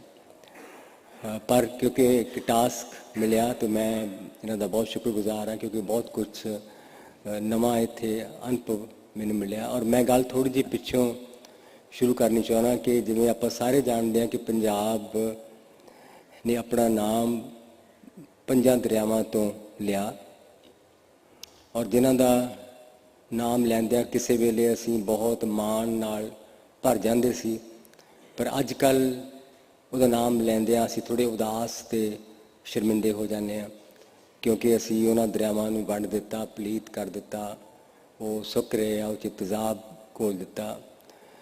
ਪਰ ਫਿਰ ਮੈਂ ਦਿਲ ਦੀ ਤਸੱਲੀ ਲਈ ਇੱਦਾਂ ਕਹਿੰਦਾ ਕਿ ਸਾਡੇ ਕੋਲ 5 ਦਰਿਆ ਹੋਰ ਵੀ ਹੈਗੇ ਨੇ ਜਿਹੜੇ ਲੱਬਾ ਲੱਬ ਭਰੇ ਹੋਏ ਨੇ, ਔਰ ਉਹ 5 ਦਰਿਆ ਪਾਣੀ ਦੇ ਦਰਿਆ ਨਹੀਂ, ਉਹ ਬਾਣੀ ਦੇ ਦਰਿਆ ਨੇ, ਕਿ ਜਿਨ੍ਹਾਂ 'ਚ ਇੱਕ ਪਾਵਨ ਦਰਿਆ ਗੁਰਬਾਣੀ ਆ, ਦੂਸਰਾ ਸੂਫੀ ਪੋਇਟਰੀ ਦਾ, ਤੀਸਰਾ ਪ੍ਰੀਤ ਦੇ ਕਿੱਸਿਆਂ ਦਾ, ਹੀ ਰਾਂਝੇ ਸੱਸੀ ਪੁੰਨੂਆਂ ਦਾ, ਔਰ ਚੌਥਾ ਲੋਕਾਂ ਦੀ ਪੋਇਟਰੀ, ਜਿਹੜੀ ਲੋਕਾਂ ਦੀ ਬੇਨਾਮ ਅਨੋਨੀਮਸ ਪੋਇਟਰੀ ਲਿਖੀ ਜਾ ਰਹੀ ਬਹੁਤ ਖੂਬਸੂਰਤ ਉਸ ਦਾ, ਔਰ ਜਿਹੜਾ 5ਵਾਂ ਜਿਸ ਦੀ ਅਸੀਂ ਅੱਜ ਇਕੱਤਰ ਹੋਏ ਹਾਂ ਕਿ ਉਹ ਸੂਰਬੀਰਾਂ ਤੇ ਯੋਧਿਆਂ ਦੀਆਂ ਵਾਰਾਂ ਦਾ, ਕਿ ਇਹ 5 ਸਾਡੇ ਕੋਲ ਦਰਿਆ ਉਹ ਨੇ ਜਿਹੜੀ ਸਾਡੀ ਰੂਹ ਨੂੰ ਸਿੰਜਦੇ ਰਹਿੰਦੇ ਆ, ਜਿਨ੍ਹਾਂ 'ਚੋਂ ਪੰਜਾਬ ਜਿਉਂਦਾ। ਔਰ ਇਹਨਾਂ ਜੋ ਬਾਣੀ ਦੇ ਦਰਿਆ ਆ ਉਹਨਾਂ ਦਾ ਸਾਰਿਆਂ ਦਾ ਸੂਰਬੀਰਤਾ ਨਾਲ ਬਹੁਤ ਵੱਡਾ ਤਾਲੁਕ ਹੈ, ਕਿ ਗੁਰੂ ਪੀਰਾਂ ਨੂੰ ਵੀ ਸੂਰਬੀਰਤਾ ਚਾਹੀਦੀ ਆ, ਸੱਚੇ ਆਸ਼ਿਕਾਂ ਨੂੰ ਵੀ ਸੂਰਬੀਰਤਾ ਚਾਹੀਦੀ ਆ, ਔਰ ਜਿਹੜੇ ਲੋਕ ਜ਼ਿੰਦਗੀ ਜਿਉਂਦੇ ਆ ਉਹਨਾਂ ਸਾਰਿਆਂ ਨੂੰ ਸੂਰਬੀਰਤਾ ਦੀ ਜ਼ਰੂਰਤ ਹੈ। ਸੋ ਸੂਰਬੀਰਤਾ ਇੱਕ ਸਾਂਝਾ ਗੁਣ ਹੈ ਇਹਨਾਂ ਸਾਰੀਆਂ ਧਾਰਾਵਾਂ 'ਚ, ਔਰ ਪੰਜਾਬ ਨੂੰ ਉਂਝ ਵੀ ਨਾਬਰੀ ਦਾ ਦੇਸ਼, ਪੰਜਾਬੀ ਨਾਬਰੀ ਦੀ ਬੋਲੀ ਆ, ਕਿ ਕਦੀ ਪੰਜਾਬੀ ਕਿਸੇ ਦਰਬਾਰੀ ਬੋਲੀ ਨਹੀਂ ਰਹੀ, ਇੱਥੋਂ ਤੱਕ ਕਿ ਰਣਜੀਤ ਸਿੰਘ ਵੀ ਦੀ ਦਰਬਾਰੀ ਬੋਲੀ ਨਹੀਂ ਰਹੀ ਸੀ। ਸੋ ਇਸ ਲਈ ਇੱਕ ਇਹ ਸਾਂਝੀ ਗੱਲ ਹੈ। ਤੋ ਇਤਿਹਾਸ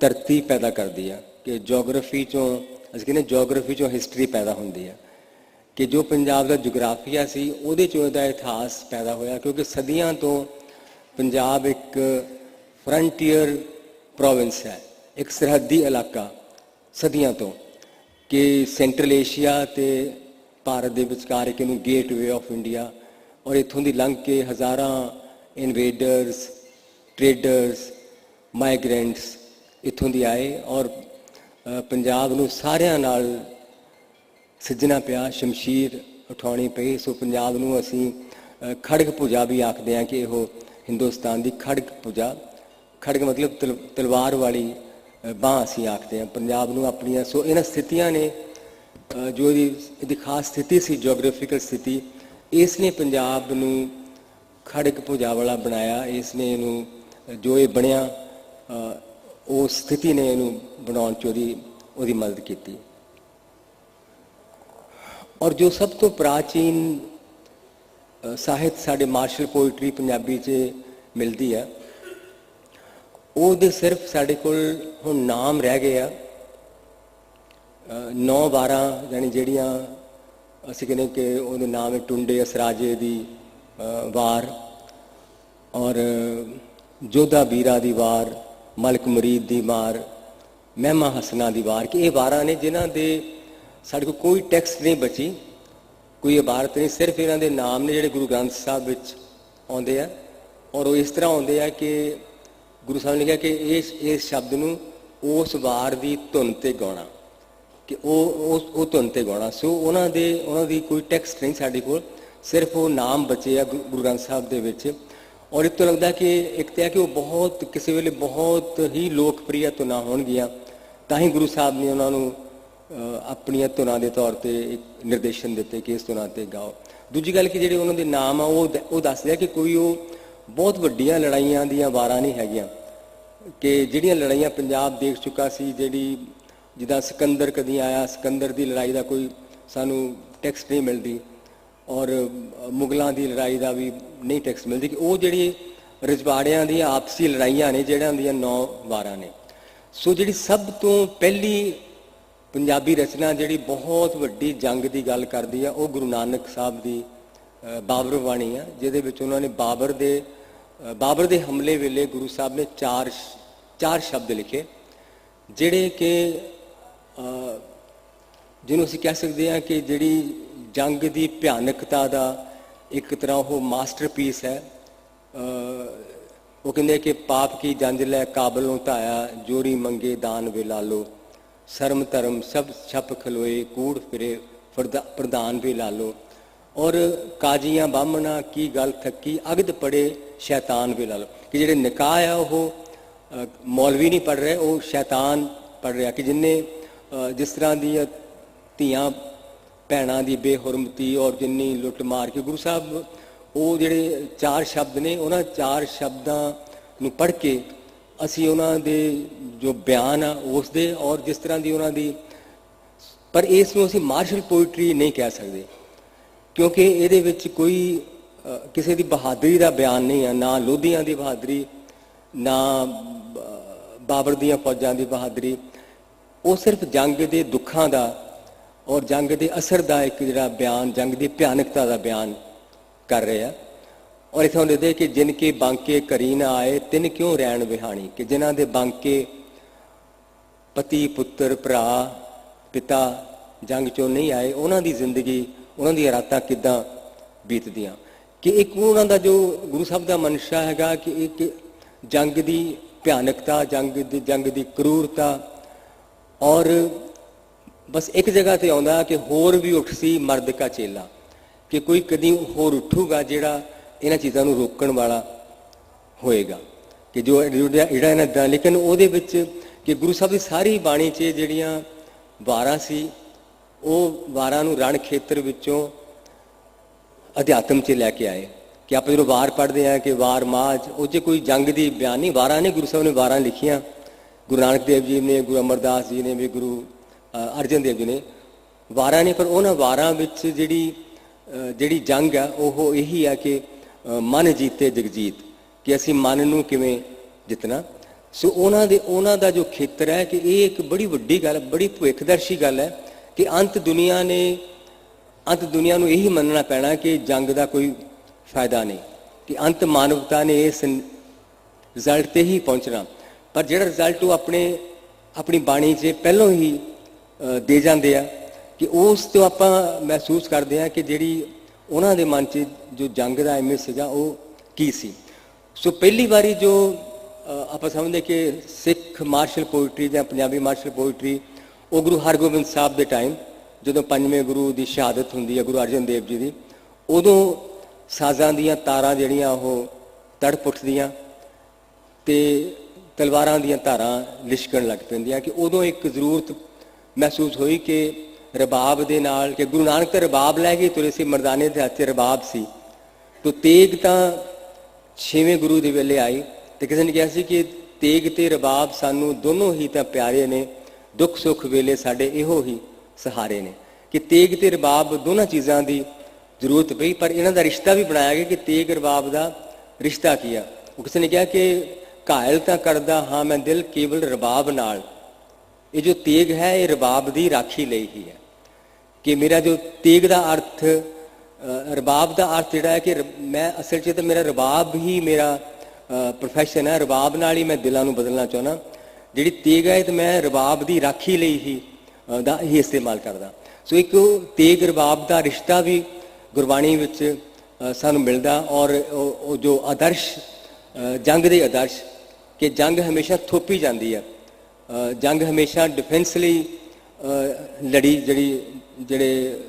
ਜਿਹੜੇ ਜਾਨੀ ਸਿਆਣਪ ਵਾਲੇ ਯੋਧੇ ਨੇ ਉਹ ਕਦੀ ਆਪਣਾ ਸਾਮਰਾਜ ਫੈਲਾਉਣ ਲਈ ਜੰਗ ਨਹੀਂ ਲੜਦੇ, ਉਹ ਆਪਣੀ ਡਿਫੈਂਸ ਲਈ ਜਾਂ ਆਪਣੀ ਪੱਤ ਲਈ ਅਣਖ ਲਈ ਜੰਗ ਲੜਦੇ। ਸੋ ਇਸ ਤਰ੍ਹਾਂ ਆਦਰਸ਼ ਦੇ ਇੱਕ ਜਿਹੜੇ ਉੱਚੇ ਮਿਆਰ ਉਸ ਗੁਰਬਾਣੀ 'ਚ ਸਾਨੂੰ ਪ੍ਰਾਪਤ ਹੁੰਦੇ। ਔਰ ਗੁਰੂ ਗੋਬਿੰਦ ਸਿੰਘ ਉਹਨਾਂ ਦੀ ਚੰਡੀ ਦੀ ਵਾਰ ਦੇ ਰੂਪ ਦੇ ਵਿੱਚ ਇੱਕ ਐਸਾ ਸ਼ਾਹਕਾਰ ਆਉਂਦਾ ਜਿਹੜਾ ਹਾਲੇ ਤੱਕ ਵੀ ਸਾਨੂੰ ਪ੍ਰੇਰਿਤ ਕਰਦਾ।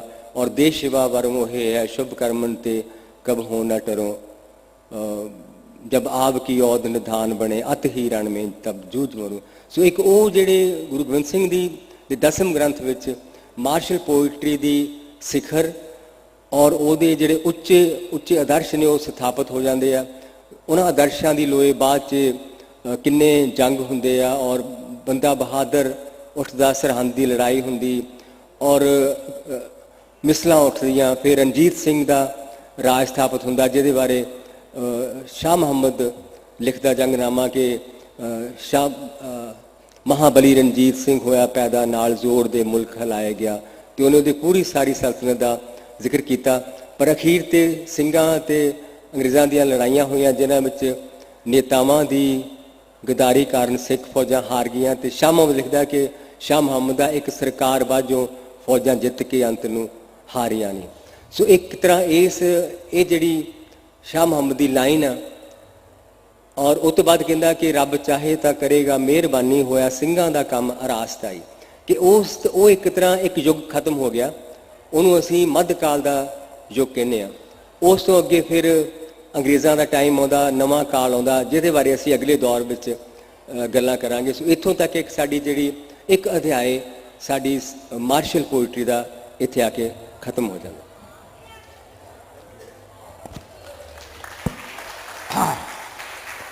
Thank you doctor Patar ji, ਤੁਸੀਂ ਬੜੇ ਸੁਚੱਜੇ ਢੰਗ ਦੇ ਨਾਲ ਇੱਕ ਹਿਸਟੋਰੀਕਲ ਪਰਸਪੈਕਟਿਵ ਜੋ ਕਿ ਮਾਰਸ਼ਲ ਪੋਇਟਰੀ ਦਾ ਹੈ ਉਹ ਤੁਸੀਂ ਸਾਡੇ ਸਾਹਮਣੇ ਰੱਖਿਆ। ਤੁਸੀਂ ਪੰਜਾਬ ਦੀ ਧਰਤੀ ਨੂੰ 5 ਦਰਿਆਵਾਂ ਦੀ ਧਰਤੀ ਦੇ ਨਾਲ 5 ਧਾਰਾਂ ਦਾ ਵੀ ਜੋ ਵਰਣਨ ਕੀਤਾ ਹੈ, ਉਹਨਾਂ ਦਾ ਦੋਨਾਂ ਦਾ ਜੋ ਕੋਆਰਡੀਨੇਸ਼ਨ ਔਰ ਦੋਨਾਂ ਦੀ ਸਿਮੈਟਰੀ ਮਿਲਦੀ ਹੈ, ਉਹ ਆਪਾਂ ਬਹੁਤ ਹੀ ਚੰਗੇ ਤਰੀਕੇ ਨਾਲ ਮਹਿਸੂਸ ਕਰ ਸਕਦੇ ਹਾਂ। ਔਰ ਉਹਦੇ ਨਾਲ ਜੋ ਤੁਸੀਂ 5 ਦਾ ਕਿਹਾ ਹੈ, ਔਰ ਮੈਨੂੰ ਇੱਕ ਚਾਈਨੀਜ਼ ਫਿਲਾਸਫਰ ਸੁੰਜ਼ੂ ਦੀ ਕਹਾਵਤ ਹੈ ਜੋ ਕਹਿੰਦੇ ਆ there are not more than 5 musical notes, but a combination of these 5 notes give rise to more melodies than can ever have. That is the significance of the word 5, I would say it. ਦੂਜਾ doctor Patar ji ਨੇ ਕਿਹਾ ਸੀਗਾ ਕਿ ਜੰਗ ਦੇ ਵਿੱਚ ਚਾਹੇ ਉਹ ਆਪਾਂ ਲੜੀਏ ਚਾਹੇ ਥੋਪਿਆ ਜਾਵੇ, ਨੁਕਸਾਨ ਦੋਨੇ ਤਰ੍ਹਾਂ ਦਾ ਹੀ ਹੁੰਦਾ।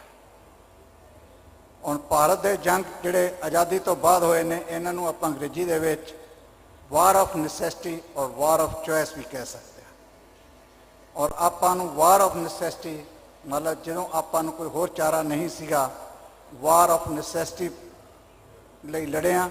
ਪਰ ਉਹਨਾਂ ਦਾ ਵੀ ਆਪਾਂ ਨੂੰ ਵੀ ਪਤਾ ਹੈ, ਚਾਹੇ ਉਹ ਵਾਰ ਆਫ ਨੈਸੈਸਿਟੀ ਹੈ ਚਾਹੇ ਵਾਰ ਆਫ ਚੋਇਸ ਆ, ਜੋ ਨੁਕਸਾਨ ਆ ਉਹ ਸਾਰਿਆਂ ਲਈ ਕਾਮਨ ਹੈਗਾ, ਉਹ ਸਭ ਲਈ ਬਰਾਬਰ ਮਿਲਦਾ ਹੈ। ਹੁਣ ਅਗਲੀ ਵਾਰ ਮੈਂ ਡਾਕਟਰ ਤਜਿੰਦਰ ਜੀ ਤੋਂ ਰਿਕੁਐਸਟ ਕਰਾਂਗਾ ਕਿ ਥੋੜਾ ਜਿਹਾ ਪੰਜਾਬੀ ਸੱਭਿਆਚਾਰ ਦੇ ਵਿੱਚ ਯੋਧੇ ਦਾ ਕਨਸੈਪਟ ਕਿਸ ਰੂਪ ਦੇ ਵਿੱਚ ਨਿਖਰਦਾ ਹੈ ਔਰ ਪੰਜਾਬੀ ਲੋਕ ਮਨ ਵਿੱਚ ਇੱਕ ਸਪਿਰਚੁਅਲ ਕਨਸੈਪਟ ਕੀ ਹੈ। ਡਾਕਟਰ ਤਜਿੰਦਰ ਜੀ।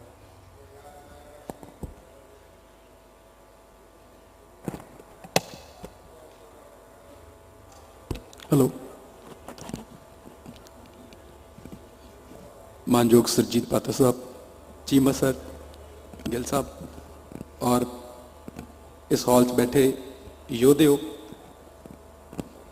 मेरे प्यारे सैनिकों और दर्शकों जो इस शानदार इवेंट में मानन आए हो, सारिਆਂ ਨੂੰ मेरी सत श्री अकाल। ਸੋ ਪਹਿਲਾਂ ਤਾਂ ਮੈਂ ਬਹੁਤ ਸ਼ੁਕਰਗੁਜ਼ਾਰ ਹਾਂ ਜਿਨ੍ਹਾਂ ਨੇ ਇਸ ਇਵੈਂਟ ਨੂੰ ਆਰਗੇਨਾਈਜ਼ ਕੀਤਾ ਤੇ ਉਹਨਾਂ ਨੇ ਇੱਕ ਬਹੁਤ ਮੀਨਿੰਗਫੁਲ ਇੱਕ ਡਿਸਕਸ਼ਨ ਨੂੰ ਲੋਕਾਂ ਦੇ ਰੂਬਰੂ ਕਰਨ ਦਾ ਉਪਰਾਲਾ ਕੀਤਾ ਕਿ ਪੰਜਾਬ ਦੀ ਇਸ ਜੋ ਵਾਰੀਅਰ ਪਰੰਪਰਾ ਹੈ ਜਾਂ ਸਾਡੀ ਮਾਰਸ਼ਲ ਪੋਇਟਰੀ ਹੈ ਉਹਦੇ ਬਾਰੇ ਗੱਲ ਕੀਤੀ ਜਾਵੇ ਤੇ ਉਹਦੇ ਬਾਰੇ ਡਿਸਕਸ਼ਨ ਕੀਤੀ ਜਾਵੇ। ਅਸੀਂ ਉਹ ਗੱਲ ਲੋਕਾਂ ਤੱਕ ਪਹੁੰਚਾਈਏ ਤਾਂ ਕਿ ਆਪਣੀ ਵਿਰਾਸਤ ਬਾਰੇ ਅਸੀਂ ਜਾਣ ਸਕੀਏ, ਉਹਨੂੰ ਫਖਰ ਕਰ ਸਕੀਏ ਤੇ ਕੋਈ ਸਹੀ ਰਸਤਾ ਭਵਿੱਖ ਦਾ ਤਲਾਸ਼ ਸਕੀਏ। ਸੋ ਜਿਸ ਤਰ੍ਹਾਂ ਪਾਤਰ ਸਾਹਿਬ ਨੇ ਬਹੁਤ ਸਾਡਾ ਰਸਤਾ ਸੌਖਾ ਵੀ ਕਰਤਾ ਗੱਲ ਕਰਨ ਵਾਸਤੇ ਕਿ ਕਿਹਾ ਜਾਂਦਾ ਕਿ ਪੰਜਾਬ ਦੇ ਜੰਮਿਆਂ ਨੂੰ ਨਿੱਤ ਮੁਹਿੰਮਾਂ, ਕਿ ਜਿਹੜਾ ਪੰਜਾਬ 'ਚ ਜੰਮਿਆ ਉਹਨੂੰ ਕਿਸੇ ਨਾ ਕਿਸੇ ਮੁਹਿੰਮ ਤੇ ਜਾਣਾ ਪਊਗਾ। ਸੋ ਇਹ ਇੱਕ ਬਹੁਤ ਵੱਡਾ ਸੱਚ ਹੈ ਇਸ ਅਖਾਣ ਦੇ ਵਿੱਚ ਛੁਪਿਆ ਹੋਇਆ। ਪੰਜਾਬ ਸਦਾ ਹੀ ਇਨਵੇਡਰਸ ਦੀ ਇੱਕ ਲਾਂਘੇ ਵਾਂਗੂ ਵਰਤਿਆ ਜਾਂਦਾ ਰਿਹਾ। ਈਸਾ ਤੋਂ 2000 ਤੋਂ ਲੈ ਕੇ 1500 ਸਾਲ 2000 ਤੋਂ 1500 ਸਾਲ ਪਹਿਲਾਂ ਤੱਕ ਇੱਥੇ ਐਰੀਅਨ ਲੋਕ ਆਏ। ਉਹਨਾਂ ਨੇ ਇੱਥੇ ਇੱਕ ਵਧੀ ਫੁੱਲੀ ਸਭਿਅਤਾ ਸੀ ਜਿਹੜੀ ਉਹਨੂੰ ਨੇਸਤਨਾਬੂਦ ਕੀਤਾ, ਉਹਨਾਂ ਦੇ ਨਾਲ ਮਿਲ ਜੁਲ ਕੇ ਰਹੇ, ਸੰਸ਼ਲੇਸ਼ਣ ਹੋਇਆ, ਬਹੁਤ ਕੁਝ ਉਹਨਾਂ ਤੋਂ ਲਿਆ, ਬਹੁਤ ਸਾਰੀਆਂ ਰੂੜੀਆਂ ਆਪਸ ਦੇ ਵਿੱਚ ਸਾਂਝੀਆਂ ਕਰ ਲਈਆਂ ਤਾਂ ਇੱਕ ਸੰਸ਼ਲੇਸ਼ਣ ਹੋਣਾ ਸ਼ੁਰੂ ਹੋਇਆ, ਇੱਕ ਮਿੱਸੀ ਰੋਟੀ ਪੱਕਣੀ ਸ਼ੁਰੂ ਹੋਈ ਪੰਜਾਬ ਦੇ ਵਿੱਚ। ਜਿਹੜੇ ਹੜੱਪਾ ਸਭਿਅਤਾ ਦੇ ਲੋਕ ਸੀ, ਸਿੰਧੂ ਘਾਟੀ ਸਭਿਅਤਾ ਦੇ ਲੋਕ ਸੀ, ਉਹ ਮਾਤਾ ਪ੍ਰਧਾਨ ਸੁਸਾਇਟੀ ਸੀ। ਉੱਥੇ ਮਾਂ ਜਿਹੜੀ ਸੀਗੀ ਉਹ ਫੈਮਿਲੀ ਦੀ ਹੈਡ ਹੁੰਦੀ ਸੀ। ਜਿਹੜੇ ਐਰੀਅਨ ਸੀ ਇਹ ਪਿਤਾ ਪ੍ਰਧਾਨ ਸਮਾਜ ਸੀ। ਤਾਂ ਇਹਦੀ ਜਿਹੜੀ ਟਰਾਂਸਫਰਮੇਸ਼ਨ ਸਾਨੂੰ ਮਿਲਦੀ ਆ ਉਹ ਮਿਲਦੀ ਆ ਮਹਾਭਾਰਤ 'ਚ। ਮਹਾਭਾਰਤ ਦੇ ਵਿੱਚ ਜਿਹੜੇ ਪਾਤਰ ਨੇ, ਯੋਧੇ ਨੇ, ਜਦੋਂ ਉਹਨਾਂ ਨੂੰ ਸੰਬੋਧਨ ਕੀਤਾ ਜਾਂਦਾ, ਅਰਜੁਨ ਨੂੰ ਭਗਵਾਨ ਕ੍ਰਿਸ਼ਨ ਕੌਂਤੈ ਕਹਿ ਕੇ ਸੰਬੋਧਨ ਕਰਦੇ ਨੇ, ਉਹ ਕੁੰਤੀ ਦਾ ਪੁੱਤਰ ਸੀ। ਤੇ ਉਹ ਦੌਰ ਹੈ ਜਿਹੜਾ ਉਹ ਟਰਾਂਸਫਰਮੇਸ਼ਨ ਦਾ ਦੌਰ ਆ। ਉਸ ਤੋਂ ਬਾਅਦ ਪਿਤਾ ਪ੍ਰਧਾਨ ਸਮਾਜ ਆ ਜਿਹੜਾ ਉਹ ਆਪਣਾ ਐਸਟੈਬਲਿਸ਼ ਕਰਦਾ ਆਪਣੇ ਆਪ ਨੂੰ। ਮਹਾਭਾਰਤ ਲਿਖਣ ਦੇ ਜਿਹੜੇ ਕਵੀ ਨੇ ਉਹਨਾਂ ਦੀ ਜਨਮ ਭੂਮੀ ਦੀ ਪੰਜਾਬ ਰਹੀ। ਉਹ ਜ਼ਿਆਦਾਤਰ ਕਵੀ ਪੰਜਾਬ ਦੀ ਜਨਮ ਭੂਮੀ ਤੇ ਵਿਚਰਦੇ ਰਹੇ। ਪਾਣਿਨੀ ਜਿਹਨੇ ਅਸ਼ਟ ਅਧਿਆਈ ਲਿਖੀ, ਜਿਹਨੇ ਸੰਸਕ੍ਰਿਤ ਨੂੰ ਫਿਕਸ ਕੀਤਾ ਕਿ ਇਦਾਂ ਬੋਲੀ ਜਾਣੀ ਆ, ਉਹ ਪੰਜਾਬ ਦੇ ਜੰਮਪਲ ਸੀ। ਵੇਦਾਂ ਉਪਨਿਸ਼ਦਾਂ ਦੇ ਸਾਰੇ ਰਿਸ਼ੀ, ਆਲਮੋਸਟ ਸਾਰੇ ਰਿਸ਼ੀ ਪੰਜਾਬ ਨੂੰ ਬਿਲੋਂਗ ਕਰਦੇ ਸੀ। ਪੰਜਾਬ ਇੱਕ ਬਹੁਤ ਵੱਡਾ ਖਿੱਤਾ ਸੀ। ਸੋ ਪੰਜਾਬ ਦੀ ਜਿਹੜੀ ਟ੍ਰੈਡੀਸ਼ਨ ਆ ਇਹ ਬੜੀ ਪ੍ਰਾਚੀਨ ਟ੍ਰੈਡੀਸ਼ਨ ਰਹੀ। ਜੇ ਅਸੀਂ ਵਾਰੀਅਰ ਟ੍ਰੈਡੀਸ਼ਨ ਲਈਏ, ਜਿਵੇਂ ਸਾਡੇ ਪੰਜਾਬੀ ਦੇ ਬਹੁਤ ਵੱਡੇ ਇੱਕ ਜੋ ਐਂਸ਼ੀਅੰਟ ਹਿਸਟਰੀ ਤੇ ਕੰਮ ਕਰਦੇ ਨੇ ਪੰਜਾਬ ਦੀ, ਤੇ ਸ਼੍ਰੀ ਬੁੱਧ ਪ੍ਰਕਾਸ਼ ਜੀ, ਉਹ ਪੰਜਾਬ ਦੀ ਵਾਰੀਅਰ ਟ੍ਰੈਡੀਸ਼ਨ ਨੂੰ ਮਹਾਭਾਰਤ ਦੇ ਨਾਲ ਜੋੜਦੇ ਨੇ ਤੇ ਉਹਨੂੰ ਵੀ ਇੱਕ ਜੰਗ ਦੀ ਕਵਿਤਾ ਦੇ ਵਾਂਗ ਕੰਸੀਡਰ ਕਰਦੇ ਨੇ ਕਿ ਤੁਸੀਂ ਇਹਨੂੰ ਧਰਮ ਤੋਂ ਕੱਢ ਕੇ ਜੇ ਵੈਸੇ ਸਟੱਡੀ ਕਰੋ ਤਾਂ ਇਹ ਜੰਗ ਦੀ ਇੱਕ ਸਟੋਰੀ ਆ, ਇੱਕ ਪ੍ਰੋਪਰ, ਜਿਹਦੇ ਵਿੱਚ ਕਲੈਨ ਦਾ ਕਲੈਸ਼ ਵੀ ਆ ਔਰ ਇਹਦੀ ਸਾਰੀ ਭੂਮੀ ਆ ਜਿਹੜੀ ਉਹ ਪੰਜਾਬ ਦੀ ਹੈ। ਹਰਿਆਣਾ ਤਾਂ ਸਾਡੇ ਤੋਂ ਹੁਣ ਅੱਡ ਹੋਇਆ, ਸਾਰਾ ਇੱਕ ਵੱਡਾ ਮਹਾ ਪੰਜਾਬ ਸੀ, ਤਿੱਬਤ ਤੱਕ ਫੈਲਿਆ ਹੋਇਆ। ਸੋ ਸਾਡੇ ਕੋਲ ਯੋਧਿਆਂ ਦੀ ਇੱਕ ਟ੍ਰੈਡੀਸ਼ਨ, ਉਸ ਹਿਸਾਬ ਨਾਲ ਜੋ ਵੀ ਦੌਰ ਸੀ, ਜੋ ਵੀ ਯੁੱਗ ਸੀ, ਉਹਨਾਂ ਦੀ ਵੀਰਤਾ ਦੀ ਗਾਥਾ, ਉਹਨਾਂ ਦਾ ਸ਼ੌਰਯ ਔਰ ਯੋਧੇ ਦੀ ਸਮਾਜ ਦੇ ਵਿੱਚ ਮਾਨਤਾ, ਉਹਦੀ ਪਰੰਪਰਾ ਸਾਨੂੰ ਇੱਕ ਮਿਲਦੀ ਆ, ਬੜੀ ਪ੍ਰਾਚੀਨ ਪਰੰਪਰਾ ਸਾਨੂੰ ਮਿਲਦੀ ਆ। ਇੱਕ ਕੁਝ ਖਿਲਾਫ ਵੀ ਸਾਡੇ ਕੋਲ ਪਏ, ਉਹ ਸ਼ਾਇਦ ਜਦੋਂ ਸਾਡੇ ਤੇ ਹਮਲੇ ਹੋਏ, ਹਮਲਾਵਰਾਂ ਨੇ ਸਾਨੂੰ ਇਤਿਹਾਸ ਲਿਖਣ ਨਹੀਂ ਦਿੱਤੇ। ਜਿਸ ਤਰ੍ਹਾਂ ਪੋਰਸ ਦੀ ਸਿਕੰਦਰ ਦੇ ਨਾਲ ਜਿਹੜੀ ਲੜਾਈ ਹੁੰਦੀ ਆ, ਉਸੇ ਪੁਸਤਕ ਦੇ ਵਿੱਚ ਉਹਨਾਂ ਨੇ ਕੁਝ ਹਵਾਲੇ ਦਿੱਤੇ। ਉਹ ਦੱਸਦੇ ਨੇ ਕਿ ਪੰਜਾਬ ਦੀ ਧਰਤੀ ਤੇ ਜੋ ਸਿਕੰਦਰ ਸੀ, ਇੱਕ ਲੜਾਈ ਦੇ ਵਿੱਚ ਇੱਕ ਛੋਟੇ ਗਣਪਤ ਸੀ, ਉੱਥੇ ਇੱਕ ਕਿਲਾ ਫਤਿਹ ਕਰਨ ਲੱਗਿਆ। ਉਹ ਇੰਨਾ ਖਿੱਚ ਗਿਆ ਕਿ ਸਿਕੰਦਰ ਖੁਦ ਪੌੜੀ ਲਾ ਕੇ ਉੱਤੇ ਚੜ੍ਹਨ ਦੀ ਕੋਸ਼ਿਸ਼ ਕਰ ਰਿਹਾ ਤੇ ਉਹਦੇ ਇੰਨੇ ਤੀਰ ਵਰੇ ਕਿ ਉਹ ਗੋਡਿਆਂ ਭਾਰ ਸੀ। ਉੱਥੇ ਉਹਦੇ ਇੱਕ ਤੀਰ ਵੀ ਵੱਜਿਆ ਸੀ, ਜਦੋਂ ਰਿਕਵਰ ਕਰ ਗਿਆ ਤੇ ਪਿੱਛੋਂ ਉਹਦੀ ਡੈਥ ਹੋਈ। ਚਲੋ ਇੱਕ ਅਲੱਗ ਉਹਨਾਂ ਦੀ ਸਿਕੰਦਰ ਦੀ ਲਾਈਫ ਬਾਰੇ ਹੋਆ, ਪਰ ਜੋ ਪੋਰਸ ਉਹਦੇ ਨਾਲ ਲੜਦਾ ਜਾਂ ਪੋਰਸ ਜਿਸ ਤਰ੍ਹਾਂ ਉਹਨੂੰ ਬਹਾਦਰੀ ਦਿਖਾਉਂਦਾ, ਤਾਂ ਕਈ ਹਵਾਲੇ ਇਹ ਮਿਲਦੇ ਨੇ, ਅਲੱਗ-ਅਲੱਗ ਹਿਸਟੋਰੀਅਨ ਅਲੱਗ-ਅਲੱਗ ਕਹਿੰਦੇ ਨੇ। ਇੱਕ ਹਿਸਟੋਰੀਅਨ ਇਹ ਕਹਿੰਦਾ ਕਿ ਸਿਕੰਦਰ ਦੇ ਸਿਪਾਹੀ ਤੌਬਾ ਕਰਨ ਲੱਗੇ ਸੀ ਕਿ ਇਹਦੇ ਨਾਲ ਲੜਨਾ ਨਹੀਂ ਹੈਗਾ, ਛੱਡ ਕੇ ਚੱਲ ਵੀ ਅਸੀਂ ਖੁਦ ਤੈਨੂੰ ਫੜ ਕੇ ਨਹੀਂ ਸਿਕੰਦਰ ਦੇ ਹਵਾਲੇ ਕਰਿਆ ਹੋਣਾ। ਮੈਂ ਨਹੀਂ ਕਹਿੰਦਾ ਕਿ ਸੱਚ ਹੋਊਗਾ ਝੂਠ ਹੋਊਗਾ, ਪਰ ਇਹੋ ਜਿਹੀਆਂ ਬਹੁਤ ਸਾਰੀਆਂ ਚੀਜ਼ਾਂ ਮਿਲਦੀਆਂ ਨੇ। ਮੈਂ ਕਹਿੰਦਾ ਕਿ ਪੋਰਸ ਬਾਰੇ, ਜੋ ਕਿ ਇੱਕ ਪੰਜਾਬੀ ਯੋਧਾ ਸੀ, ਉਹਦੇ ਬਾਰੇ ਸਾਨੂੰ ਕੋਈ ਵਾਰ ਨਹੀਂ ਮਿਲਦੀ ਜਿਹੜੀ ਕਿ ਲਿਖੀ ਜਾਣੀ ਚਾਹੀਦੀ ਸੀ ਜਾਂ ਸਾਡੇ ਤੱਕ ਨਹੀਂ ਪਹੁੰਚੀ, ਸਾਨੂੰ ਨਹੀਂ ਪਤਾ ਕਿਸ ਤਰ੍ਹਾਂ। ਮੈਂ ਇਹਦਾ ਹਵਾਲਾ ਸਿਰਫ ਇਸ ਕਰਕੇ ਦੇ ਰਿਹਾ ਕਿ ਜੇ ਪੰਜਾਬ ਦੀ ਐਂਸ਼ੀਅੰਟ ਮਾਰਸ਼ਲ ਟ੍ਰੈਡੀਸ਼ਨ ਆ, ਇਹ ਬੜੀ ਲੰਬੀ ਹੈ। ਫਿਰ ਉਸ ਤੋਂ ਬਾਅਦ ਪੰਜਾਬ ਦੇ ਵਿੱਚ ਬਹੁਤ ਸਾਰੀਆਂ ਕੌਮਾਂ ਆਈ ਜਾਂਦੀਆਂ ਨੇ। 28 ਤੋਂ 31 ਕੌਮਾਂ ਪੰਜਾਬ ਦੇ ਵਿੱਚ ਕਿਹਾ ਜਾਂਦਾ ਕਿ ਆਈਆਂ। ਇੱਥੇ ਹਮਲੇ ਕੀਤੇ, ਇੱਥੇ ਵਸ ਗਏ, ਇੱਥੋਂ ਦੇ ਵਾਸੀ ਬਣ ਗਏ, ਫਿਰ ਉਹਨਾਂ ਤੇ ਹਮਲੇ ਹੋਏ, ਫਿਰ ਉਹ ਉਜੜੇ, ਫਿਰ ਵਸੇ, ਜਿਹੜੇ ਹਮਲਾ ਕਰਨ ਆਏ ਸੀ ਫਿਰ ਉਹਨਾਂ ਤੇ ਹਮਲੇ ਹੋਏ। ਮਤਲਬ ਇਹ ਇੱਕ ਲਗਾਤਾਰ ਇੱਕ ਇਹੋ ਜਿਹੀ ਖੇਤਰ ਰਿਹਾ ਜਿੱਥੇ ਲਗਾਤਾਰ ਹਮਲੇ ਹੁੰਦੇ ਰਹੇ। ਪਰ ਇਸ ਗੱਲ ਨੂੰ ਅਸੀਂ ਇੰਨੀ ਵਾਰ ਦੁਹਰਾ ਚੁੱਕੇ ਹਾਂ, ਜਾਣ ਚੁੱਕੇ ਹਾਂ, ਇਹਦੇ ਅਰਥ ਖਤਮ ਹੋਣੇ ਸ਼ੁਰੂ ਹੋ ਚੁੱਕੇ ਨੇ। ਪਰ ਇਹਦੀ ਮਰਮ ਤੱਕ ਜਾਂ ਇਹਦੇ ਅਹਿਸਾਸ ਤੱਕ ਜਾਣਾ ਚਾਹੀਦਾ। ਤੁਸੀਂ ਜੰਗਾਂ ਦੇਖੋ ਇਤਿਹਾਸ ਦੇ, ਜਿੱਥੇ ਜਿੱਥੇ ਇਸ ਵਕਤ ਵੀ ਕਈ ਮੁਲਕ ਜੰਗਾਂ ਨਾਲ ਜੂਝ ਰਹੇ ਨੇ, ਤੁਸੀਂ ਉਹਦੇ ਵੀਡੀਓਜ਼ ਦੇਖ ਸਕਦੇ ਹੋ, ਉਹਨਾਂ ਦੀ ਤਬਾਹੀ ਦੇ ਮੰਜ਼ਰ ਦੇਖੋ। ਇਹੋ ਜਿਹੀ ਤਬਾਹੀ ਅਸੀਂ 2500 ਸਾਲ ਦੇਖੀ, ਅਸੀਂ 40-40, 50-50, 100-100 ਸਾਲ ਦੇ ਵਕਫੇ ਨਾਲ ਹੁੰਦੀ ਰਹੀ ਹੈ ਤਬਾਹੀ। ਤਾਂ ਉਹ ਲੋਕ ਕਿਹੋ ਜਿਹੇ ਬਣੇ ਹੋਣਗੇ? ਇੱਕ ਇਹ। ਦੂਜਾ ਕਾਰਨ, ਇੱਥੇ ਇੱਕ ਪੌਦਾ ਉੱਗਦਾ ਛੋਟਾ ਜਿਹਾ, ਅੱਜ ਵੀ ਉੱਗਿਆ ਹੋਇਆ ਖੇਤਾਂ 'ਚ, ਉਹਦੇ ਵਾਸਤੇ ਮੌਸਮ ਬੜਾ ਸਾਜ਼ਗਾਰ ਹੈ। ਜੇ ਅਸੀਂ ਮਾਨਵ ਵਿਗਿਆਨ ਦੇ ਪੱਖ ਤੋਂ ਦੇਖੀਏ, ਕਣਕ ਦਾ ਪੌਦਾ, ਉਹਨੂੰ ਠੰਡ ਦੀ ਜ਼ਰੂਰਤ ਹੁੰਦੀ ਹੈ। ਹੁਣ ਇਹਨਾਂ ਨੇ 2-2 ਇੰਚ ਦਾ 3-3 ਇੰਚ ਦਾ ਪੌਦਾ ਹੋਊਗਾ ਤੇ ਉਹਨੂੰ ਠੰਡ ਦੀ ਜ਼ਰੂਰਤ ਹੁੰਦੀ ਹੈ, ਤੇ ਹੁਣ ਤੇ ਅੱਗੇ ਜਾ ਕੇ ਪੂਰੀ ਗਰਮੀ 'ਚ ਪੱਕਦਾ। ਉਹ ਇੰਨਾ ਸਹੀ ਪਰਫੈਕਟ ਉਹਦੇ ਵਾਸਤੇ এনवायरमेंट ਆ। ਫਿਰ 5 ਦਰਿਆਵਾਂ ਦਾ ਪਾਣੀ, ਬਾਰਿਸ਼ਾਂ ਹੁੰਦੀਆਂ ਸੀਗੀਆਂ, ਹਿਮਾਲਿਆ ਪਰਬਤ ਨਾਲ ਟਕਰਾ ਕੇ ਮੌਨਸੂਨ ਜੇ ਸਹੀ ਹੋ ਗਈ ਤਾਂ ਬਗੈਰ ਕੁਝ ਕੀਤੇ ਕਾਫੀ ਕੁਝ ਮਿਲ ਜਾਂਦਾ ਸੀ ਸਾਨੂੰ। ਸੋ ਸੌਣ ਦੇ ਮਹੀਨੇ ਵਾੜਾਂ 'ਚ ਗੱਡੇ ਹੋਏ ਡੰਡੇ ਹਰੇ ਹੋ ਜਾਂਦੇ ਨੇ, ਜਿਹੜੇ ਪੰਜਾਬ ਦੇ ਵਿੱਚ ਪਲੇ ਨੇ ਦੇਖੇ ਹੋਣਗੇ। ਇਸ ਕਿਸਮ ਦੀ ਫਰਟਾਈਲ ਲੈਂਡ ਹੋਵੇ ਤੁਹਾਡੇ ਕੋਲ, ਦਰਿਆ ਹੋਣ, ਰਮਣੀਕ ਵਾਤਾਵਰਨ ਹੋਵੇ, ਤਾਂ ਕਿਹਦਾ ਦਿਲ ਨਹੀਂ ਕਰੂਗਾ ਇੱਥੇ ਰਾਜ ਕਰਨ ਨੂੰ। ਦੂਸਰੀ ਗੱਲ, ਹੁਣ ਤੁਸੀਂ ਖੇਤੀ ਦੇਖੋ, ਕਿਉਂਕਿ ਪੰਜਾਬੀ ਸੰਸਕ੍ਰਿਤੀ ਬੇਸਿਕਲੀ ਕਿਸਾਨੀ ਸੰਸਕ੍ਰਿਤੀ ਹੈ। ਔਰ ਕਿਸਾਨੀ ਸੰਸਕ੍ਰਿਤੀ ਨੂੰ ਤੁਸੀਂ ਇਸ ਤਰ੍ਹਾਂ ਦੇਖੋ ਕਿ ਤੁਹਾਡੇ ਕੋਲ ਟਰੈਕਟਰ ਆ ਕੇ ਤੁਸੀਂ ਫੋਨ ਤੇ ਮੋਟਰ ਆਨ ਕਰ ਦਿੰਦੇ ਹੋ ਤੇ ਪਾਈਪ ਪਏ ਹੋਏ ਨੇ। ਨਹੀਂ, ਤੁਸੀਂ ਅੱਜ ਵੀ ਦੁਆਬੇ ਦੇ ਏਰੀਏ 'ਚ ਜਾਓ, ਦੁਆਬੇ ਦੇ ਕਈ ਏਰੀਏ ਦੇ ਖੇਤ ਨੇ ਜਿਹੜੇ, ਉੱਥੇ ਜੇ ਤੁਸੀਂ ਰਾਤ ਨੂੰ ਪਾਣੀ ਲਾਉਣ ਜਾਣਾ ਤਾਂ ਤੁਹਾਨੂੰ ਚੀਤੇ ਟੱਕਰ ਜਾਂਦੇ ਨੇ, ਲੈਪਰਡ ਖੇਤਾਂ ਦੇ ਵਿੱਚ। ਅੱਜ ਵੀ ਤੁਸੀਂ ਸੋਚ ਕੇ ਦੇਖੋ ਕਿ 10ਵੀਂ ਸਦੀ 'ਚ, 12ਵੀਂ ਸਦੀ 'ਚ, 9ਵੀਂ ਸਦੀ 'ਚ ਜਿਹੜੇ ਖੇਤੀ ਕਰਦੇ ਹੋਣਗੇ ਉਹਨਾਂ ਦੀਆਂ ਦੁਸ਼ਵਾਰੀਆਂ ਕਿਸ ਤਰ੍ਹਾਂ ਦੀਆਂ ਹੋਣਗੀਆਂ। ਸਾਡੇ ਕੋਲ ਫੋਕ ਦੇ ਵਿੱਚ ਇਹਦੇ ਹਵਾਲੇ ਮਿਲਦੇ ਨੇ ਕਿ 2 ਬੱਚਿਆਂ ਦਾ ਵੀ ਮਤਲਬ ਮੂੰਹ ਭਰਨ ਵਾਸਤੇ, ਢਿੱਡ ਭਰਨ ਵਾਸਤੇ ਬਹੁਤ ਹੱਡ ਭੰਨਵੀਂ ਮਿਹਨਤ ਕਰਨੀ ਪੈਂਦੀ ਸੀ ਔਰ ਬਹੁਤ ਜ਼ਿਆਦਾ ਸਖਤ ਜੀਵਨ ਸੀ।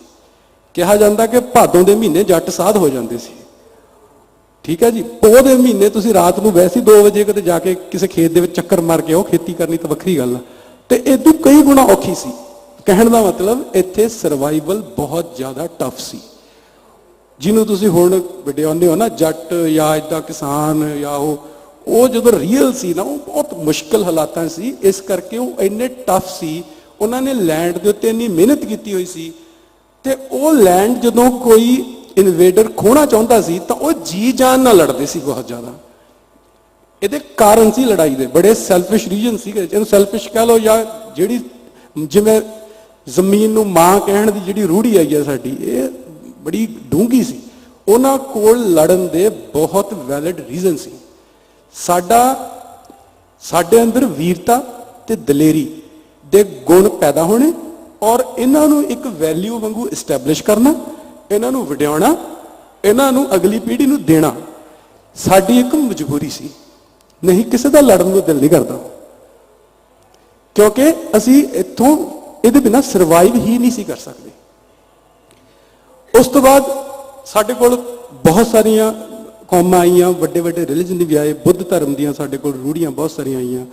ਸੈਮਟਿਕ ਪ੍ਰਭਾਵ ਸਾਡੇ ਉੱਤੇ ਪਏ, ਸਾਡੇ ਉੱਤੇ ਯਹੂਦੀ ਪ੍ਰਭਾਵ ਵੀ ਪਏ, ਈਸਾਈਆਂ ਦਾ ਪ੍ਰਭਾਵ ਉਸ ਤਰ੍ਹਾਂ ਨਹੀਂ ਪਿਆ, ਪਰ ਬਹੁਤ ਸਾਰੇ ਤਮਾਮ ਰਿਲੀਜਨ ਦੇ ਪ੍ਰਭਾਵ ਅਸੀਂ ਲਏ।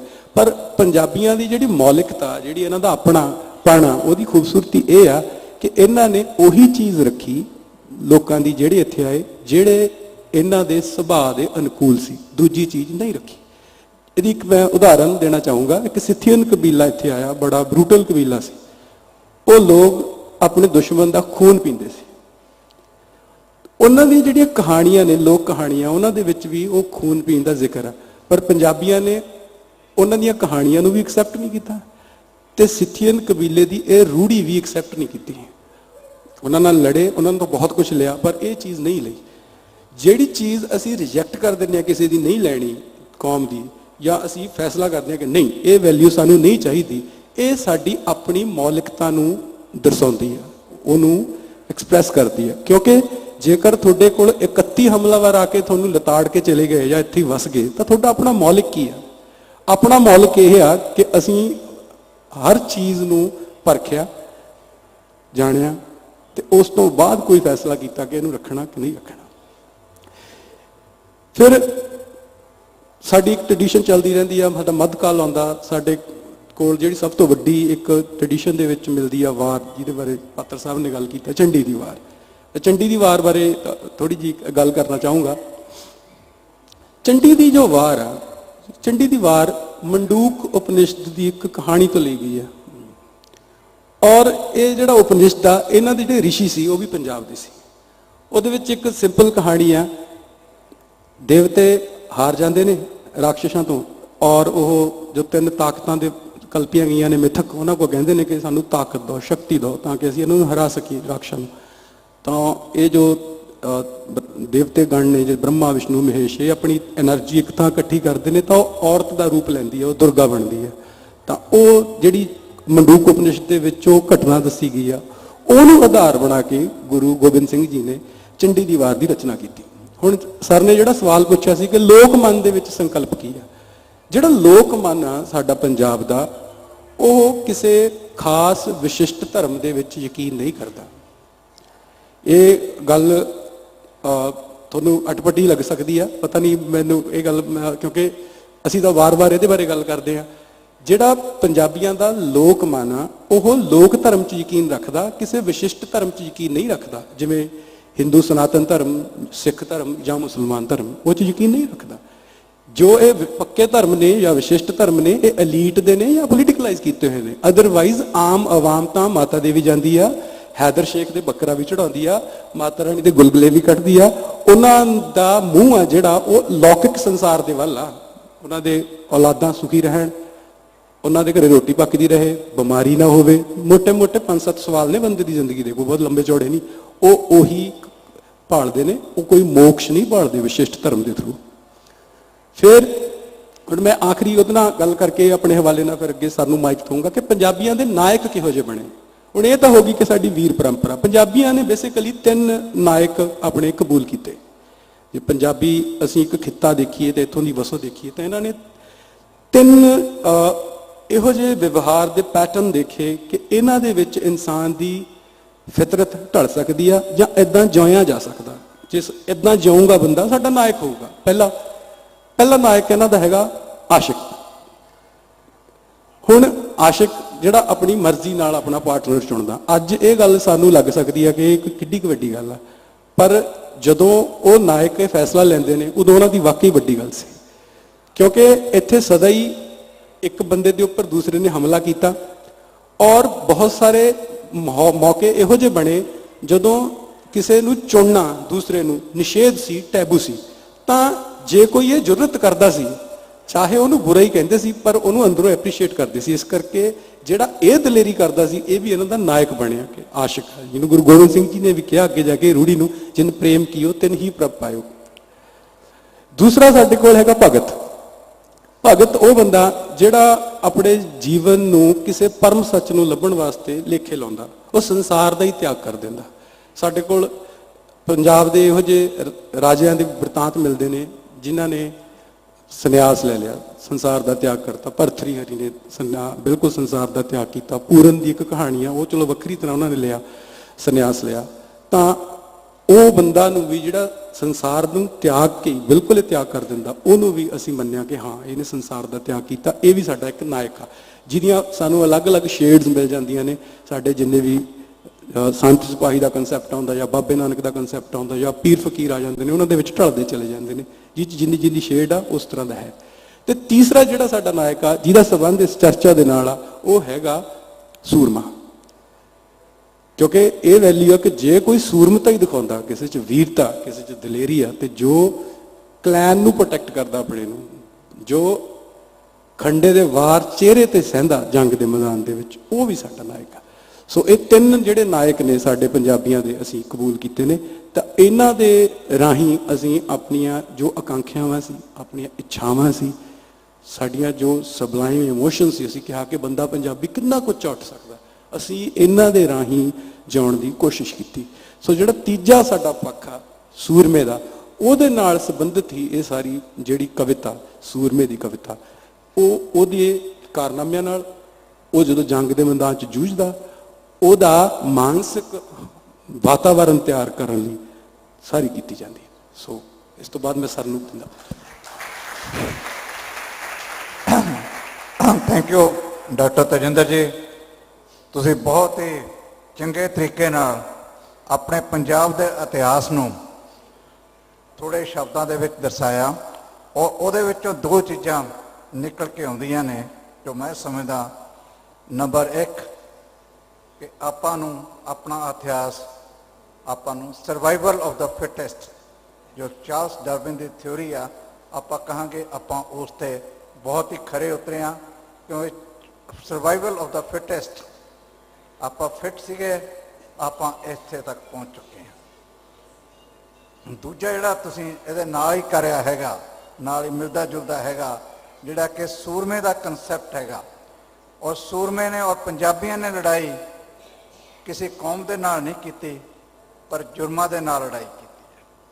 ਜੋ ਵੀ ਈਵਲ ਸੀਗਾ ਸੋਸਾਇਟੀ ਦੇ, ਉਹਨਾਂ ਦੇ ਵਿੱਚ ਉਹਨਾਂ ਨਾਲ ਲੜਾਈ ਕੀਤੀ ਆ। ਔਰ ਉਹ ਵੀ ਜਦੋਂ ਕੋਈ ਚਾਰਾ ਨਹੀਂ ਬਚਿਆ ਸੀਗਾ। ਗੁਰੂ ਗੋਬਿੰਦ ਸਿੰਘ ਦਾ ਸਵਈਆ ਵੀ ਆਖਰੀ ਇਹੀ ਕਹਿੰਦਾ, ਆਤੀ ਰਨ ਮੇ ਤਬ ਜੂਝ ਮਰੋ ਜਬ ਔ ਕੀ ਰੌਦ ਨਿਦਾਨ ਬਣੇ। ਇਹ ਕਿਸੇ ਈਵਲ ਲਈ ਆ, ਨਾ ਕਿ ਕਿਸੇ ਕੌਮ ਜਾਂ ਕਿ ਕਿਸੇ ਇੰਡੀਵਿਜੂਅਲਸ ਦੇ ਅਗੇਂਸਟ ਇਹ ਲੜਾਈ ਨਹੀਂ ਸੀ। ਮੈਂ ਹੁਣ ਡਾਕਟਰ ਕਰਨਲ ਜਸਜੀਤ ਸਿੰਘ ਗਿੱਲ ਨੂੰ ਰਿਕੁਐਸਟ ਕਰਾਂਗਾ ਕਿ ਹੁਣ ਆਪਾਂ ਹਿਸਟੋਰੀਕਲ ਪਰਸਪੈਕਟਿਵ ਦੇਖ ਲਿਆ, ਥਿਓਰੀਟੀਕਲ ਕੰਸਟਰਕਟ ਦੇਖ ਲਿਆ ਹੈਗਾ, ਹੁਣ ਕੀ ਮਾਰਸ਼ਲ ਪੋਇਟਰੀ ਦੀ ਮਾਡਰਨ ਜ਼ਮਾਨੇ ਦੇ ਵਿੱਚ, ਮਾਡਰਨ ਪੋਇਟਰੀ ਦੇ ਵਿੱਚ ਮਾਰਸ਼ਲ ਪੋਇਟਰੀ ਦੀ ਕੀ ਅਹਿਮੀਅਤ ਹੈ, ਕੀ ਉਹ ਉਸੇ ਤਰ੍ਹਾਂ ਪ੍ਰਫੁੱਲਿਤ ਹੈ ਜਾਂ ਉਹਦੇ ਵਿੱਚ ਕੋਈ ਫਰਕ ਪੈ ਚੁੱਕਿਆ ਹੈਗਾ। ਕਰਨਲ ਜਸਜੀਤ ਸਿੰਘ।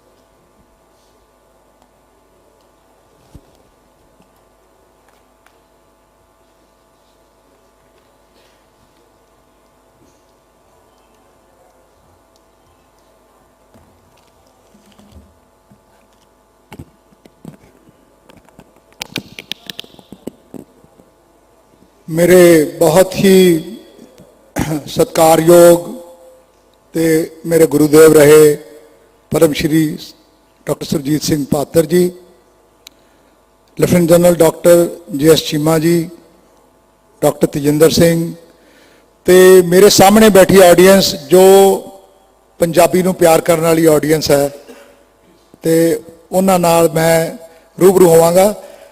ये जिहड़ा जंगनामा ते वार दी थोड़ी जी आपां अलग अलग कर लीए। वारां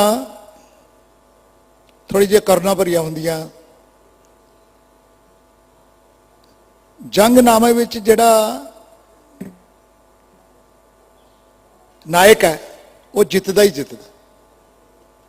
बहुत जंगनामे other than Zafarnama by Sahib Kamal Guru Gobind Singh ने जिहड़ा रचित किया, वो मुसलमान कवियों वालों लिखे गए, ते वारां ज़्यादा सिखां ते हिंदुओं वालों लिखी गई। ये रिसर्च का विषय। मैं तुहाडे नाल शेयर करदा भी वार जदों आपां जफरनामा, उहदे विच कई उणताइयां आ गईयां अपने तक पहुँचते पहुँचते। जफरनामे का मतलब है जित की चिट्ठी, तो वह तकरीबन 25% जे तुसी उहदियां तुकां गिणो तो वह चमकौर की गढ़ी की लड़ाई का पूरा बयान है। हुण गल इत्थे आउंदी है भी पर्शियन अपने को पढ़ी ना गई। शाह मुहम्मद का जंगनामा पंजाबी भी सी, आपां फटाफट याद कर लिया। गुरु साहब ने उहदे विच ये जिहड़ियां तुसी सारियां दिन लाइनां पढ़दे हो कि जदों जुल्म की हद हो जाए उदों कृपान या तलवार का चुकना जायज़ है। ये उदों उन्होंने औरंगजेब नूं लिख के भेजा, तो औरंगजेब नूं याद कराते हैं। ये पहले जिहड़े पन्ने ने, जिहड़े लाइनां ने जफरनामे दियां, उन्होंने एक अच्छा मुसलमान, अच्छा ਕੁਰਾਨ ਨੂੰ ਮੰਨਣ ਵਾਲਾ, ਆਪ ਵੀ ਕਹਿੰਦੇ ਜੇ ਮੈਂ ਮੁਸਲਮਾਨ ਹੁੰਦਾ ਤੇ ਮੈਂ ਕੁਰਾਨ ਨੂੰ ਐ ਮੰਨਦਾ ਤੇ ਮੈਂ ਐ ਕਰਦਾ। ਉੱਥੇ ਉਹਨਾਂ ਨੇ ਇੱਕ ਇੱਕ ਤੀਰ ਦੀ ਵੈਲਿਊ ਦਿੱਤੀ ਹੈ। ਉਹ ਜਿਹੜਾ ਜੋਸ਼ ਹੈ ਜਿਹੜਾ ਤੀਰ ਦਾ, ਕਿਉਂਕਿ ਉਹ 40 ਨੇ, ਦਾਸਤਾਨੇ ਸ਼ਹਾਦਤ ਬੜਾ ਅੱਛਾ ਮੁਜੱਸਮਾ ਬਣਿਆ, ਉਹਨੂੰ ਜਾ ਕੇ ਜ਼ਰੂਰ ਵੇਖੋ ਜੇ ਕਿਤੇ ਮੌਕਾ ਮਿਲੇ। 40 ਨੇ ਲੱਖਾਂ ਨਾਲ ਲੜਾਈ ਕੀਤੀ ਹੈ। ਇਹ ਜਿਹੜੇ ਫਿਗਰਸ ਨੇ ਕਿ ਲੱਖ ਸੀ ਕਿ 50,000 ਸੀ, ਇਹ ਉਹ ਮੈਂ ਮੈਥਮੈਟੀਸ਼ੀਅਨ ਸਟੈਟਿਸ਼ੀਅਨ ਦੇ ਹਿੱਸੇ ਪਾ ਦਿੰਦਾ। ਲੇਕਿन ਜਿਹੜਾ ਇਹ ਇੱਕ चिड़ियों से मैं बाज चढ़ाऊं तभी गोविंद सिंह नाम कहाऊं, 1.25 लाख से एक लड़ाऊं, उत्थे सिद्ध किया गुरु गोबिंद सिंह ने। उत्थों का जोश भरिया। वो कहते मैं तीर चलाना तो तेरा जो फलाना जरनैल है वो मरदा है, जेड़ा जफर बेग है वो कंध की ओट च लुकिया होया, निकलिया नहीं, जे किते निकलदा तो मैं एक तीर ना उन्होंने पार बुलांदा। उत्थे वो गल करते हैं भी जे तू मुसलमान सही है तो मुसलमाना की तरह जे तू काम करदा, जे कुरान की तू कसम खाधी है तो तू मेरे आनंदपुर साहब तो भेजे हुए माल सवाब नूं लुटदा ना। विचों ढैले भी हो जाते हैं, विचों नूं बुलाउंदे आ कि मैं बराड़ा की धरती दीना कांगड़ तो लिखते हैं तो दीना साहब आके वो भेजते हैं चिट्ठी, उत्थे बुलाउंदे उन्होंने बई उन्होंने पता है कि मैं ये नाल मतलब भी कढ़ना। कहते हैं भी जदों ये चिट्ठी दया सिंह ते अपने 5 प्यारिਆਂ चो धर्म सिंह जी लैके जाते तो बड़ा मायूस होंदा जड़ा औरंगजेब है। तो उस तो बाद कुछ देर बाद उसकी मौत हो जाती है। तो वो कहते दिल ते जड़ा भार लेना, दिल के भार नालों कोई ज़्यादा भार नहीं। सतिंदर सरताज ने लिखा नवे नवे गीत दे विच, ते वो दिल ते भार लैंदा क्योंकि उन्होंने इन्नियां क तोहमतां ते उहदी जिल्लत कराई गुरु गोबिंद साहब ने। ਉਹਦੇ ਨਾਲ ਜਿਹੜਾ ਇਹ ਜ਼ਫਰਨਾਮੇ ਦੇ ਵਿੱਚ ਇੱਕ ਜਿਹੜੀ ਹੋਰ ਇੰਟਰਸਟਿੰਗ ਗੱਲ ਇਹ ਹੈ ਕਿ ਉਹਨਾਂ ਨੇ ਉਹਨੂੰ ਕਿਹਾ ਵੀ ਤੂੰ ਬਾਦਸ਼ਾਹ ਹੋ ਸਕਦਾ, ਤੂੰ ਆਪਣੇ ਨੂੰ ਆਲਮਗੀਰ ਕਹਾ ਸਕਦਾ, ਪਰ ਤੂੰ ਅਸਲ ਬਾਦਸ਼ਾਹ ਤਦੀ ਹੋਏਗਾ ਜਦੋਂ ਤੂੰ ਲੋਕਾਂ ਦੇ ਦਿਲ ਤੇ ਰਾਜ ਕਰੇਗਾ ਤੇ ਆਪਣੇ ਵਾਅਦੇ ਨਿਭਾਏਗਾ। ਇਸੇ ਜ਼ਫਰਨਾਮੇ ਤੋਂ ਅੱਗੇ ਨਜਾਬਤ ਨੇ ਇੱਕ ਜ਼ਫਰਨਾਮਾ ਲਿਖਿਆ, ਜੰਗਨਾਮਾ ਲਿਖਿਆ, ਜਿਹੜਾ ਨਾਦਰ ਸ਼ਾਹ ਨੂੰ नादर शाह की विक्टरी नूं गल करदा। इहदे विच तुसीं देखिया होना भी अहमद शाह अब्दाली आउंदा श्री हरमंदर साहब ते बरूद नाल ला के भर दिंदा ते तहस नहस कर दिंदा ते सरोवर नूं भर दिता जांदा। ते एक फिर जंगी टकोर जाके बीकानेर विच सिंघां नूं एक बली बलाका सिंह लांदा। वो किवें लाउंदा? बली बलाका सिंह जी जब पहुंचा बीकानेर, उन्हें कीती गल पंजाब दी जी, मन मन हंजू केर, क्यों हरमंदर सुनना छड्ड के क्यों घुरनी वड़ गए शेर जी। फिर आउंदे सुखा सिंह, महताब सिंह, मस्से रंगड़ दा वो जिहड़ी बेरी तुसीं जाके बेरी कोलों प्रसाद लेने हो, ये तुहानूं याद कराया भी एक ललकार दे तौर ते वार पोइट्री की कर सकदी। मेरे नाल सहमत हो जी? ते अगे वो जदों आपां चलीए, ये जिहड़ा शाह मुहम्मद है ये साडे लई बहुत वड्डी गल करके गया। साडे जिहड़े पूर्वज सी ये पंजाबी कौम नूं ओहदी पहचान दे के गया। जंग हिंद पंजाब दा होण लगा, फौजां दोने पासे बहुत भारियां नहीं, बादशाहियां दोनों पासे भारियां। उन्हें पंजाब की कौम की गल की है। एक विचों थोड़ा जिहा उस वेले सिंघां दा ख्याल नहीं आता उन्होंने वो लिखण दे विच। वो कहंदा ये तीजी जात कित्थों आई विच सतरां दे विच लिखदा भी हिंदू ते सिख। इस वेले उहदे दिल च मलाल भी है क्योंकि मुसलमान है, मुसलमानों का राज खोया गया क्योंकि बहादुर शाह अजे गया है। तो ये विचला पीरियड है जी, मीर मन्नू मिसला ते महाराजा रणजीत सिंह, ये उन्होंने मलाल है, उहदे पूर्वज उहदे नाल है। इस वेले जिहड़ा महाराजा रणजीत सिंह का प्रगट होना अपने पंजाब के सीन ते, वो एको ही गल आके कहंदा बई देखो जे तुसीं सेंसस सुनना, थोड़ा जिहा मैं तुहानूं सेंसस सुना देना।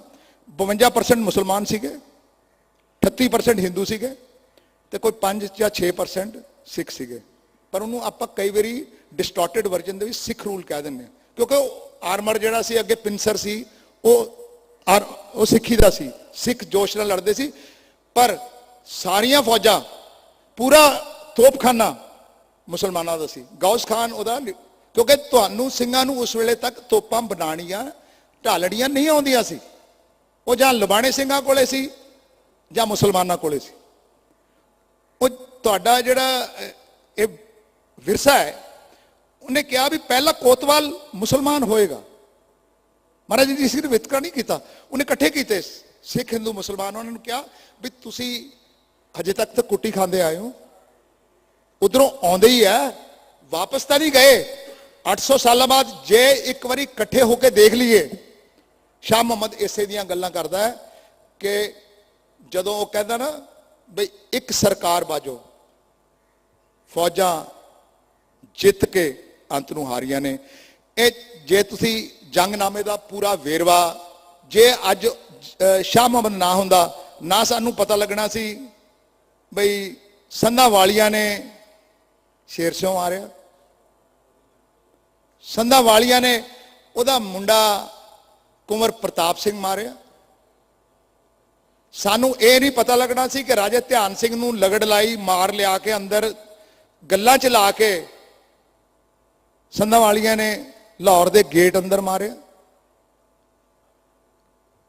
ਆਪਾਂ ਨੂੰ ਇਹ ਨਹੀਂ ਪਤਾ ਲੱਗਣਾ ਸੀ ਕਿ ਫੌਜ ਜਿਹੜੀ ਐਡੀ ਜ਼ਿਆਦਾ ਵੱਡੀ ਸੀ, ਜਿਹੜੀ ਬੇਕਾਬੂ ਹੋ ਗਈ ਸੀ, ਉਹ ਪਤਨ ਦਾ ਕਾਰਨ ਕਿਉਂ ਬਣਦੀ ਹੈ ਸਿੱਖ ਰਾਜ ਦਾ। ਆਪਾਂ ਨੂੰ ਇਹ ਪਤਾ ਨਹੀਂ ਲੱਗਣਾ ਸੀ ਕਿ ਮਹਾਰਾਜਾ ਰਣਜੀਤ ਸਿੰਘ ਦਾ ਜਿਹੜਾ ਪੋਤਰਾ ਹੈ, ਜਿਹਨੂੰ ਉਹਨੇ ਤੋਪਾਂ ਦੇ ਨਾਲ ਖੜਾਇਆ, ਕੰਵਰ ਨੌ ਨਿਹਾਲ ਸਿੰਘ, ਕਿ ਉਹਦਾ ਜਦੋਂ ਮੌਤ ਹੁੰਦੀ ਹੈ। ਹੁਣ ਇੱਥੇ 3 ਪਰਸਪੈਕਟਿਵ ਮੈਂ ਜੋੜਾਂਗਾ। ਸ਼ਾਹ ਮੁਹੰਮਦ ਨੂੰ ਰੱਬੀ ਘਟਨਾ ਮੰਨਦਾ ਹੈ। ਕੋਈ ਬੰਦੇ ਡੋਗਰਿਆਂ ਨੂੰ ਕਹਿੰਦੇ ਆ ਵੀ ਧਿਆਨ ਸਿੰਘ ਨੇ, ਉਹਦਾ ਭਤੀਜਾ ਸੀ ਉਹਦੇ ਨਾਲ, ਕੰਵਰ ਨੌ ਨਿਹਾਲ, ਜਦੋਂ ਛੱਜਾ ਡਿੱਗਦਾ ਉਹ ਥਾਂ ਹੀ ਮਰ ਜਾਂਦਾ, ਗੁਲਾਬ ਸਿੰਘ ਦਾ ਬੇਟਾ।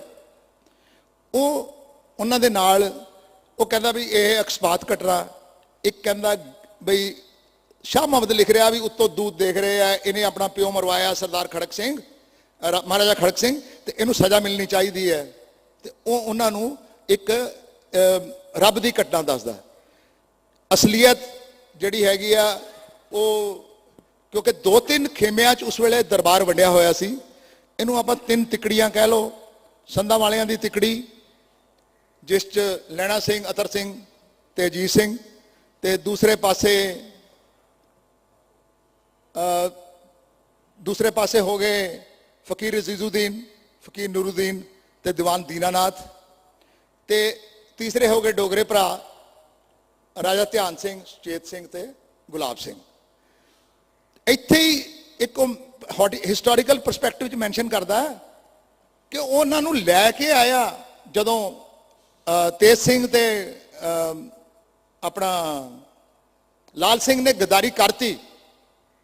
ਉਹਨਾਂ ਨੂੰ ਜਦੋਂ ਅੰਗਰੇਜ਼ ਜਿੱਤ ਕੇ ਆਉਂਦੇ ਆ ਤੇ ਬਾਗ 'ਚ ਉਤਾਰਦਾ, ਉਹ ਕੌਣ ਉਤਾਰਦਾ? ਗੁਲਾਬ ਸਿੰਘ। ਅੱਜ ਇੱਥੇ ਗੱਲ ਸਟੇਜ ਤੇ ਹੋਈ ਸੀ ਵੀ ਇਹ ਜਿਹੜਾ ਕਸ਼ਮੀਰ ਹੈ ਜਾਂ ਤਿੱਬਤ ਹੈ ਜਾਂ ਪਿਸ਼ਾਵਰ ਹੈ ਜਾਂ ਬਲਿਸਤਾਨ ਹੈ, ਇਹ ਜਿਹੜੇ ਹਿੱਸੇ ਹੈ ਇਹ ਤੁਹਾਨੂੰ ਮਹਾਰਾਜਾ ਰਣਜੀਤ ਸਿੰਘ ਦੀ ਦੇਣ ਹੈ। ਇਹ ਡੋਗਰੇ ਰਾਜਿਆਂ ਦੀ ਦੇਣ ਨਹੀਂ ਹੈ। ਡੋਗਰੇ ਰਾਜਿਆਂ ਨੇ ਆਪਣੀ ਗੱਦਾਰੀ ਕਰਨ ਲਈ, ਅੰਗਰੇਜ਼ਾਂ ਦੇ ਪਲਾਟ ਦਾ ਹਿੱਸਾ ਬਣਨ ਲਈ 75 ਲੱਖ ਵਿੱਚ ਕਸ਼ਮੀਰ ਖਰੀਦਿਆ ਤੇ ਸਿੱਖ ਰਾਜ ਦਾ ਪਤਨ ਦਾ ਕਾਰਨ ਬਣੇ। ਉਹਨਾਂ ਨੇ ਇਸ 'ਚ ਉਹਦੀ ਇਹ ਜਿਹੜੀ ਜੋ ਮੈਂ ਕਰ ਰਿਹਾ ਹਿਸਟੋਰੀਕਲ ਪਰਸਪੈਕਟਿਵ ਦੇ ਹਿਸਾਬ ਨਾਲ, ਇਹ ਲਿਖਿਤ ਡੀਲ ਹੈ, ਐਗਰੀਮੈਂਟ ਹੈ ਬਿਟਵੀਨ ਦੀ ਇੰਗਲਿਸ਼ ਐਂਡ ਦੀ ਰਾਜਾ ਗੁਲਾਬ ਸਿੰਘ। ਰਾਜਾ ਗੁਲਾਬ ਸਿੰਘ, ਇੱਥੇ ਮੈਂ 2-3 ਤੁਹਾਨੂੰ ਤੰਦਾਂ ਹੋਰ ਜੋੜਾਂਗਾ। ਬਹੁਤ ਲੋਕ ਉਦੋਂ ਆਦਤ ਸੀ ਜਿਹੜੇ ਲੋਕਾਂ ਦਾ ਵੀ ਇਸਤਰੀ ਨੂੰ ਬਦਨਾਮ ਕਰਨਾ। ਜਿਹੜਾ ਮੇਨ ਪਲਾਟਰ ਸੀ ਉਹ ਅੰਗਰੇਜ਼ ਸੀ। ਅੰਗਰੇਜ਼ ਨੇ 39 ਤੋਂ ਜਦੋਂ ਰਣਜੀਤ ਸਿੰਘ ਆਪਣੇ ਨਕਸ਼ੇ ਤੇ ਖੜੇ ਹੋ ਕੇ ਕਹਿੰਦਾ ਹੈ ਸਭ ਲਾਲ ਹੋ ਜਾਏਗਾ, ਲਾਲ ਸੀ ਨਾ ਅੰਗਰੇਜ਼ਾਂ ਦਾ ਰੰਗ ਕੁੜਤੀ ਦਾ, ਤੇ ਉਹਨਾਂ ਦਾ ਨਕਸ਼ਾ ਲਾਲ, ਜਿਵੇਂ ਆਪਾਂ ਰੈੱਡ ਆਰਮੀ ਜਾਂ ਨਰਕ ਨੂੰ ਜਾਂ ਦੂਸਰਿਆਂ ਨੂੰ ਕਹਿੰਦੇ ਆ। ਉਹਨੇ ਕਿਹਾ ਵੀ ਸਭ ਲਾਲ ਹੋ ਜਾਏਗਾ, ਕਿਉਂਕਿ ਜਿੰਨੀ ਦੇਰ ਤੱਕ ਮੈਂ ਆ ਉਨੀ ਦੇਰ ਤੱਕ ਮੈਂ ਇੱਥੇ ਖੜਾ। ਤੁਸੀਂ ਦੇਖੋ ਰਣਜੀਤ ਸਿੰਘ ਨੇ ਜਮਰੌਦ ਤੇ ਅਟਕ ਨੂੰ ਪਾਰ ਨਹੀਂ ਕੀਤਾ, ਉਹ ਫਸਿਆ ਨਹੀਂ ਅਫਗਾਨੀਆਂ ਦੇ ਰਾਜ ਦੇ ਵਿੱਚ ਜਾ ਕੇ। ਉਹਨੂੰ ਸਟ੍ਰੈਟਜੀ ਆਫ ਇਨਐਕਟੀਵਿਟੀ ਕਹਿ ਲਓ, ਉਹਨੇ ਇਨਐਕਟਿਵ ਰੱਖਿਆ, ਉੱਥੇ ਤੱਕ ਆਪਣਾ ਰਾਜ ਕਾਇਮ ਕਰ ਲਿਆ।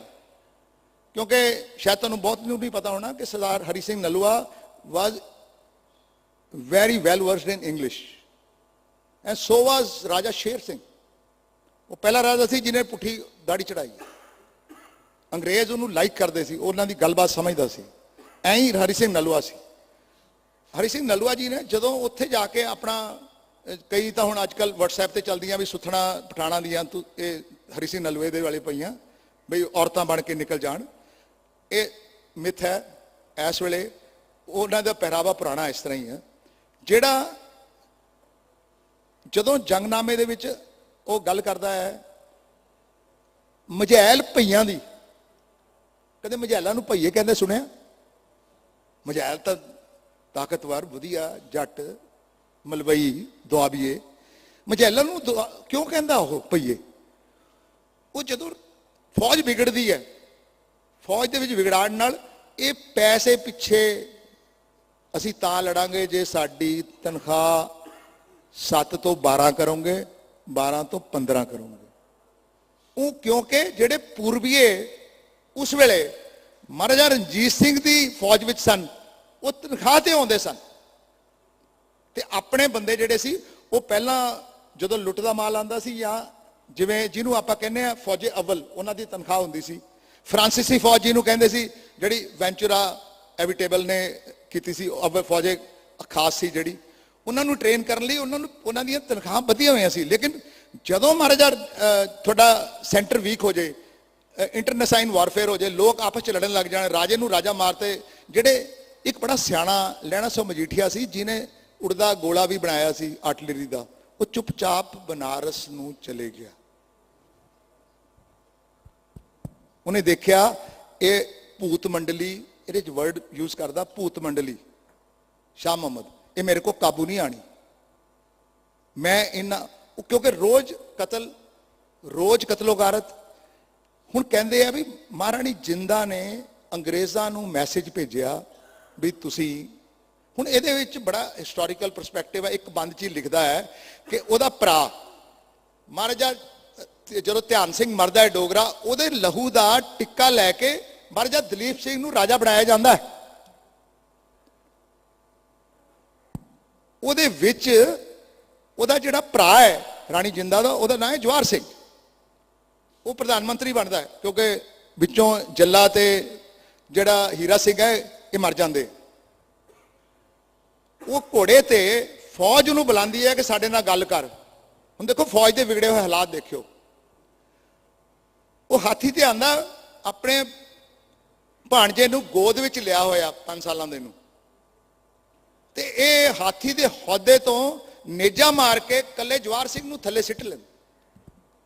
ਤੇ ਜਦੋਂ ਰਾਹ 'ਚ ਮਹਾਰਾਜਾ ਦਲੀਪ ਸਿੰਘ ਡਿੱਗ ਰਿਹਾ ਤੇ ਉਹਨੂੰ ਬੋਚ ਕੇ ਇੱਕ ਕਨਾਤ ਦੇ ਵਿੱਚ ਰਾਣੀ ਜਿੰਦਾ ਬੈਠੀ ਹੈ ਤੇ ਉਹਨੂੰ ਫੜਾ ਦਿੰਦੇ ਆ, ਤੇ ਉਹ ਰੋਣ ਲੱਗਦੀ ਹੈ। ਅੱਗੋਂ ਸਵਾਲ ਪਤਾ ਕੀ ਕਰਦੇ ਸਿਪਾਹੀ? ਕਹਿੰਦੇ ਇਹ ਕਿਹੜਾ ਰਾਜਿਓ ਜੰਮਿਆ। ਤੁਹਾਨੂੰ ਪਤਾ ਹੋਣਾ ਵੀ ਮਹਾਰਾਜਾ ਜਿਹੜੀ ਮਹਾਰਾਣੀ ਜਿੰਦਾ ਸੀ, ਉਹਦਾ ਜਿਹੜਾ ਫਾਦਰ ਸੀ ਮਿਲਖਾ ਸਿੰਘ, ਉਹ ਕੁੱਤਿਆਂ, ਜਿਹੜੇ ਕੁੱਤੇ ਰੱਖੇ ਹੁੰਦੇ ਸੀ ਮਹਾਰਾਜ ਨੇ, ਉਹਨਾਂ ਦਾ ਕੀਪਰ ਸੀ। ਤਾਂ ਫੌਜ ਦੀ ਤੁਸੀਂ ਜ਼ਰੂਰਤ ਦੇਖੋ। ਇਹ ਜਿਹੜੀਆਂ ਗੱਲਾਂ ਸ਼ਾਹ ਮੁਹੰਮਦ ਸਾਨੂੰ ਦੇ ਗਿਆ, ਇਹ ਕਿਸੇ ਵੀ ਹੋਰ ਜਿਹੜਾ ਆਈ ਵਿਟਨੈਸ ਹੈ ਉਹਨੇ ਸਾਨੂੰ ਨਹੀਂ ਦੇਣੀਆਂ ਸੀ। ਤੇ ਸ਼ਾਹ ਮੁਹੰਮਦ ਦੇ ਇੱਕ ਗੱਲ, ਉਹ ਡਰਦਾ ਵੀ ਹੈ ਥੋੜਾ ਜਿਹਾ, ਹਰ ਇੱਕ ਦੀ ਤਾਰੀਫ ਕਰਦਾ। ਉਹ ਸੰਧਾਂ ਵਾਲਿਆਂ ਨੂੰ ਕਹਿੰਦਾ ਵੀ ਬਹੁਤ ਤੁਸੀਂ ਆਈਲ ਕੱਟ ਸ਼ਾਰਟ। ਸੋ ਕਈ ਵਾਰੀ ਰਵਾਂ ਚੱਲ ਜਾਈਦਾ ਹਿਸਟਰੀ ਵਿੱਚ, ਤੇ ਉਹਦੇ ਵਿੱਚ ਉਹ ਕਹਿੰਦਾ ਵੀ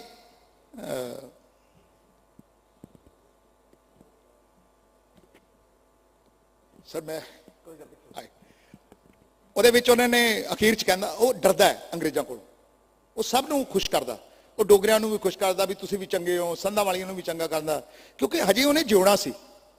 1862 'ਚ ਮਰਦਾ, 1780 ਜੰਮਦਾ।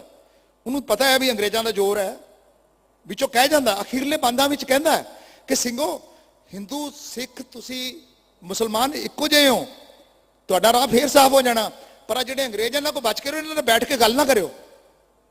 ਇਹ ਅਖੀਰਲੇ ਬੰਦਾ ਬੈਂਚ 'ਚ ਕਹਿੰਦਾ। ਤਾਂ ਮੇਰਾ ਵਕਤ ਇੱਥੇ ਤੱਕ ਹੀ ਸੀ। Thank you. Thank you.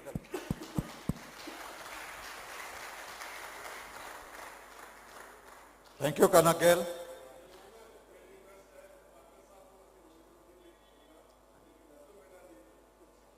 ਠੀਕ ਹੈ ਜੀ, ਉਹੀ ਰਿਕੁਐਸਟ ਕਰ ਲੈਂਦੇ ਹਾਂ।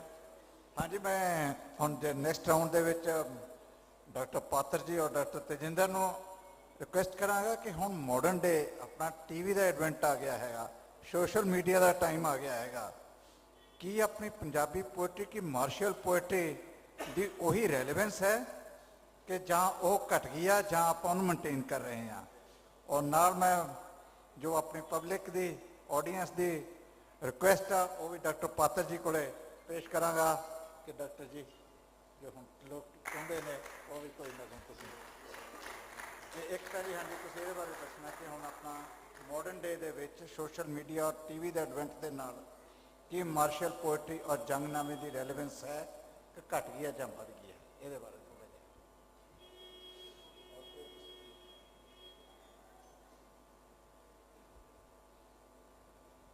ਜਿਹਾ। ਮੈਂ ਮਹਿਸੂਸ ਕਰਦਾ ਕਿ ਜਿਹੜੇ ਪਿਛਲੇ ਸਾਲਾਂ 'ਚ 10-20 ਸਾਲਾਂ ਦੇ ਵਿੱਚ ਕਹਿ ਸਕਦੇ ਹਾਂ ਕਿ ਜਿਹੜੀ ਜਿਵੇਂ ਕਹਿੰਦੇ ਸੀਰੀਅਸ ਪੋਇਟਰੀ ਜਿਹੜੇ ਕਵੀ ਨੇ ਉਹਨਾਂ ਦੀਆਂ ਬਹੁਤੀਆਂ ਕਵਿਤਾਵਾਂ ਜੰਗ ਦੇ ਖਿਲਾਫ ਹੀ ਨੇ। ਕਿ ਜਿੱਦਾਂ ਅਮਨ ਲਹਿਰ ਇੱਕ ਬਹੁਤ ਵੱਡੀ ਲਹਿਰ ਚੱਲੀ ਸੀ ਕਿ ਜੰਗ ਸਾਡੇ ਤੇ ਕੌਣ ਥੋਪਦੇ ਆ, ਜਿਨ੍ਹਾਂ ਨੇ ਹਥਿਆਰ ਵੇਚਣੇ ਆ ਉਹ ਦੇਸ਼ਾਂ ਨੂੰ ਲੜਾਉਂਦੇ ਆ। ਕਿ ਜੰਗਬਾਜ਼ ਉਹ ਕਹਿੰਦੇ ਪ੍ਰੋਫੈਸਰ ਮੋਹਨ ਸਿੰਘ ਕਹਿੰਦੇ ਕਦ ਦਰ ਦੋਜ਼ਖ ਦੇ ਖੋਲ ਦੇਣ ਜੰਗਬਾਜ਼ਾਂ ਦਾ ਇਤਬਾਰ ਨਹੀਂ। ਕਿ ਜਿੰਨੀ ਵੀ ਪੋਇਟਰੀ ਹੈ, ਬੇਸ਼ੱਕ ਉਹ ਮੋਹਨ ਸਿੰਘ ਹੈ, ਹਰਭਜਨ ਸਿੰਘ ਹੈ, ਬੇਸ਼ੱਕ ਸ਼ਿਵ ਕੁਮਾਰ ਹੈ, ਉਹਨਾਂ ਦੇ ਵਿੱਚ ਇੱਕ ਜੰਗ ਦੇ ਖਿਲਾਫ ਬੁਨਿਆਦੀ ਤੌਰ 'ਤੇ ਇੱਕ ਵਿਰੋਧ ਆ ਕਿ ਅਸੀਂ ਕਿਉਂ ਨਹੀਂ ਅਮਨ ਨਾਲ ਰਹਿ ਸਕਦੇ ਔਰ ਅਸੀਂ ਕਿਉਂ ਜੰਗਬਾਜ਼ਾਂ ਦੀਆਂ ਗੱਲਾਂ ਦੇ ਵਿੱਚ ਪੋਲੀਟੀਸ਼ੀਅਨ ਸਾਨੂੰ ਭੜਕਾਉਂਦੇ ਨੇ, ਬੇਸ਼ੱਕ ਉਹ ਅਮਰੀਕਾ ਹੋਵੇ, ਬੇਸ਼ੱਕ ਕੈਨੇਡਾ ਹੋਵੇ, ਬੇਸ਼ੱਕ ਕਿਤੇ ਹੋਵੇ। ਕਿ ਇੱਕ ਬਹੁਤ ਸੀਰੀਅਸ ਕਿਸਮ ਦੀ ਜਿਹੜੀ ਜਿਵੇਂ ਮੀਸ਼ੇ ਨੇ ਕਵਿਤਾ ਲਿਖੀ ਕਿ ਪਾਕਿਸਤਾਨ ਦਾ ਇੱਕ ਸਿਪਾਹੀ ਆ ਅਤੇ ਇੱਕ ਮੈਂ ਇਹਦੇ ਸਿਪਾਹੀ ਆ ਅਤੇ ਸਾਡੇ ਮਸਲੇ ਉਹੀ ਨੇ, ਉਹਦੀਆਂ ਭੈਣਾਂ ਵਿਆਹੁਣ ਵਾਲੀਆਂ, ਮੇਰੀਆਂ ਭੈਣਾਂ ਵਿਆਹੁਣ ਵਾਲੀਆਂ, ਸਾਡੀ ਦੁਸ਼ਮਣੀ ਕੀ ਆ। ਕਿ ਐਜ਼ ਪਰਸਨ ਕੋਈ ਦੁਸ਼ਮਣੀ ਨਹੀਂ ਉਹਨਾਂ ਦੀ, ਲੇਕਿਨ ਉਹਨਾਂ ਨੂੰ ਇੱਕ ਖਾਸ ਸਥਿਤੀ ਵਿੱਚ ਲੜਨਾ ਪੈ ਰਿਹਾ। ਸੋ ਜਿਹੜੀ ਗੰਭੀਰ ਕਵਿਤਾ ਹੈ ਉਹਦਾ ਜਿਹੜਾ ਪੂਰਾ ਵਹਿਣ ਆ, ਉਹਦਾ ਥਰਸਟ ਹੈ, ਉਹ ਇਸ ਗੱਲ ਵੱਲ ਹੈ ਕਿ ਸਾਨੂੰ ਉਸ ਪਾਸੇ ਵੱਲ ਜਾਣਾ ਚਾਹੀਦਾ, ਉਹ ਲਿਟਰੇਚਰ ਲਿਖੀਏ ਜਿਹਦੇ ਨਾਲ ਬੰਦਿਆਂ ਦੇ ਮਨਾਂ ਨੂੰ ਅਸੀਂ ਉਹਨਾਂ ਦੀ ਜੋ ਮਸਲੇ ਆ ਜਾਂ ਗੁੰਝਲਾਂ ਨੇ ਦੂਰ ਕਰ ਸਕੀਏ, ਜਾਂ ਕਿਸ ਤਰ੍ਹਾਂ ਜਿਹੜਾ ਜਹਾਨ ਆ ਉਹ ਇੱਕ ਪੀਸਫੁਲ ਸੰਸਾਰ ਬਣ ਸਕੇ, ਜੋ ਕਿ ਗੁਰੂ ਸਾਹਿਬ ਦਾ ਵੀ ਅੱਗੇ ਹਲੇਮੀ ਰਾਜ ਦਾ ਕੌਨਸੈਪਟ ਸੀ, ਜਾਂ ਬੇਗਮਪੁਰੇ ਦਾ ਭਗਤ ਰਵਿਦਾਸ ਹੋਣ ਦਾ ਕੌਨਸੈਪਟ ਹੈ ਕਿ ਇਸ ਤਰ੍ਹਾਂ ਦੇ ਕੌਨਸੈਪਟ। ਪਰ ਜਿਹੜੇ ਗਾਇਕ ਨੇ, ਗਾਇਕਾਂ ਵਿੱਚ ਅਸੀਂ ਇੱਕ ਗਲੈਮਰ, ਹਥਿਆਰਾਂ ਦਾ ਗਲੈਮਰ ਦੇਖਦੇ ਹਾਂ, ਜਿਹੜੇ ਕਿ ਹਥਿਆਰ ਉਹ ਕਿਸੇ ਵੱਡੇ ਕੌਜ਼ ਲਈ ਨਹੀਂ ਚੁੱਕ ਰਹੇ। ਮੈਂ ਕਿਹਾ ਸੀ ਕਿ ਤਲਵਾਰਾਂ ਦਾ ਆਪਣਾ ਅਰਥ ਨਹੀਂ ਹੈ ਕੋਈ, ਤਲਵਾਰਾਂ ਨੂੰ ਅਰਥ ਦਿੰਦੇ ਨੇ ਹੱਥ, ਤੇ ਹੱਥਾਂ ਨੂੰ ਮਸਤਕ, ਮਸਤਕ ਨੂੰ ਇਤਿਹਾਸ, ਇਤਿਹਾਸ ਨੂੰ ਸ਼ਬਦ ਗੁਰੂ। ਵੀ ਹਥਿਆਰ ਦਾ ਆਪਣਾ ਅਰਥ ਤਾਂ ਕੋਈ ਨਹੀਂ ਹੈਗਾ। ਹਥਿਆਰ ਜਿਹੜੇ ਹੱਥ 'ਚ ਜਾਂਦਾ, ਹੱਥ ਉਹਦੀ ਕੀ ਫਿਲੋਸਫੀ ਆ, ਉਹਦੀ ਕੀ ਸੋਚ ਹੈ, ਕੀ ਆਈਡੀਓਲੋਜੀ ਆ, ਉਸ ਗੱਲ ਨਾਲ ਫਰਕ ਪੈਂਦਾ। ਸੋ ਜੋ ਗਾਇਕੀ 'ਤੇ ਜਾਂ ਅਸੀਂ ਜੋ ਟੀਵੀ 'ਤੇ ਦੇਖ ਰਹੇ ਹਾਂ, ਉਹ ਇੱਕ ਵਿਅਕਤੀਵਾਦੀ ਗਲੈਮਰ ਦੀ ਜਿਹੜੀ ਉਹ ਪੋਇਟਰੀ ਆ, ਉਹ 'ਚ ਕੋਈ ਵੱਡੇ ਕੌਜ਼ ਜਿਹੜੇ ਉੱਚੇ ਕੌਜ਼, ਗੁਰੂ ਗੋਬਿੰਦ ਸਿੰਘ ਹੋਣ ਵਾਲੇ ਕੌਜ਼, ਜਾਂ ਕਹਿ ਲਓ ਕਿ ਕਿਸੇ ਲੈਵਲ 'ਤੇ ਹਰੀ ਸਿੰਘ ਨਲੂਏ ਦੇ ਵੀ ਕੌਜ਼, ਉਹ ਬਿਲਕੁਲ ਕੌਜ਼ ਉਹ ਨਹੀਂ ਹੈਗੇ। ਅਤੇ ਜਿਹੜੀ ਮੋਹਨ ਸਿੰਘ ਦੀ ਗੰਭੀਰ ਪੋਇਟਰੀ ਹੈ, ਮੋਹਨ ਸਿੰਘ ਨੇ ਵੀ ਲਿਖਿਆ ਕਿ ਵਾਗਾਂ ਛੱਡਦੇ ਹੰਝੂਆਂ ਵਾਲੀਏ ਨੂੰ, ਪੈਰ ਧਰਨ ਦੇ ਸਾਨੂੰ ਰਕਾਬ ਉੱਤੇ, ਮੇਰੇ ਦੇਸ਼ 'ਤੇ ਬਣੀ ਇਹ ਭੀੜ ਭਾਰੀ, ਵੈਰੀ ਟੁੱਟ ਪਏ ਆਣ ਪੰਜਾਬ ਉੱਤੇ, ਸਰੂ ਵਰਗੀ ਜਵਾਨੀ ਮੈਂ ਫੁੱਕਣੀ ਏ, ਬਹਿ ਗਏ ਭੂੰਡ ਜੇ ਆ ਕੇ ਗੁਲਾਬ ਉੱਤੇ। ਕਿ ਇੱਕ ਪਾਸੇ ਇਹ ਵੀ ਕਵਿਤਾ ਹੈ, ਪਰ ਇੱਕ ਪਾਸੇ ਵੀ ਉਹ ਜਿਹੜੀ ਉਹਦੀ ਦੇਸ਼ ਭਗਤੀ ਕਵਿਤਾ, ਜਿੱਥੇ ਉਹ ਅਫਗਾਨਾਂ ਦੀ ਬਹਾਦਰੀ ਦੀ ਗੱਲ ਕਰਦਾ ਕਿ ਜੋ ਨਲੂਆ ਨੇ ਉਹਦੀ ਹਮਲਾ ਕਰਨਾ ਸੀਗਾ ਤਾਂ ਉੱਥੇ ਇੱਕ ਕਿੱਲੀ ਸੀ ਫਖਰ ਜ਼ਮਾਨ ਦੀ, ਉਹਦਾ ਉੱਪਰ ਚੋਟੀ ਦੇ ਉੱਪਰ, ਤੇ ਉਹਦਾ ਰਸਤਾ ਕੋਈ ਨਹੀਂ ਸੀਗਾ, ਤੇ ਰਸਤਾ ਲੱਭਦਾ ਉਹ ਦੋ ਨੂੰ ਪਠਾਨ ਮਿਲੇ, ਇੱਕ ਪਠਾਨ ਵੱਡਾ ਤੇ ਉਹਦਾ ਇੱਕ ਉਹਦਾ ਬੱਚਾ ਅਲੂਆ ਛੋਕਰਾ, ਤੇ ਉਹਨੂੰ ਕਹਿੰਦੇ ਸਮਝ ਰਾਹ ਦੱਸੋ ਕਿ ਇਸ ਦਾ ਰਾਹ ਕੀ ਆ ਕਿੱਲੀ ਦਾ। ਉਹ ਪਠਾਨ ਕਹਿਣ ਲੱਗਾ ਕਿ ਇਹਨੂੰ ਜੇ ਤੂੰ ਇਸ ਨਾ ਮੇਰੇ ਬੱਚੇ ਨੂੰ ਮਾਰ ਦੇਵੇਂ, ਇਹਦਾ ਮੈਨੂੰ ਡਰ ਮਾਰਦਾ ਵੀ ਇਹਦੇ ਸਾਹਮਣੇ ਮੈਂ ਕਿੱਦਾਂ ਬੀਬੀ ਦਾੜੀ ਰੱਖ ਕੇ ਤਾਂ ਆਪਣੀ ਇੱਜ਼ਤ ਵੇਚਾਂ, ਤਾਂ ਫਿਰ ਤੈਨੂੰ ਮੈਂ ਦੱਸ ਦਿੰਦਾ। ਤਾਂ ਉਹਨਾਂ ਨੇ ਬੱਚੇ ਨੂੰ ਕਹਿੰਦਾ ਚੁੱਕਿਆ ਔਰ ਖੱਡ ਦੇ ਵਿੱਚ ਸੁੱਟਿਆ, ਤੇ ਉਹ ਤੋਂ ਬਾਅਦ ਫਿਰ ਜਿਹੜਾ ਉਹ ਪਠਾਨ ਬੋਲਿਆ ਕਹਿੰਦਾ ਕਿ ਕਰਕੇ ਮੁੱਛਾਂ ਕੁੰਡੀਆਂ ਤੇ ਚਿਹਰਾ ਸੂਹਾ, ਮਤਲਬ ਉਹਨੇ ਆ ਕੇ ਅੱਗੇ ਨਲੂਏ ਦੇ ਉਸ ਅਰਜ਼ ਗੁਜ਼ਾਰੀ, ਫਿਰ ਕਹਿੰਦਾ ਕਿ ਨਾ ਹੁਣ ਖੱਡਾਂ ਪਹੁੰਦੀਆਂ ਨਾ ਚਿਹਰਾ ਸੂਹਾ, ਇੱਕ ਬੁੱਢੇ ਦੀ ਚੀਰ ਕੇ ਤੇਰੀ ਸਰਵਾਹੀ ਲੱਭੇਗੀ ਹੁਣ ਸੋਹਣਿਆ ਕਿੱਲੀ ਦਾ, ਕਿ ਹੁਣ ਮੈਂ ਤੈਨੂੰ ਦੱਸਣਾ ਨਹੀਂ। ਉਦੋਂ ਮੈਨੂੰ ਕਹਿੰਦਾ ਮੈਂ ਹੁਣ, ਕਿਉਂਕਿ ਉਹ ਮੈਨੂੰ ਡਰ ਸੀ ਕਿ ਕਿਤੇ ਬੱਚਾ ਨਾ ਦੱਸ ਦੇ ਉਸ ਕਿੱਲੀ ਦਾ ਬੂਹਾ ਕੀ ਆ, ਕਿ ਉੱਥੇ ਉਹਨੇ ਬੇਸ਼ੱਕ ਉਹ ਇਸ ਮੁਲਕ ਦਾ, ਪਰ ਉਹਨੇ ਇੱਕ ਬਹਾਦਰੀ, ਦੁਸ਼ਮਣ ਦੀ ਬਹਾਦਰੀ ਦੀ ਵੀ ਗੱਲ ਕੀਤੀ ਆ। ਮੇਰਾ ਕਹਿਣ ਦਾ ਮਤਲਬ ਹੈ ਕਿ ਜਿਹੜੀ ਸੀਰੀਅਸ ਪੋਇਟਰੀ ਵਿੱਚ ਇੱਕ ਜਿਹੜਾ ਮਾਰਸ਼ਲ ਦਾ ਕਨਸੈਪਟ ਆ, ਉਹ ਇਸ ਤਰ੍ਹਾਂ ਦਾ ਕਿ ਅਸੀਂ ਇਸ ਚੀਜ਼ ਨੂੰ, ਇਸ ਦੁਨੀਆ ਨੂੰ ਜੰਗ ਤੋਂ ਮੁਕਤ ਕਰਨ ਲਈ ਯਤਨ ਕਰੀਏ, ਪਰ ਜਿਹੜੀ ਟੀਵੀ ਵਾਲੀ ਜਾਂ ਆਮ ਹੀਰੋ ਜਾਂ ਪੌਪ ਪੋਇਟਰੀ ਆ, ਉਹਦੇ ਵਿੱਚ ਇੱਕ ਹਥਿਆਰਾਂ ਦੀ ਉਹ ਗਲੈਮਰ ਜਿਹੜਾ ਕਿ ਬੜਾ ਨੈਗੇਟਿਵ ਕਿਸਮ ਦਾ ਗਲੈਮਰ ਦਿਖਾਇਆ ਜਾਂਦਾ। Thank you very much. Doctor Tejinder ji, ਤੁਸੀਂ ਇਸ ਚੀਜ਼ ਤੇ ਕੁਝ ਹੋਰ ਐਡ? ਹਾਂਜੀ।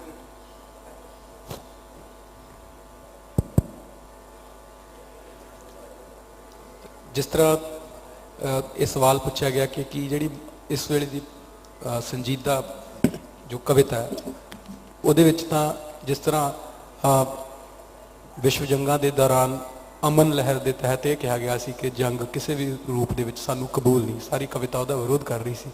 ਪਰ ਜਿਹੜੀ ਪੰਜਾਬੀ ਦੀ ਪੋਪੂਲਰ ਗਾਇਕੀ ਹੈ, ਜਿਹੜੀ ਰਿਕਾਰਡ ਹੁੰਦੀ ਆ ਔਰ ਜਿਹੜੀ ਪਿਕਚਰਾਈਜ਼ ਵੀ ਹੁੰਦੀ ਹੈ, ਜਿਹੜੀ ਕਿ 20ਵੀਂ ਸਦੀ ਦੇ ਮੱਧ 'ਚ ਗ੍ਰਾਮੋਫੋਨ ਤੋਂ ਬਾਅਦ ਸ਼ੁਰੂ ਹੋਈ, ਜਿਹਦੇ ਵਿੱਚੋਂ ਸਾਡੀ ਅਖਾੜਾ ਗਾਇਕੀ ਨੂੰ ਬਿਲਕੁਲ ਤਬਾਹ ਕੀਤਾ ਉਹਨੇ, ਜਿਹਦੇ ਵਿੱਚ ਫੋਕ ਜੇ ਕਵੀਸ਼ਰ ਢਾਡੀ ਵਾਰਾਂ ਗਾਉਂਦੇ ਸੀ ਜਾਂ ਭੱਟ ਆਪਣੇ ਜੋ ਉਹਨਾਂ ਦੇ ਜਿਨ੍ਹਾਂ ਦੇ ਜਸ ਗਾਉਣ ਵਾਲੇ ਕਲੈਨਸ ਦੇ ਜਸ ਗਾਉਂਦੇ ਸੀ, ਉਹ ਟ੍ਰੈਡੀਸ਼ਨ ਤਬਾਹ ਹੋ ਕੇ ਰਿਕਾਰਡ ਹੋਣ ਲੱਗੀ। ਤਾਂ ਉਹਦਾ ਬੜਾ ਵਿਕਰਤ ਰੂਪ ਸਾਡੇ ਕੋਲ ਇਸ ਵਕਤ ਪੰਜਾਬ ਦੇ ਵਿੱਚ ਮਿਲਦਾ, ਔਰ ਉਹ ਬਿਲਕੁਲ ਲੁੰਪਨ ਗਾਇਕੀ ਆ। ਉਹਦੇ ਵਿੱਚ ਉਹਦਾ ਕੋਈ ਫੰਕਸ਼ਨਲ ਆਸਪੈਕਟ ਨਹੀਂ ਹੈਗਾ ਕਲਚਰਲੀ ਜੇ ਦੇਖਿਆ ਜਾਵੇ ਸੱਭਿਆਚਾਰਕ ਰੂਪ 'ਚ। ਪਰ ਹਾਂ ਕਿਤੇ ਕਿਤੇ ਕੁਛ ਹੁੰਦਾ। ਮੈਂ ਇਸ ਗੀਤ ਦੇ ਹਵਾਲੇ ਨਾਲ ਆਪਣੀ ਗੱਲ ਖਤਮ ਕਰਕੇ ਪਾਤਰ ਸਾਹਿਬ ਨੂੰ ਮਾਈਕ ਦੇਵਾਂਗਾ ਕਿ ਇੱਕ ਪੰਜਾਬੀ ਦਾ ਇੱਕ ਸਭ ਤੋਂ ਵੱਧ ਪੜ੍ਹਿਆ ਜਾਣ ਵਾਲਾ ਇਸ ਟਾਈਮ ਕਵੀ ਆ ਹਰਮਨਜੀਤ। ਚਾਹੇ ਉਹਦੇ ਨਾਲ ਕਈ ਗੱਲਾਂ ਤੇ ਸਾਡੇ ਮਤਭੇਦ ਵੀ ਨੇ, ਉਹਦੀ ਜੋ ਕਵਿਤਾ ਦੀ ਸੁਰ ਆ ਉਹਨੂੰ ਲੈ ਕੇ ਉਹ ਇੱਕ ਵੱਖਰੀ ਗੱਲ ਆ, ਪਰ ਪੰਜਾਬੀਆਂ ਨੇ ਉਹਨੂੰ ਪੜ੍ਹਿਆ, ਬਹੁਤ ਜ਼ਿਆਦਾ ਪੜ੍ਹਿਆ। ਉਹਦੀ ਕਿਤਾਬ ਰਾਣੀ ਤੱਤ, ਉਹਦੇ ਕਈ ਐਡੀਸ਼ਨ ਛਪ ਚੁੱਕੇ ਨੇ। ਉਹਨਾਂ ਦਾ ਇੱਕ ਗੀਤ ਆਇਆ, ਉਹ ਗੀਤ ਆ ਜਿਹੜਾ ਇਸ ਧਾਰਾ ਦੀ ਪੋਇਟਰੀ ਦੇ ਨਾਲ ਮੈਨੂੰ ਲੱਗਦਾ ਕਿਤੇ ਨਾ ਕਿਤੇ ਬਹੁਤ ਦੇਰ ਬਾਅਦ ਇਸ ਤਰ੍ਹਾਂ ਦਾ ਆਇਆ ਜਿਹਦੀ ਸੁਰ ਵਾਰ ਦੇ ਨੇੜੇ ਆ, ਵਾਰ ਦੀ ਕਵਿਤਾ ਦੇ ਨੇੜੇ ਆ। ਉਹਦੀ ਇੱਕ ਮੈਨੂੰ ਸਤਰ ਯਾਦ ਆ, ਮੈਂ ਸੁਣਾ ਦਿੰਦਾ। ਉਹ ਇੱਕ ਔਰਤ ਵੱਲੋਂ ਲਿਖਿਆ ਗਿਆ ਸੰਬੋਧਨ ਆ ਆਪਣੇ ਪਤੀ ਨੂੰ ਕਿ ਮੂਹਰੇ ਤੇਰੇ ਨਾਕਾ ਹੋਊ, ਮੂਹਰੇ ਤੇਰੇ ਨਾਕਾ ਹੋਊ, ਗੋਲੀ ਦਾ ਖੜਾਕਾ ਹੋਊ, ਪੈੜ ਤੇਰੀ ਨੱਪੂ ਕੋਈ ਸਿਪਾਹੀ ਵੇ, ਮਾਈਆ ਤੈਨੂੰ ਜੰਗ ਦੀ ਵਧਾਈ ਵੇ। ਉਹ ਸਾਰੇ ਗੀਤ ਦੇ ਵਿੱਚ ਆਪਣੇ ਪਤੀ ਨੂੰ ਜੰਗ ਦੀ ਵਧਾਈ ਦੇ ਰਹੀ ਹੈ। ਔਰ ਗੀਤ ਜਿੱਥੇ ਐਂਡ ਹੁੰਦਾ, ਉਹ ਐਂਡ ਹੁੰਦਾ ਕਿ ਮੇਰੀ ਜਿਹੜੀ ਕੋਖ 'ਚ ਮੇਰਾ ਬੱਚਾ ਉਹ ਇੱਕ ਆਉਣ ਵਾਲੀ ਜੰਗ ਵਾਸਤੇ ਤਿਆਰ ਹੋ ਰਿਹਾ। ਤਾਂ ਉਹ ਕਿਤੇ ਕਿਤੇ ਇਹੋ ਜਿਹਾ ਬਹੁਤ ਸੀਰੀਅਸ ਸੌਂਗ ਆ। ਤਾਂ ਐਸਾ ਨਹੀਂ ਹੈ ਹੁੰਦਾ, ਕਦੇ ਚੀਜ਼ ਖਤਮ ਨਹੀਂ ਹੁੰਦੀ ਕੋਈ ਪੂਰੀ ਤਰ੍ਹਾਂ, ਪਰ ਬਹੁਤ ਜ਼ਿਆਦਾ ਕੁਝ ਜਿਹੜਾ ਹੈਗਾ ਉਹ ਬਰਦਾਸ਼ਤ ਕਰਨ ਯੋਗ ਨਹੀਂ, ਉਹ ਬਹੁਤ ਉਦਾਸ ਕਰਨ ਵਾਲਾ। Thank you sir. ਕਹਿੰਦਾ ਜਸਜੀਤ ਜੀ, ਮੈਂ ਤੁਹਾਨੂੰ ਇੱਕ ਲਾਸਟ ਕੁਐਸਚਨ ਪੁੱਛਾਂਗਾ ਜੇ ਥੋੜਾ you have in A soldier. ਹੁਣ ਤੁਸੀਂ ਫਰੰਟ ਤੇ ਵੀ ਬਾਰਡਰ ਤੇ ਵੀ ਇੱਕ ਯੋਧੇ ਦਾ ਦੇਖਦੇ ਹੋ, ਉਹਦੀਆਂ ਕੀ ਫੀਲਿੰਗਸ ਹੁੰਦੀਆਂ ਨੇ ਔਰ ਕਿਸ ਤਰੀਕੇ ਨਾਲ ਉਹ ਆਪਣੇ ਬਾਰਡਰ ਨੂੰ ਗਾਰਡ ਕਰਦਾ, ਅੱਗੇ ਕਰਦਾ, ਪਰ ਉਹਦੇ ਪਿੱਛੇ ਘਰ, ਉਹਦੀ ਮਾਂ, ਉਹਦੀ ਪਤਨੀ ਕਿਸ ਤਰ੍ਹਾਂ ਉਹਨਾਂ ਦਾ ਵਿਛੋੜਾ ਝੇਲਦੀ ਆ ਔਰ ਉਹਨਾਂ ਦੇ ਦਿਲਾਂ ਤੇ ਕੀ ਬੀਤਦੀ ਆ। ਤੁਸੀਂ ਇਹਨਾਂ ਦੋਨਾਂ ਦੇ ਪਰਸਪੈਕਟਿਵ ਨੂੰ ਜੇ ਥੋੜਾ ਜਿਹਾ ਹਾਈਲਾਈਟ ਕਰ ਸਕੋ ਤਾਂ।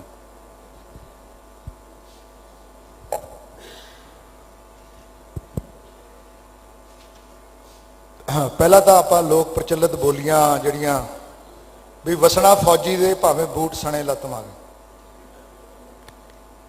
ਇਹ ਪੁਰਾਣਾ ਪਰਸਪੈਕਟਿਵ ਸੀਗਾ, ਹੈਗਾ ਸੀ ਜੀ, ਬੋਲੀਆਂ ਸੁਣੀਆਂ ਇਹ। ਤੇ ਅੱਗੇ ਕਹਿੰਦੀ ਹੈ ਸੁਣੀ ਖਾਂ ਸਹੇਲੀਓ ਸਾਡੀ ਸਲਾਹ ਨਹੀਂ, ਨੌਕਰਾਂ ਦੇ ਨਾਲ ਨਾ ਕਰਾਇਓ ਵਿਆਹ ਨਹੀਂ। ਬਈ ਬਹੁਤ ਦੇਰ ਛੁੱਟੀ ਨਹੀਂ ਮਿਲਦੀ, ਆਉਂਦੇ ਹੀ ਨਹੀਂ। ਇੱਕ ਟਾਈਮ ਸੀਗਾ ਜਦੋਂ ਮਾਲਵੇ 'ਚ ਜਿਹੜੇ ਮਾਪੇ ਸੀ ਉਹ ਕੁੜੀ ਵਿਆਹਣ ਲੱਗੇ ਪੈਸੇ ਲੈਂਦੇ ਸੀ, ਤੇ ਉਹ ਜਦੋਂ ਮਰ ਜਾਂਦੀ ਹੈ, ਘਰ ਵਾਲਾ ਮਰ ਜਾਂਦਾ, ਤੇ ਉਹ ਐਂ ਆਪਣਾ ਇਹਦੇ 'ਚ ਕਹਿੰਦੀ ਹੈ ਹੁਣ ਦੂਜੀ ਵਾਰ ਸਾਡੇ ਮੁੱਲ ਪੈਣਗੇ, ਰੱਜ ਕੇ ਰੁਪਈਏ ਮਾਈ ਬਾਪ ਲੈਣਗੇ, ਮੁੱਲ ਵੇਚ ਕੇ ਆਪਣੀ ਕੰਨਿਆ ਨੂੰ ਬੈਠਾ ਸਭਾ ਦੇ ਵਿੱਚ ਸੁਹਾਉਣਾ ਕੀ, ਪਹਿਲੇ ਲੁੱਟ ਜਵਾਈ ਕੰਗਾਲ ਕਰਨਾ, ਫਿਰ ਆਖਣਾ ਉਸ ਪ੍ਰਾਹੁਣਾ ਨੂੰ। ਇਹ ਪੁਰਾਣਾ ਪਰਸਪੈਕਟਿਵ ਆਪਾਂ ਜਦੋਂ ਜੰਗਾਂ ਦੇ ਪੁਰਾਣੀ ਗੱਲ ਕਰਦੇ ਹਾਂ। ਤੇ ਇੱਕ ਗੱਲ ਮੈਂ ਇਹਦੇ ਵਿੱਚ ਜਦੋਂ, ਕਿਉਂਕਿ 2-3 ਲੜੀਆਂ ਜ਼ਰੂਰ ਜੁੜਦੀਆਂ, ਇੱਕ ਪੋਠੋਹਾਰ ਦੀ ਵੀ ਜਿਹੜੇ ਮੁਸਲਮਾਨ ਸੀ ਉਹਨਾਂ ਵੱਲੋਂ ਵੀ ਕਵਿਤ ਕਹੇ ਹੈ ਕਿ ਗੱਲ ਕੁੜਤਾ ਟਸਰੇ ਦਾ, ਇਹ ਲਾਮ ਲੱਗੀ ਸੀ। ਲਾਮ ਜਿਹੜਾ ਵਰਡ ਹੈ ਜੀ, ਐਲਾਮ ਫ੍ਰੈਂਚ ਵਰਡ ਤੋਂ ਹੈ, ਲੜਾਈ ਦੇ। ਗੱਲ ਕੁੜਤਾ ਟਸਰੇ ਦਾ, ਹੌਲੀ ਹੌਲੀ ਚੱਲ ਗੱਡੀਏ ਵਿੱਚ ਮੁਸਾਫਿਰ ਬਸਰੇ ਦਾ, ਤੱਤੀ ਤੱਤੀ ਤੱਤੀ ਰੇਤ ਕੜਾਈਆਂ ਦੀ, ਬਸ ਕਰ ਜਰਮਨੀਆਂ ਨਹੀਂ ਲੋੜ ਲੜਾਈਆਂ ਦੀ। ਇਹ ਉਦੋਂ ਦੀਆਂ ਬੋਲੀਆਂ ਜਦੋਂ ਜਰਮਨੀ ਦਾ ਜ਼ੋਰ ਚੱਲਦਾ ਹੁੰਦਾ, ਜਦੋਂ ਜਰਮਨ offensive ਤੇ ਸੀ। ਸੜਕਾਂ ਤੇ ਜੰਡੀਆਂ ਨਹੀਂ, ਬਸ ਕਰ ਜਰਮਨ ਭੈੜਿਆ, ਘਰ ਘਰ ਰੰਡੀਆਂ ਨਹੀਂ। ਸੜਕਾਂ ਵਿੱਚ ਟੋਏ ਨਹੀਂ, ਬਚੜੇ ਗਰੀਬਾਂ ਦੇ ਬਸਰੇ ਵਿੱਚ ਮੋਏ ਨਹੀਂ। ਇਹਦੇ 'ਚ ਨਾ ਇੱਕ ਬੜਾ ਹੌਲਦਾਰ ਨੰਦ ਸਿੰਘ ਹੋਇਆ, ਉਹਨੇ ਇੱਕ ਜੰਗਨਾਮਾ ਲਿਖਿਆ, ਉਹਨੇ ਫਸਟ ਵਰਲਡ ਵਾਰ 'ਚ ਲਿਖਿਆ। ਰਾਮਪੁਰੇ ਫੂਲ ਦੇ ਕੋਲੇ ਪਿੰਡ ਉਹਦਾ ਜੇਠੂ ਕੇ ਸੀ, ਉਹਨੇ 4 ਸਾਲਾਂ 'ਚ ਲਿਖਿਆ। ਤੇ ਉਹਨੇ 2 ਤੁਹਾਡੀਆਂ ਗੱਲਾਂ ਬੜੀਆਂ ਕਲੀਅਰ ਕੀਤੀਆਂ ਵੀ ਨਾ ਤਾਂ ਬਸਰੇ 'ਚ ਹੂਰਾ ਤੇ ਨਾ ਹੀ ਅਰਬੀ ਘੋੜੇ। ਉਹ ਕੀ ਲਿਖਦਾ ਸੁਣੋ ਜਰਾ।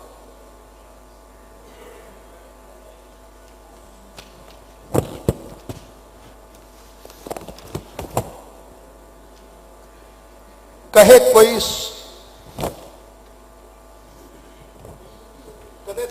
ਕਦੇ ਨਾਮ ਦੱਸਣ ਅਰਬੀ ਘੋੜਿਆਂ ਦਾ, ਕਵਿਤਾ ਜੋੜਦੇ ਸੁਣੀ ਸੁਣਾਈ ਲੋਕੋ, ਕਦੇ ਆਖਦੇ ਔਰਤਾਂ ਹੈਨ ਸੁੰਦਰ, ਕਦੇ ਆਖਦੇ ਬਹੁਤ ਚਤਰਾਈ ਲੋਕੋ, ਦੇਖੇ ਖੋਤਿਆਂ ਤੇ ਸਵਾਰ ਬਹੁਤੇ, ਘੋੜਾ ਦੇਖਿਆ ਨਹੀਂ ਦੁਹਾਈ ਲੋਕੋ, ਹੈਨ ਔਰਤਾਂ ਕੁਝੀਆਂ ਵਿੱਚ ਪਿੰਡਾਂ, ਡਿੱਠੀ ਕੋਈ ਨਾ ਪਰੀ ਦੀ ਜਾਈ ਲੋਕੋ। ਇਹ ਹੁਣ ਇੱਕ ਸੋਲਜਰ ਦਾ ਪਰਸਪੈਕਟਿਵ ਹੈ ਜਿਹੜਾ ਉੱਥੇ ਲੜਨ ਗਿਆ। ਤੇ ਹੁਣ ਮੈਂ ਮੂਲ ਸਵਾਲ ਤੇ ਆਉਣਾ। ਇੱਕ ਮੇਰੀ ਗੱਲ ਵਿੱਚੋਂ ਰਹਿ ਗਈ ਜੰਗਨਾਮੇ ਦੇ ਵਿੱਚੋਂ ਦੀ। ਇਹ ਪਹਿਲਾ ਸ਼ਾਇਰ ਸੀ ਸ਼ਾਹ ਮੁਹੰਮਦ ਜੀ ਨੇ ਇੰਗਲਿਸ਼ ਦੇ ਲਫ਼ਜ਼ ਇਸਤੇਮਾਲ ਕੀਤੇ। ਕਾਰਬੀਨ, ਕਾਉਂਸਿਲ, ਲੰਦਨ, ਰੈਜੀਮੈਂਟ, ਪਲਟਨ, ਇਹ ਜਿਹੇ ਉਹਨੇ ਲਫ਼ਜ਼ ਇਸਤੇਮਾਲ ਕੀਤੇ ਪਹਿਲੀ ਵਾਰੀ ਪੰਜਾਬੀ ਪੋਇਟਰੀ 'ਚ। ਤੇ ਜਿਹੜਾ ਅੱਜ ਦਾ ਪਰਸਪੈਕਟਿਵ ਹੈ, ਬਹੁਤੇ ਜਿਹੜੇ ਸੋਲਜਰਸ ਦੀ ਜਿਹੜੀ ਰਿਹੈਬਿਲਿਟੇਸ਼ਨ ਆ ਦੁਬਾਰਾ, ਪੰਜਾਬ ਸਰਕਾਰ ਨੇ ਇਸ ਵੇਲੇ ਬੜਾ ਵਧੀਆ ਉਪਰਾਲਾ ਕੀਤਾ ਹੋਇਆ। ਦੇਖੋ ਮੌਤ ਸਭ ਨੂੰ ਆਣੀ ਹੈ, ਜਿਹਨੂੰ ਸ਼ਹੀਦ ਬਣ ਕੇ ਆਉਂਦੀ ਹੈ ਉਹਦਾ ਆਪਣਾ ਰੁਤਬਾ ਹੈ, ਜੇ ਉਹਨੂੰ ਅਵਾਰਡ ਮਿਲਦਾ ਉਹਦਾ ਹੋਰ ਸੋਨੇ ਤੇ ਸੁਹਾਗਾ ਹੋ ਜਾਂਦਾ। ਉਹਨਾਂ ਨੇ ਉਹਦੇ ਵਿੱਚ 1 ਕਰੋੜ ਰੁਪਏ ਦਾ ਇਨਾਮ, ਜਿਹੜਾ ਪਹਿਲੋਂ ਬਹੁਤ ਥੋੜਾ ਸੀ, ਐਕਸ ਗ੍ਰੇਸ਼ੀਆ ਜਿਹੜੀ ਗ੍ਰਾਂਟ ਹੈ 1 ਕਰੋੜ ਰੁਪਈਆ, ਐਟਲੀਸਟ ਜਿਹੜੀ ਉਸ ਵਿਧਵਾ ਨੂੰ ਉਸ ਵੇਲੇ ਜਿਨ੍ਹਾਂ ਦੀ ਮਾਲੀ ਹਾਲਤ ਜਿਹੜੇ ਜਿਸ ਹਾਲਾਤ ਵਿੱਚ ਨੇ, ਉਹਨਾਂ ਦੇ ਬੱਚੇ ਅਜੇ ਯੰਗ ਹੁੰਦੇ ਆ, ਉਹਨਾਂ ਦੀ ਪੜ੍ਹਾਈ ਕਰਾਣੀ ਹੈ, ਉਹਨਾਂ ਲਈ ਇੱਕ ਬਹੁਤ ਵਧੀਆ ਉਪਰਾਲਾ। ਇਹ ਇੱਕ ਜਿਹੜਾ ਸਟੇਟ ਗਵਰਨਮੈਂਟ ਦਾ ਬਹੁਤ ਵਧੀਆ ਸਟੈਪ। ਤੇ ਇਹ ਕਾਫੀ ਇਹਨਾਂ ਨੇ ਕਾਫੀ ਹੱਦ ਤੱਕ ਇਸ ਨੂੰ ਨਿਭਾਇਆ ਤੇ ਅੱਗੇ ਵੀ ਨਿਭਾਉਣਗੇ। ਲੇਕਿਨ ਮੇਰੀ ਇੱਕ ਇਹ ਹੈਗੀ ਹੈ ਕਿ ਆਪਣੇ ਜਿਹੜੇ ਸੋਲਜਰਸ ਹੈ, ਇਹਨਾਂ ਦੇ ਲਈ ਜਿਹੜਾ ਟੈਸਟ ਹੈ ਜਿਹੜਾ ਤੁਸੀਂ ਗੱਲ ਕਰਦੇ ਹੋ ਉਹ ਪੰਜਾਬੀ ਵਿੱਚ ਨਹੀਂ ਹੋ ਰਿਹਾ ਜੀ ਰਿਕਰੂਟਮੈਂਟ ਦੇ ਵਿੱਚ। ਤੋ ਇਹ ਇੱਕ ਆਪਣੇ ਮੈਂ ਵਿਸ਼ੇ ਤੋਂ ਬਾਹਰ ਹੈ ਇਸ ਵੇਲੇ, ਪਰ ਇਹ ਉਹਦੇ ਵਿੱਚ ਜਿਹੜੀ ਆਪਣੀ ਰਿਕਰੂਟਮੈਂਟ ਘਟੇਗੀ ਫੇਰ ਹੀ ਆਪਾਂ ਉਹਨਾਂ ਦੀਆਂ ਬਹਾਦਰੀਆਂ ਦੀਆਂ ਤੇ ਗੱਲਾਂ ਕਰਾਂਗੇ। Okay, with this, I think we come to the end. ਮੈਂ ਜੋ ਇਹਨਾਂ ਵਾਲਾ ਸਵਾਲ ਸੀ ਉਹਨਾਂ ਨੂੰ ਇੱਕ ਵਾਰ ਜੋ ਮੈਂ ਪਹਿਲਾਂ ਕਿਹਾ ਸੀ ਫੇਰ ਦੁਹਰਾਉਣਾ, ਜਿਵੇਂ ਕਿ ਆਪਣਾ ਔਰਤਾਂ ਦਾ 12 ਸਾਲੀ ਫੌਜੀ ਆਇਆ ਖਿੜੀਆਂ ਨੇ ਬਹਾਰਾਂ, ਇਸ ਦੇ ਨਾਲ ਮੈਂ ਆਪਣੇ ਨੂੰ ਖਤਮ ਕਰਦਾ ਤੇ ਆਡੀਅנס ਨੂੰ ਪੁੱਛਦਾ ਕਿ ਜੇ ਕੋਈ ਵੀ ਤੁਸੀਂ 2 ਸਵਾਲ ਆਪਾਂ ਪੁੱਛ ਸਕਦੇ ਹੋ ਆਡੀਅנס ਨੂੰ, ਜੋ ਤੁਸੀਂ ਆਪਣੇ ਨੂੰ ਹਾਈਲਾਈਟ ਕਰਨਾ ਚਾਹੁੰਦੇ ਹੋ ਜਾਂ ਤੁਹਾਡੇ ਅਨਿਓ ਜੋ ਵੀ ਕਲੈਰੀਫਿਕੇਸ਼ਨ ਜਾਂ ਕੋਈ elaborate ਕਰਨਾ ਚਾਹੁੰਦੇ ਹੋ, you most welcome. I just want to add on to what Jasjeet Gill was referring to, the sort of Punjabi lok ਗੀਤ ਦੇ ਵਿੱਚ ਚੜ੍ਹਦੇ ਚੇਤਰ ਗਿਆ ਨੌਕਰੀ ਆਇਆ ਮਹੀਨਾ ਜੇਠ ਵੇ ਤੂੰ ਨੌਕਰ ਕਾਦਾ ਘੋੜਾ ਨਾ ਤੇਰੇ ਹੇਠ। So this used to be very common ਗੀਤ in 70s, but along with this ਮੈਂ ਸੋ ਕੇ ਡਾਕਟਰ ਸੁਰਜੀਤ ਪਾਤਰ ਜੀ ਬੈਠੇ ਨੇ ਔਰ doctor Tejinder, I just come back from Rajasthan after spending 10 days, golden jubilee of my regiment, and I attended a marriage of a regimental officer's son, who's also in my regiment. The marriage was, coming back to this point only, there was total traditional marriages, which we have taken a departure in Punjab, with their sanskar, which their tradition, which we used to follow in 60s, 70s. वो खत्म हो गया पंजाब च। There is a drama, there is halla gulla. There they had the lok naach, the lok songs, and which you heard many times, Ghumar, Kesariya, those bards were singing without mics, without speakers, and everybody wore a traditional turban, everybody with a black tunic, long one. This was the procession, and similar way ਕੁੜੀ ਦੇ ਜਿਹੜੇ ਪਰਿਵਾਰ ਸੀਗਾ ਉਹਨਾਂ ਨੇ ਵੀ there was no music on, and they all met, talked with each other, ਔਰ traditional ਢੰਗ ਨਾਲ ਉਸ ਮੈਰਿਜ ਨੂੰ ਉਹਨਾਂ ਨੇ ਨਿਭਾਈ, no ਹੱਲਾ ਗੁੱਲਾ, nothing. ਸੋ ਆ ਜਿਹੜੇ ਗੀਤ ਨੇ ਹੁਣ ਚੱਲ ਰਹੇ ਆ, ਜੋ ਕੁਝ ਹੋ ਰਿਹਾ ਤੁਸੀਂ ਸਾਰੇ ਬੈਠੇ ਹੋ ਕਿ ਲਿਖਣ ਵਾਲੇ ਲਿਖਦੇ ਨੇ ਤੇ ਫਿਰ ਗਾਏ ਜਾਂਦੇ ਆ। ਸੋ that was my point. Thank you very much. Thank you. Anybody else?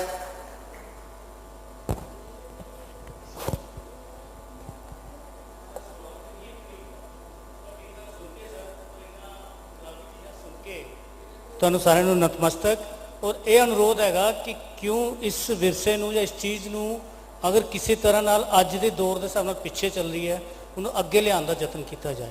ਇਹੀ ਮੇਰਾ ਸੁਝਾਅ ਸੀ। Thank you. Like to answer.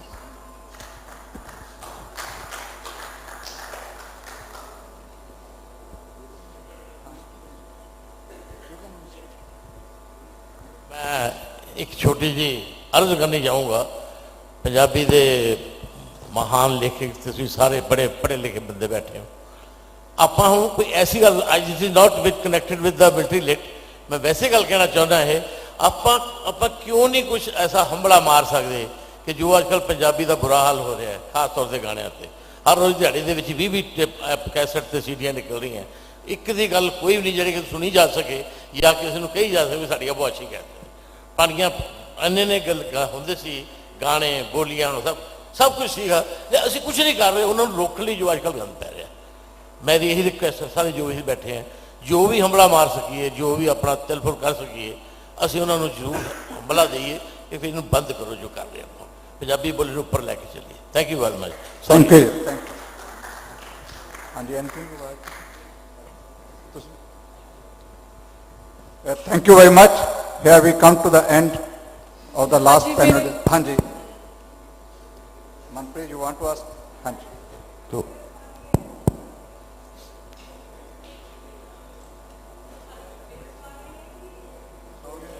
ਤੁਸੀਂ ਉੱਪਰ ਆ ਜਾਓ।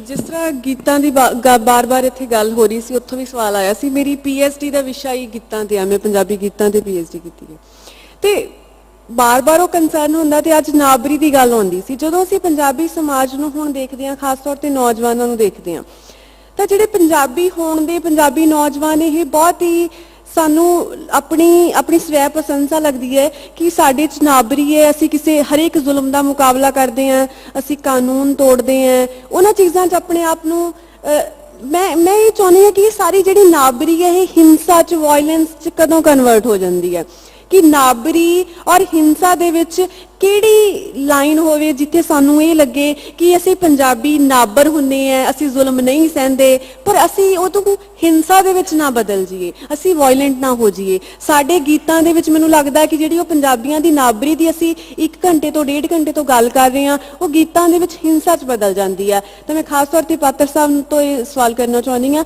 ਕਿ ਹਿੰਸਾ ਔਰ ਨਾਬਰੀ ਨੂੰ ਅਸੀਂ ਕਿਵੇਂ ਵਖਰਿਆ ਸਕਦੇ ਹਾਂ ਤੇ ਖਾਸ ਤੌਰ ਤੇ ਸਾਡੇ ਨੌਜਵਾਨਾਂ ਤੱਕ ਅਸੀਂ ਇਹ ਕਿਵੇਂ ਸੰਦੇਸ਼ ਪਹੁੰਚਾ ਸਕਦੇ ਹਾਂ।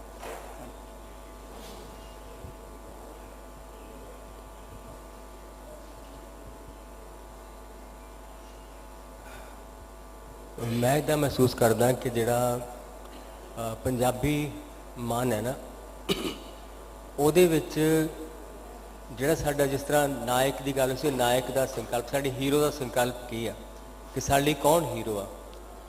ਜਿਸ ਤਰ੍ਹਾਂ ਮੈਨੂੰ ਯਾਦ ਹੈ ਕਿ ਬੰਗਾਲ ਦੇ ਕਿਸੇ ਬੰਦੇ ਨੇ ਗੱਲ ਕੀਤੀ, ਉਹ ਕਹਿੰਦਾ ਕਿ ਯਾਰ ਮੇਰੇ ਘਰ ਤਾਂ CM ਆ ਚੁੱਕਾ, ਤੇ ਕਿਸੇ ਨੇ ਕਿਹਾ ਤੂੰ CM ਗੱਲ ਕਰਦਾ, ਮੇਰੇ ਘਰ ਟੈਗੋਰ ਆ ਚੁੱਕਾ। ਕਿ ਉਹਦਾ ਨਾਇਕ CM ਨਹੀਂ ਸੀਗਾ, ਉਹਦਾ ਟੈਗੋਰ ਵੱਡਾ ਨਾਇਕ ਸੀਗਾ।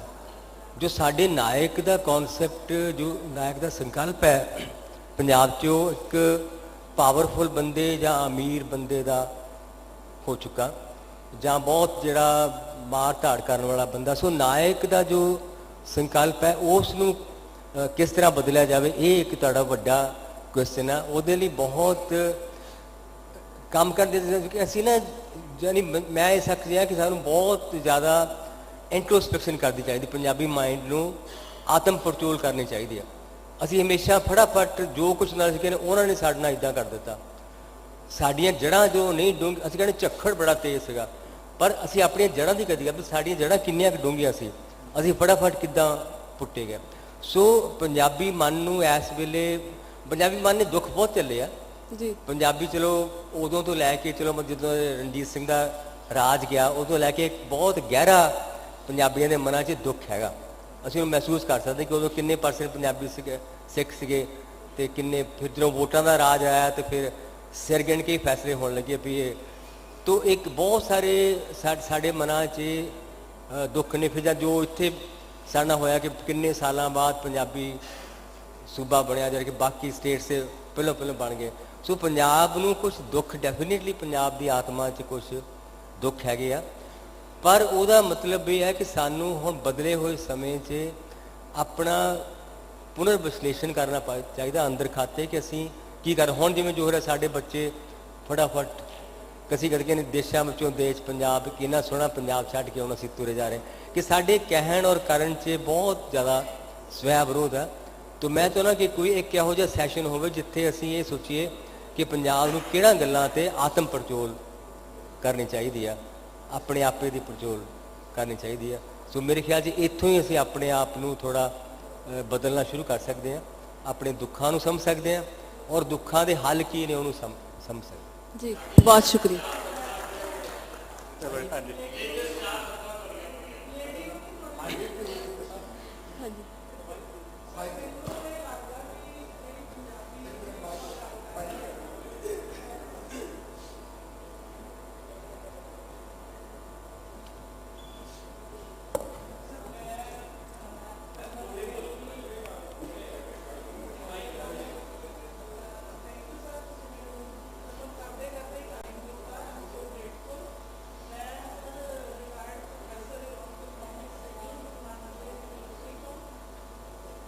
ਤੇ ਕਰਨਲ ਗਿੱਲ ਦੀ ਮੈਂ ਸਿਸਟਰ ਇਨ ਲਾ।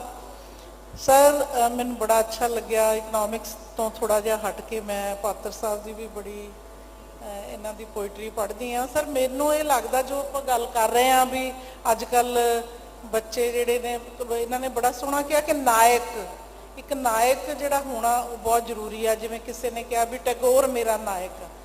ਹੁਣ ਉਹ ਨਾਇਕ ਦਾ ਜਿਹੜਾ ਕਿਹਨੇ ਉਹ ਬੱਚਿਆਂ ਦੇ ਦਿਮਾਗ 'ਚ ਪਾਉਣਾ ਵੀ ਕੌਣ ਨਾਇਕ ਆ। ਮੈਨੂੰ ਲੱਗਦਾ ਕਿ ਪਹਿਲਾਂ ਜਿਹੜੀਆਂ ਸਾਡੀਆਂ ਦਾਦੀਆਂ ਸੀ, ਨਾਨੀਆਂ ਸੀ, ਸਾਨੂੰ ਬਚਪਨ ਦੇ ਵਿੱਚ ਕਹਾਣੀਆਂ ਸੁਣਾਉਂਦੀਆਂ ਸੀ, ਗੁਰੂ ਸਾਹਿਬ ਦੀ ਕਹਾਣੀ ਸੁਣਾਈ ਜਾਂ ਕਿਸੇ ਨਾਇਕ ਦੀ ਸੁਣਾਈ, ਤਾਂ ਉਹ ਬੱਚਿਆਂ ਦੇ ਮਨ ਦੇ ਵਿੱਚ ਉੱਕਰ ਜਾਂਦੀ ਆ ਤੇ ਥੋੜਾ ਜਿਹਾ ਬੱਚੇ ਤੇ ਇਨਫਲੂਐਂਸ ਹੁੰਦਾ। ਹੁਣ ਬੱਚੇ ਜਿਹੜੇ ਨੇ ਇੰਨਾ ਮੀਡੀਆ ਦੇ ਵਿੱਚ ਇੰਟਰਸਟ ਲੈਣ ਲੱਗ ਗਏ। ਜੰਮਦੇ ਬੱਚੇ ਨੂੰ ਅਸੀਂ ਮੋਬਾਈਲ ਫੜਾ ਦਿੰਦੇ ਆ, ਖਾਣਾ ਨਹੀਂ ਖਾਂਦਾ ਤੇ ਮਾਂ ਕਹਿੰਦੀ ਆ ਵੀ ਮੋਬਾਈਲ ਤੇ ਕੋਈ ਇਹਨੂੰ ਵੀਡੀਓ ਲਾ ਦਾਂ ਤੇ ਇਹਦੇ ਮੂੰਹ ਦੇ ਵਿੱਚ ਮੈਂ ਰੋਟੀ ਪਾਈ ਜਾਵਾਂ, ਹੈ ਨਾ। ਤੇ ਅਸੀਂ ਉਹ ਵਿਰਸੇ ਤੋਂ ਬਹੁਤ ਦੂਰ ਜੇ ਚਲੇ ਗਏ ਆ। ਅਸੀਂ ਬੱਚਿਆਂ ਨੂੰ ਇਹਦੇ 'ਚ ਸੁਸਾਇਟੀ ਦਾ ਵੀ ਬਹੁਤ ਕਸੂਰ ਆ, ਸਾਡੇ ਮਾਂ-ਬਾਪ ਦਾ ਵੀ ਕਸੂਰ ਆ, ਬਈ ਸਾਡਾ ਆਪਣਾ ਕਸੂਰ ਆ ਵੀ ਅਸੀਂ ਆਪਣੇ ਬੱਚਿਆਂ ਨੂੰ ਉਹਨਾਂ ਨਾਇਕਸ ਤੋਂ ਦੂਰ ਕਰੀ ਜਾ ਰਹੇ ਆ ਜਿਹੜੇ ਕਿ ਉਹਨਾਂ ਲਈ ਰੋਲ ਮਾਡਲ ਹੋਣੇ ਚਾਹੀਦੇ ਆ। ਵੀ ਅਸੀਂ ਵੀ ਉਹਨਾਂ ਜਿੰਨੇ ਦਲੇਰ ਹੋਈਏ, ਅਸੀਂ ਵੀ ਉਹਨਾਂ ਜਿੰਨੇ ਸੂਝਵਾਨ ਹੋਈਏ। ਸਾਡੇ ਨਾਇਕ ਹੀ ਫਿਲਮੀ ਹੀਰੋ ਹੋ ਗਏ ਜਾਂ ਸਾਡੇ ਨਾਇਕ ਹੀ ਡਿਫਰੈਂਟ ਹੋ ਗਏ, ਤਾਂ ਇਹਦੇ 'ਚ ਅਸੀਂ ਬੱਚਿਆਂ ਦਾ ਉਹਨਾਂ ਕਸੂਰ ਨਹੀਂ ਕਹਿੰਦੇ। ਮੇਰੇ ਜੋ ਪਰਸਨਲ ਆਬਜ਼ਰਵੇਸ਼ਨ ਆ ਕਿ as a society, as a parent, ਸਾਨੂੰ ਸਾਰਿਆਂ ਨੂੰ ਹੀ ਹੰਬਲਾ ਜਿਹਾ ਮਾਰਨਾ ਚਾਹੀਦਾ ਤੇ ਤਾਂ ਹੀ ਅਸੀਂ ਇਹਨੂੰ ਦੁਬਾਰਾ ਰਿਵਾਈਵ ਕਰ ਸਕਦੇ। Thank you sir. I fully agree with you. In fact, today I was discussing the same thing with the director of IPS Mohali. He is sitting over here. And we concluded that the parents have increased the comfort zone of the children to a very high level, and they hesitate or very reluctant to pinpoint the child even if he is doing a wrong thing. That is a sad thing. Now your first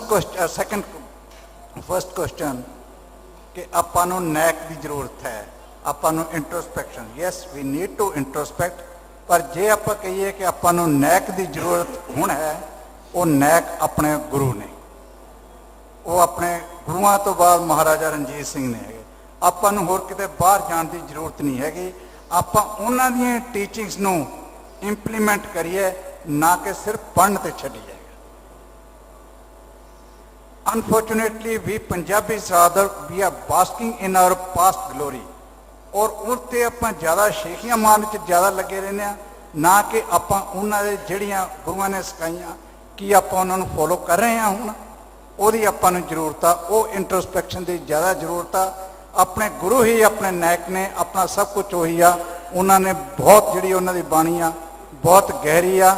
ਆਪਾਂ ਉਹਨਾਂ ਦਾ ਕਮ ਸੇ ਕਮ ਜੇ 50% ਵੀ implement ਕਰ ਲਈਏ, I think we will be on the right track. Thank you.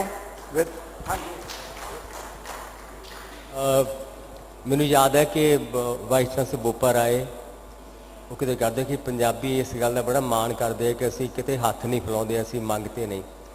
ਕਹਿੰਦਾ ਪਰ ਅਸੀਂ corruption ਤਾਂ ਦੋਨਾਂ ਹੱਥਾਂ ਨਾਲ ਲੈ ਲੈਂਦੇ ਹਾਂ ਕਿ ਸੋ ਉੱਥੇ ਅਸੀਂ ਕਈ ਵਾਰੀ ਆਪਣੇ ਆਪ ਨੂੰ, ਸੋ ਮੇਰੇ ਮਨ 'ਚ ਇਹ ਆ ਕਿ ਇੰਟਰੋਸਪੈਕਸ਼ਨ ਦੀ ਬਹੁਤ ਜ਼ਿਆਦਾ ਜ਼ਰੂਰਤ ਪੇਰੈਂਟਸ ਨੂੰ ਵੀ ਔਰ ਸਾਡੀ ਵਿਦਿਅਕ ਸੰਸਥਾਵਾਂ ਨੂੰ ਵੀ ਇਹ 'ਚ ਬਹੁਤ ਵੱਡਾ ਰੋਲ ਅਦਾ ਕਰਦੇ। ਔਰ ਪ੍ਰੈਕਟੀਕਲ ਹੋਣ ਦੀ ਲੋੜ ਆ।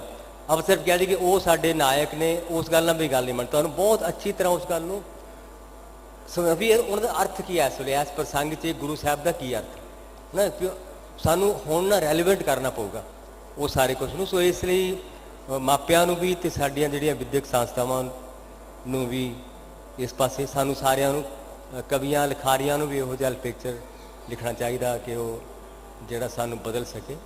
ਸੋ ਮੈਂ 1 ਮਿੰਟ ਉਹਨਾਂ ਦੀ ਇੱਛਾ ਪੂਰੀ ਕਰ ਦੇਣਾ। ਮੈਂ ਆਪਣੇ 2-3 ਸ਼ੇਅਰ ਸੁਣਾ ਕੇ ਫਿਰ ਮੈਂ ਖਤਮ ਕਰਾਂ।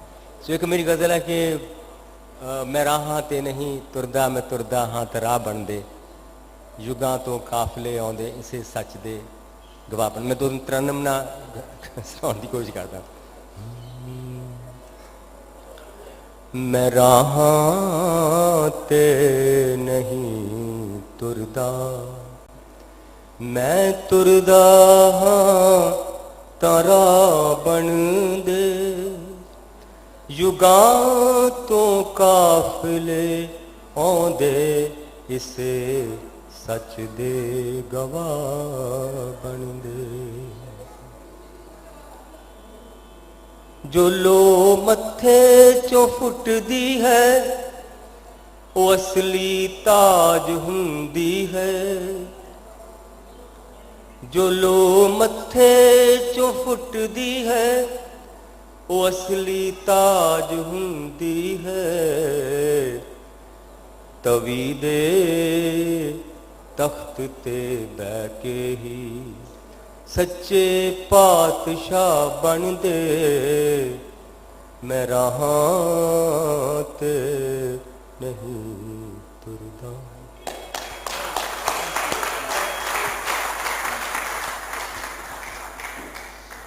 ਕੋਈ ਹੀਰੋਜ਼ ਜਿਹੜੇ AK-47 ਜਿਹੜੇ ਗੀਤ ਸੁਣਦੇ ਇੰਨੇ ਮਿਲੀਅਨ ਵਿਊਜ਼ ਹੁੰਦੇ। ਅਕਲ ਦੀ ਤਲਵਾਰ ਤਿੱਖੀ ਕਰ ਲਓ ਜੇ ਅਗਲੀ ਸਦੀ ਦੇ ਹਾਣੀ ਬਣਨਾ।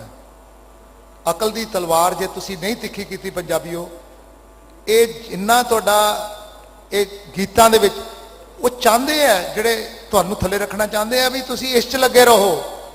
ਇਹ ਇੱਕ ਜਿਹੜੀਆਂ ਵਾਇਲੈਂਸ ਦੀਆਂ ਬੈਕਡ੍ਰੌਪ ਹੈ, ਰੈਪ ਸੌਂਗਸ ਹੈ, ਇਹਨਾਂ ਨੂੰ ਆਪਾਂ ਨੂੰ ਛੱਡਣਾ ਪੈਣਾ।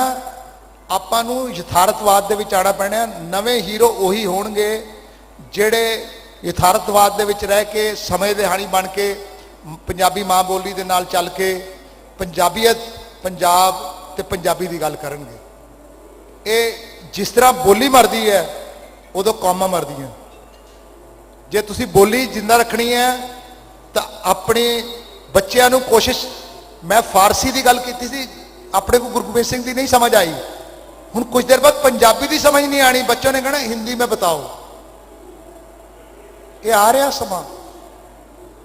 ਬਸ ਮੇਰਾ ਇਹੀ ਸੁਨੇਹਾ ਹੈ ਬਈ ਪੰਜਾਬੀ ਨਾਲ ਪਿਆਰ ਕਰੀਏ, ਪੰਜਾਬੀ ਨੂੰ ਪ੍ਰਫੁੱਲਤ ਕਰੀਏ ਤੇ ਵਧਾਈਏ।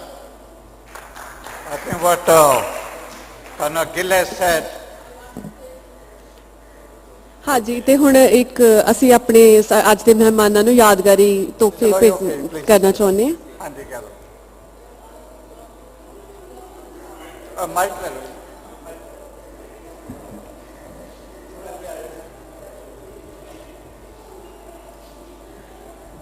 I am Krishna Goyal. I have retired as Joint Registrar from Armed Forces Tribunal. I belong to Mahila Manch, Tri-City Mahila Manch Poets. We also try to create an awakening among the ladies. So a short poem, just for 2 minutes, I want to read. आरती, ये अभी जो था दुशहरा दिवाली वगैरह गए थे तो मैंने लिखा, माँ दुर्गा तेरी आरती लिए खड़ी हैं तेरे द्वार। माँ दुर्गा तेरी आरती लिए हम खड़ी हैं तेरे द्वार। प्रकट हो माँ दुर्गा करो महिषासुर का संहार। प्रकट हो माँ दुर्गा करो महिषासुर का संहार। कनखियों से देख रहे चिथड़े करने को आतुर हैं। कनखियों से देख रहे चिथड़े करने को आतुर हैं। एक नहीं माँ को सताने वाले अनगिनत महिषासुर हैं। देखो देवों ने तुम्हें पुकारा था, हे माँ देवों ने तुम्हें पुकारा था। आज कन्याएं पुकारें खड़ी खड़ी। देख भारत माँ की व्याकुलता दुर्गा फिर यूं बोल पड़ी। छोड़ो तुम आरतियों को बहनों, छोड़ो तुम आरतियों को, आज पकड़ लो तलवार। महिषासुर के संहार को खुद हो जाओ तैयार। तुम अबला हो ना कमजोर हो, तुम अबला हो ना कमजोर हो, हर कन्या मेरा अवतार है। करो धारण शस्त्र तुम, ये समय की पुकार है। विष्णु का सुदर्शन ले लो या शिव का त्रिशूल उठाओ। वो कहते हैं ना, जब दुर्गा माँ प्रकट हुई थी तो विष्णु ने उनको अपना त्रिशूल दिया। विष्णु का त्रिशूल ले लो, शिव का त्रिशूल, विष्णु का सुदर्शन ले लो या शिव का त्रिशूल उठाओ। ले लो पवन से धनुष बाण या यमराज का वज्र उठाओ। आरतियों को छोड़कर शस्त्र उठाने को हो जाओ तैयार। मेरा आशीर्वाद तुम्हारे साथ है। महिषासुरों का खुद करो संहार, खुद करो संहार। बहुत बहुत शुक्रिया। बहुत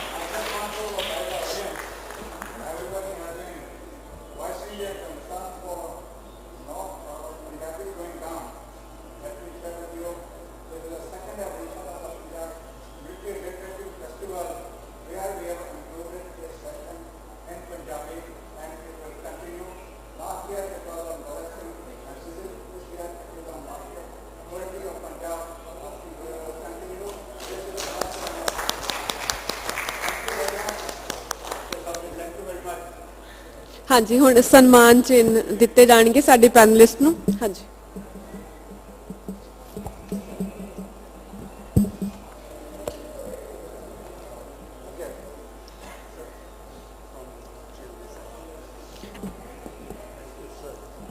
ਅਸੀਂ ਸਾਡੇ ਸਾਰੇ ਪੈਨਲਿਸਟ ਦਾ ਬਹੁਤ-ਬਹੁਤ ਧੰਨਵਾਦ ਕਰਦੇ ਹਾਂ ਸੁਰਜੀਤ ਪਾਤਰ ਜੀ ਸਾਡੇ ਨਿੱਕੇ ਜਿਹੇ ਸੱਦੇ ਉੱਤੇ ਇਸ ਵਿਚਾਰ ਚਰਚਾ 'ਚ ਸ਼ਾਮਿਲ ਹੋਣ ਲਈ ਆਏ ਕਰਨਲ ਜਸਜੀਤ ਸਿੰਘ ਜੀ ਡਾਕਟਰ ਤੇਜਿੰਦਰ ਸਿੰਘ ਤੇ ਡਾਕਟਰ ਜੀ.ਐਸ. ਚੀਮਾ ਜੀ ਬਹੁਤ-ਬਹੁਤ ਸ਼ੁਕਰੀਆ ਜੀ ਧੰਨਵਾਦ